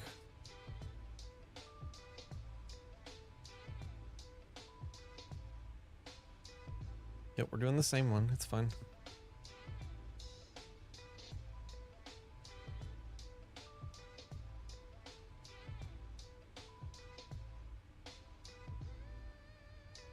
Okay, so come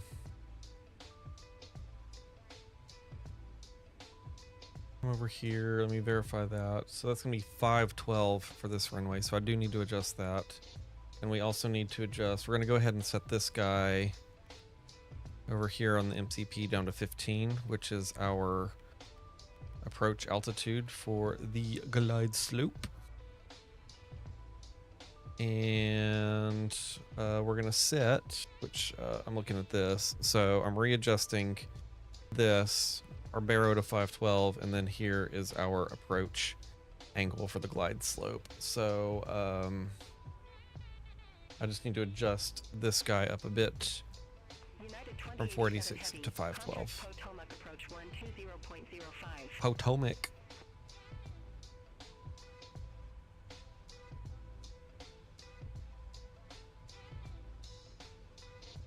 Oh, I turned auto respond off. What is it? What is it? What is it? Ah, where's my app? Over to approach 120.05 United 2087 Heavy. Potomac approach, United 2087 Heavy, 6,000 we have Golf on. We forgot to get our lights on, so we're bad pilots. So we'll get those on. Get that on. Potomac approach. Potomac. 5 expect radar vectors for ILS runway 01 right. Altimeter 2985 expect radar vectors for ILS runway 01 right. United 2087 Heavy. All right, we're gonna turn that music way down there so it's not too distracting. We're gonna bring the game sounds up. Go there.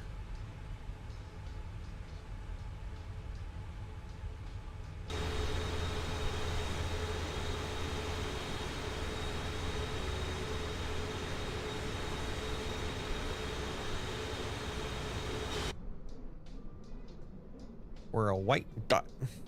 A white bright orb. It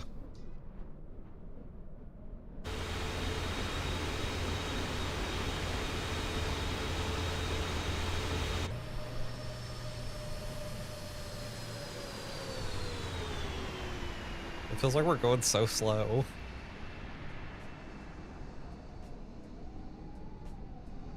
Oh no, iFly froze.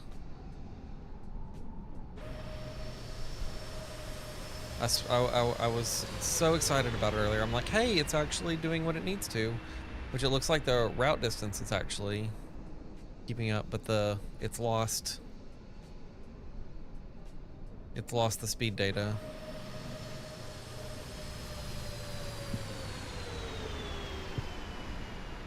All right, that is bright, so that can go away. We've got all that configured. Honestly, that can go away. Landing rate monitor is up and going.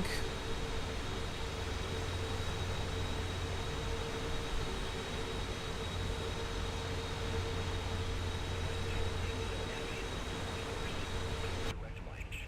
Resume all navigation. Wilco, clear direct launch. Resume all navigation. United 2087 Heavy. Clear direct what?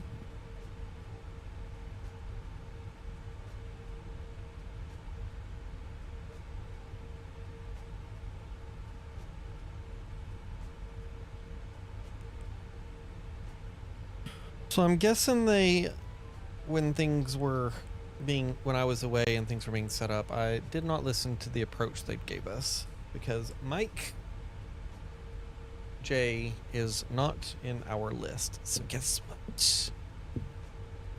We're just gonna go with it. Again, if this were a real person, we would have been paying more attention and would have obliged their request. This is AI.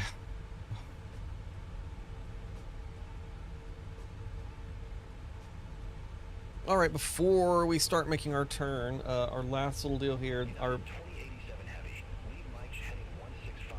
Expect radar vectors for ILS runway 01 right. no. Lead Mike's heading 165. Expect radar vectors. Our beverage for the second half of today, of course, was the Jack Daniels. It's probably hard to see. Nope, it's still good. The Jack Daniels, pardon me, Black Jack Cola. I was seeing the name on there. This isn't our normal how we do Friday night flights. It's time to go to bed. Friday night flights, which of course this is extended into Saturday because of our problemos that occurred last night, but still a nice chill drink. So as we come into our approach here in Washington to Dulles, cheers to all those who came out and chatted and hung out, or just came in and listened to the ambiance as it played in some points. So cheers to you, and thanks for stopping in.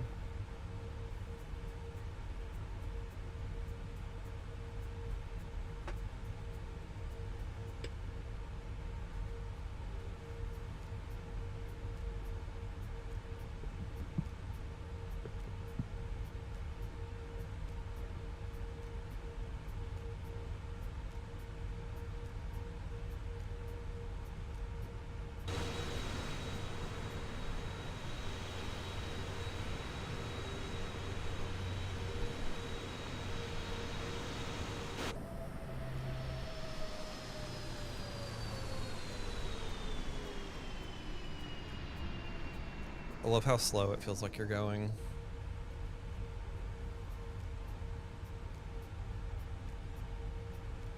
All right, so Still grask, we need to remain 5,000 and above, which the plane is maintaining right now. Laser, 4,000 above. We'll stay there through Twoot. It's a fun waypoint name. And then Eston will remain 3,000 above. So plane has got all that fun stuff handled. We're just monitoring at this point. Auto brakes are armed. Speed brakes are armed. Just gonna wait for that 2,500 call out, and we will put the gear down and start getting our flaps going. Actually, we're still a bit too fast for flaps. We will probably wait. We are coming in with that 15-mile range. After laser, we are gonna start slowing down, so we may, around Eston, start working on getting our flaps configured. And this will be a flaps 25 landing. We have 11,500 feet of runway to work with as we come in, except that was 01 center. Let's go ahead, just to be good sim pilots, and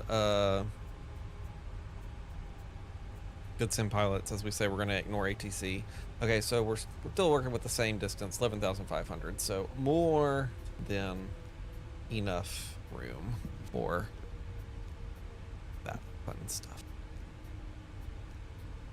We have First Officer Lucy hanging out, washing her paws after her pate dinner. Right, there goes the descent. United 2087 Heavy, turn left, heading 020. Sure. That's what we're doing. Heading 020. Right, chat? That's what we're doing. United 2087 Heavy.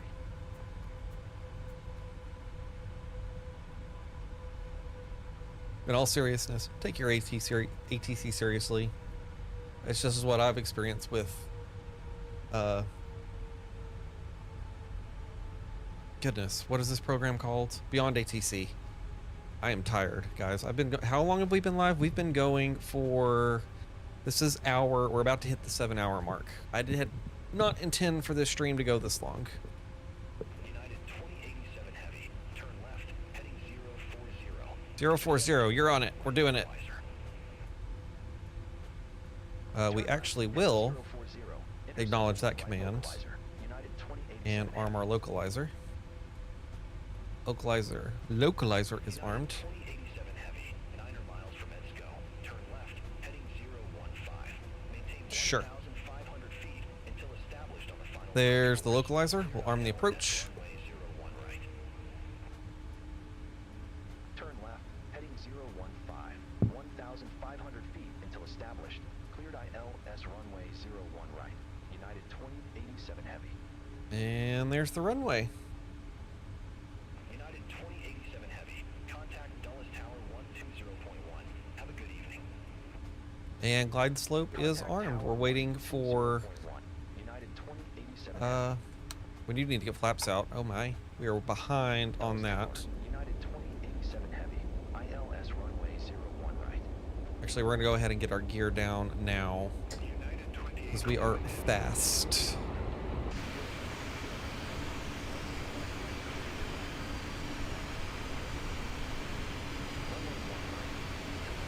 We are cleared to land. Heavy.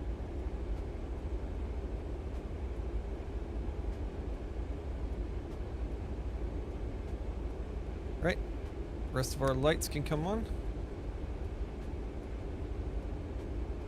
2,500.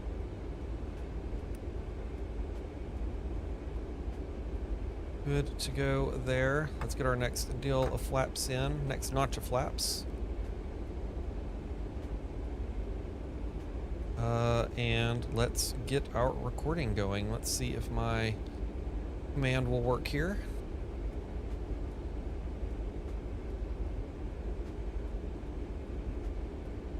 And there we go. Our recording is running.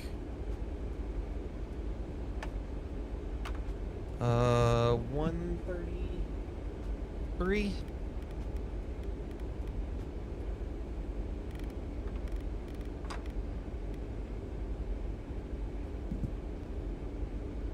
Speed coming down nicely. And 25. Wait for our checklist to go green. And then we'll hit normal. All right, my airplane. 1,000.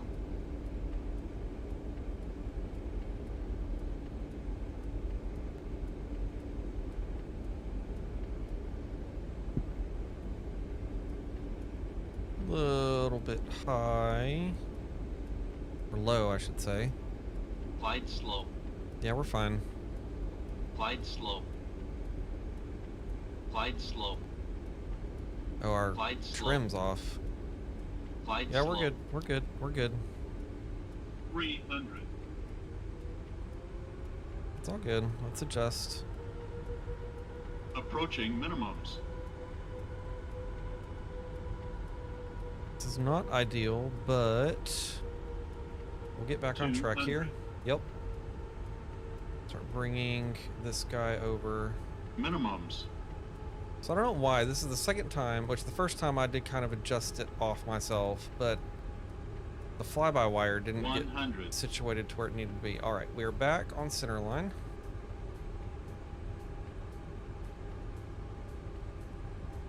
See? 50. Easy. 40. 30. 20. Hold it. 10. Hold it. Hold it. Hold it. Hold it. Hold it. Hold it. Hold it. Reversers out. Hold the center line.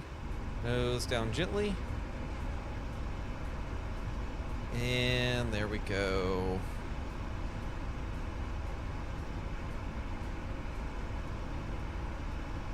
I think we're gonna miss this one. Which is fine. 70 knots, reversers can stow. Auto brakes can come off. And we will roll it out. Let's see. Firmer landing, negative 233 on the landing. It did not feel like that because, oh, hello. Because we got to get the chase plane settings dialed in. But still, you know, more than acceptable landing. It could have been worse. All right. United 2087 Heavy, contact ground 121.9er. Ground 121.9er, United 2087 Heavy. And there it is. Welcome to Washington Dulles. Let's stop that recording. We'll have that for in a bit. This guy wants us to go over to ground, so let's figure out what we need to do there.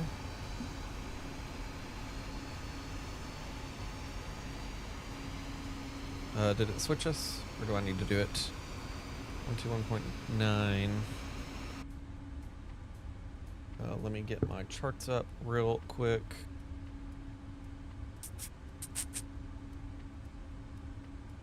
And zoom in here. So we are looking for, what is that? Delta 15, I believe, is what we're looking for. I can just verify real quick on where the plane went.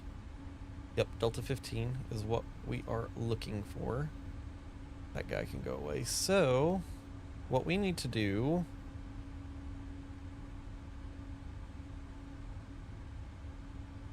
Boy, I need my glasses.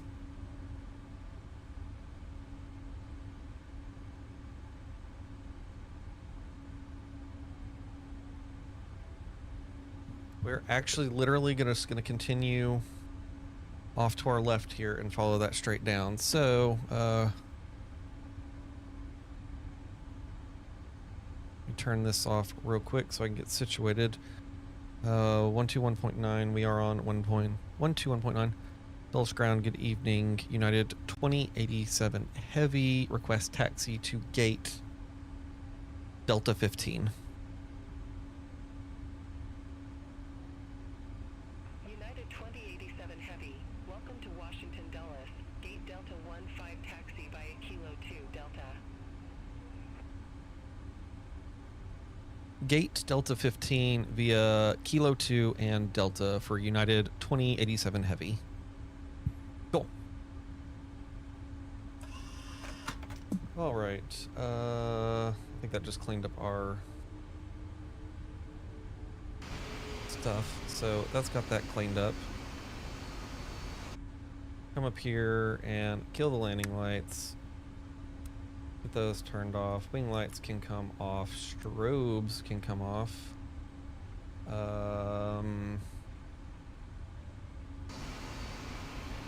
Get our flaps cleaned up here.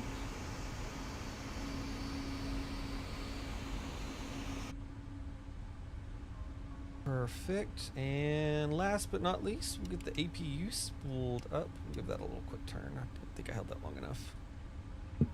And last but not least, get our marshallers ready to go. Delta 15. No. Perfect. Auto throttles can disarm. Flight directors can come offline. We'll come down here real quick. Oh, too much, too much. That's our shutdown checklist, so we will do that as we get to our gate, which is down here. Bit of a taxi. We'll get some speed.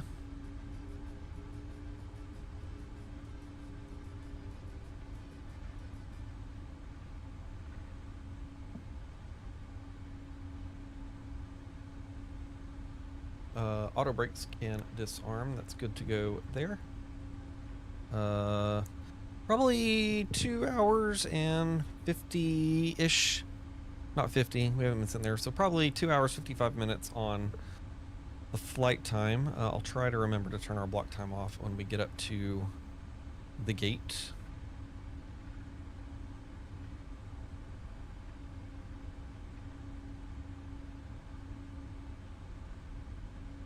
That chart is not helpful. Got a bit of speed here because I'm tired and I'm ready to call it quits. 7 hours. This honestly could have been a long haul. I like the fact that we split it up and we had, you know, we went 2 different destinations instead of one massive long haul, and then, I think it changed it up a bit, and it's also making up for our fun, or not our fun, I would call yesterday anything but fun. Our issues from yesterday, adding that extra flight. So this definitely made up for it. No issues today. We had a little bit of a hiccup with Beyond ATC, but again, I think that's just because O'Hare is so vastly out of sync with the current scenery, just because of how much O'Hare has changed. Hey, it worked out though. We didn't have Beyond ATC, but we got to figure out the taxiways based off the charts and figure out how many wrong turns we could make. All right. I believe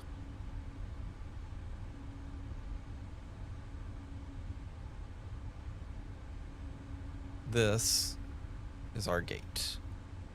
So let's be good pilots and turn the taxi light off.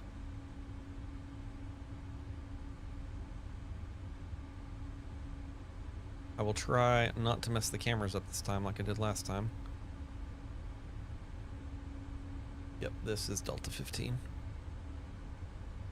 Excuse me, could you move your GPU cart? That would be fantastic. All right, we're gonna go a little bit past where we went before because this is on an angle. So I'm gonna wait until I see the numbers pop up in that back window there, which there they are. So we'll start our turn.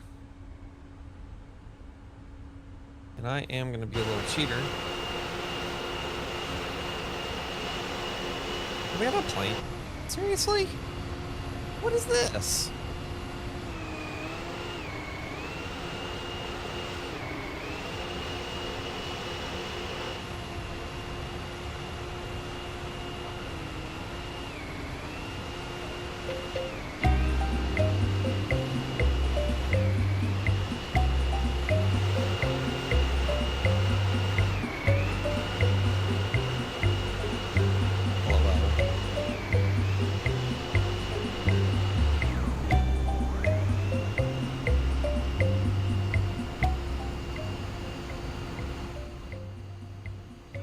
Maybe we can fix this.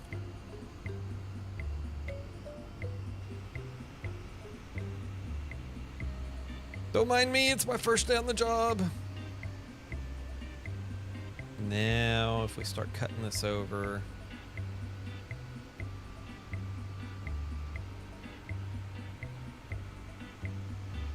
Whee!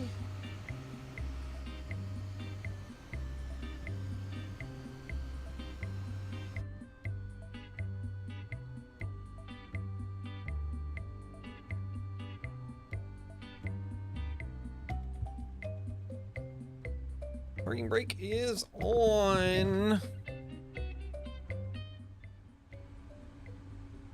right, we'll turn that off. Parking brakes are on this time. Let's kick the storm lights on so we can see. APU gen is on. APU, I believe, is running. We'll just verify that. It is. So, shut them down and let them up. Beacon light can come off. Ladies and gentlemen, welcome to Washington Dulles.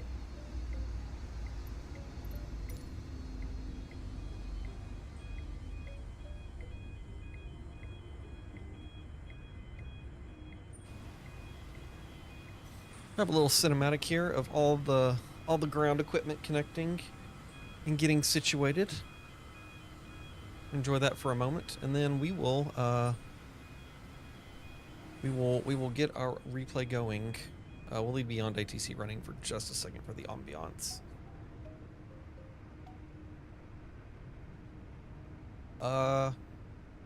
So yeah, there it is. 777-200ER United Ops in the Battleship Gray. It's a fantastic plane. Let me blind myself here. Woo, that's bright. Fantastic plane. If you have $77.72 to spend and you want a good high fidelity plane for the sim, PMDG has hit it out of the park again. Grab it, pick it up. It's just as good as their other products with the 300ER, 777-300ER, 737, and all that's good. And it's what you would expect out of a PMDG product. Awesome. And getting to fly heavies. If I had to compare, and what I've flown recently, so Across the Pond was a week ago, and while I did not partake because of what we talked about with VATSIM earlier and what I'll eventually work myself up to, I did my own Cross the Pond, and I did so in the A350.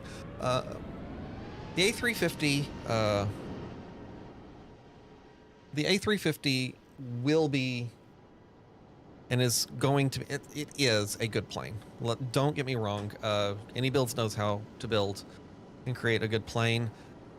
It's, hey, there goes the plane that was all up in our beeswax. That being said, it's just, for me, me personally, I know others have thoughts, it's just not quite there for me yet. There's just some little things with that plane that kind of get to me, and it's things that when I fly the PMDG and when I fly with the 777, the 73s, what else? The Max, I fly Max 8, even any builds like A300, I don't even notice this issue, but it's like, it's like beyond ATC. And again, I've thought about it and I'm like, is this user error or whatever? And I've obviously flown the plane without beyond ATC because that kind of, again, sets you up not in the best for coming in on your approach. And I've just noticed with the any builds, it tends to keep you high on the approach, and it gets to a point where either you have to, you know, and this comes from understanding the plane. So if you sit there and fly nothing but the plane and you can understand its nuances and get to a point where it's like, okay, at this point, I need to start going on a vertical descent and get my vertical speed set in. At this point, so I set myself up for success, that's fine. But then if you're someone who, like me, who it's like, okay, I'm going to fly this plane 2 or 3 times and then I'm bored and I'm going to move on to a different plane because, you know, change it up. So because of that, in the A350, I'm not tuned in to be like, okay, right in this second, I need to set this. And whereas in the PMDG, you know, I dial in the altitudes and it maintains the speeds better. It maintains the altitude better. So, you know, if you do a flight with no ATC and it's just like you know, take off, set it to your cruise altitude. Okay, now set it to your final approach altitude. It's just going to do it and line it up and be fine. And I've never had issues with that. So that being said, I think the 777s, this guy and the 300ER, they're going to be a level above the A350. Me personally, my favorite's still going to be the 737.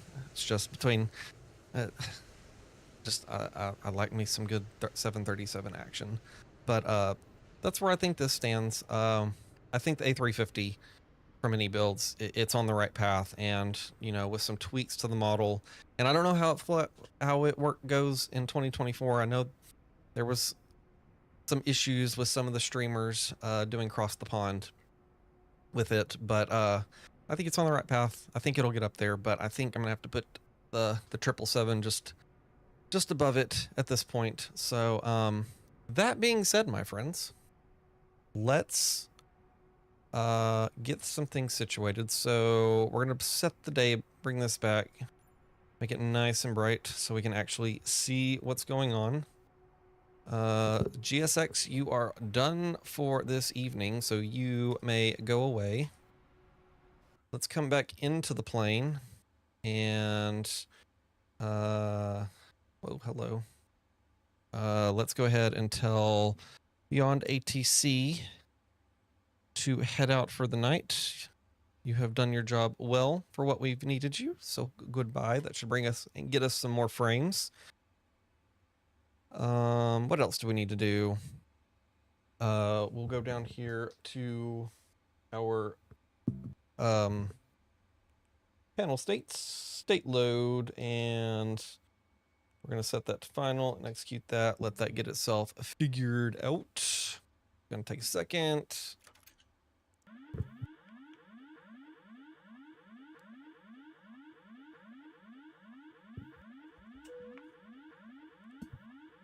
I did not like that.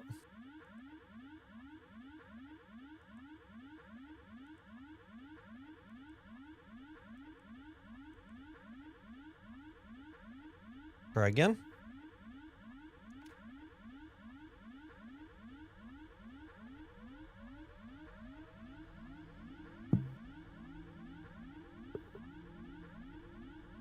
Oh, what's going on here?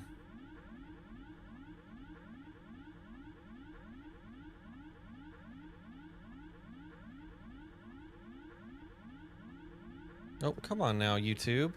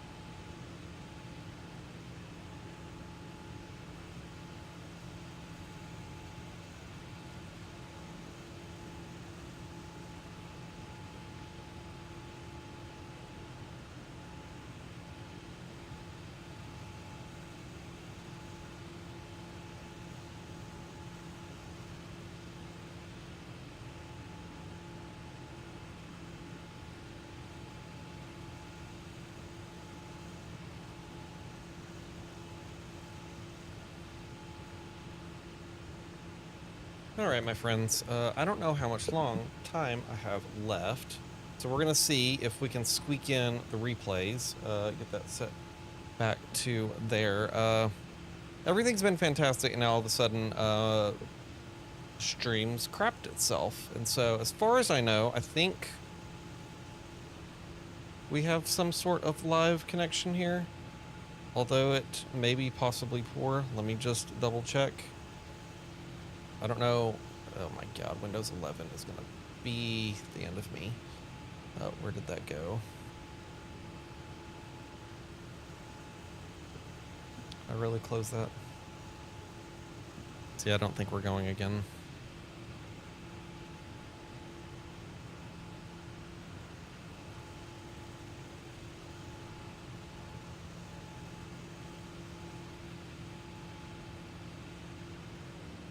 Yeah, we're just buffering.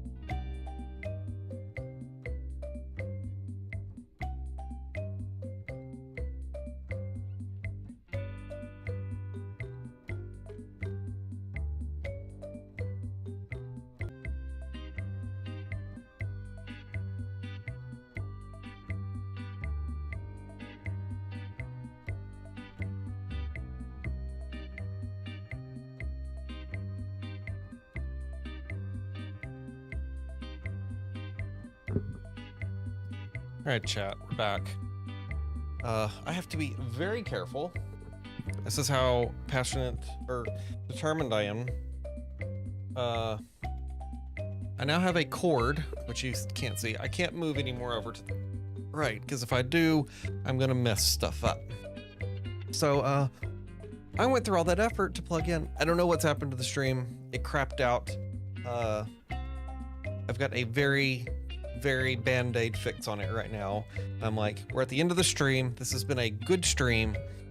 We're not going out on this. So I'm gonna figure out a way to get us our replay, and we're here. So I'll do some YouTube magic editing at the end, so the gap between when I was last talking and now is situated, because that would be interesting. So needless to say, another thing on the list to get figured out as we go on this YouTube journey. But hey, we're still here, we're still going. So that being said, we are here. We made it to Washington Dulles in our beautiful United Airlines Battleship Gray 777-200. We can kill the hookah bar music for now. So that being said, and for this brief moment that I got everything back up and going, I want to say thank you for coming out and enjoying the stream. If you did, you enjoyed the cinematics, the tunes, the ambiance, all that kind of fun stuff, and thanks for hanging out.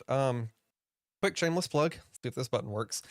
If you liked what you saw today, hit the like button. If you really liked what you saw, feel free to hit subscribe. So that being said, that button should work. I'm going to leave it here and leave y'all with a few replays.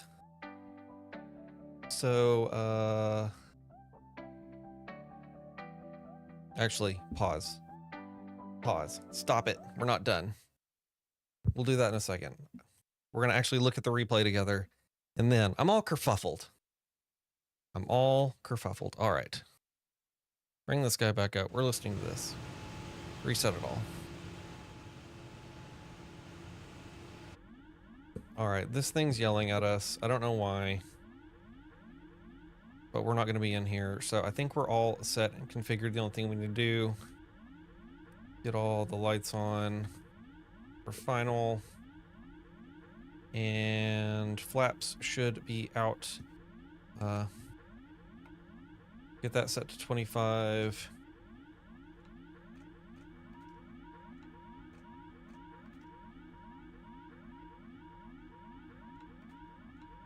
Is it in the right state?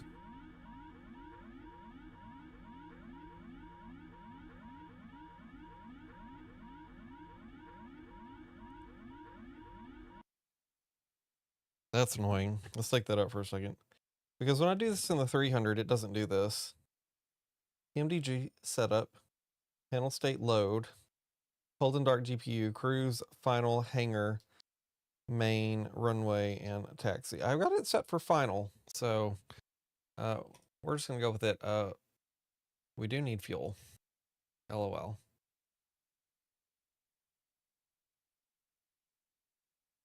We've been sitting here long enough where we're literally about to run out of fuel. Will it put more fuel in here? No, Lucy, please don't. Please don't. State load. Let's go final. Hopefully this will give us more fuel. If not, I'll go add some. Okay, they gave us some fuel. I've been figuring all the fun stuff out that we literally were about to run out of fuel. I really don't know why all this is screaming.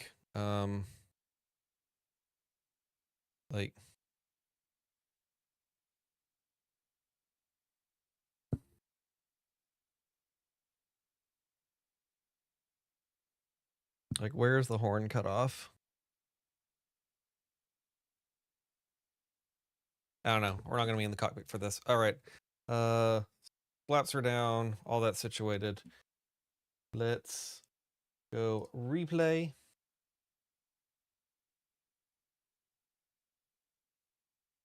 And pause the replay and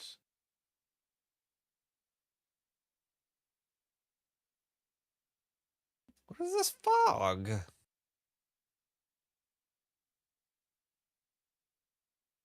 So let's go to about right there.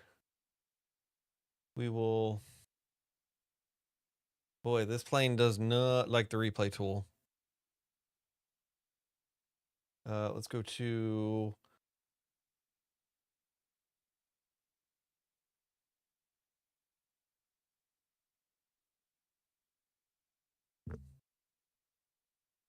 All right, replay. Okay, stop it. There we go. All right, so that's where we got a little off. We're gonna correct it. See that you took my flaps away. So we'll get that configured. Trim. Start here. Yes. All right. Let's see how this looked. Go out here. Let's go. Jump out. So we got a little bit off, but we got it corrected coming in. Also, one last thing. This weather came out of nowhere, so live weather can go away. There we go. Now let's play this. Oh, we made it. All right, so this was a firm landing according to landing rate monitor, -211. So we'll see how that looks. Got real low coming in on the approach. And then got situated. So come on now. Was that really a 211? That was butter. There's the correction, keeping it on the straight line. That's I'm sorry. That was better than a 211 in my opinion. Let's pause that and bring it back and resume. And let's see. How about this guy right here? That looks like a good one.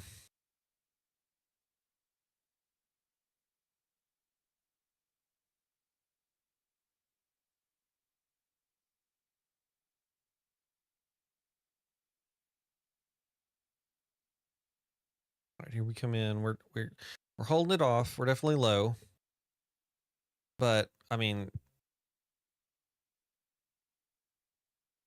the flare's perfect. I've definitely learned on that. And come on, there's the reversers, there's the flaps. I'm taking it, guys. Then on that note, I need to go to bed. On that note, this is where we're gonna leave it. Again, I've said my thank yous already, but thank you for coming out again. I truly appreciate it. I'm gonna leave you with a few more replays. Be very careful not to move because I have a wire running behind me to keep things running just for this replay. So that being said, we're gonna call it here. And until next time, keep an eye on the YouTube posts and the Discord when I go live again for more flight sim fun and others and that stuff. So that being said, my friends, we're gonna call it there. And yeah, so until next time, bye for now.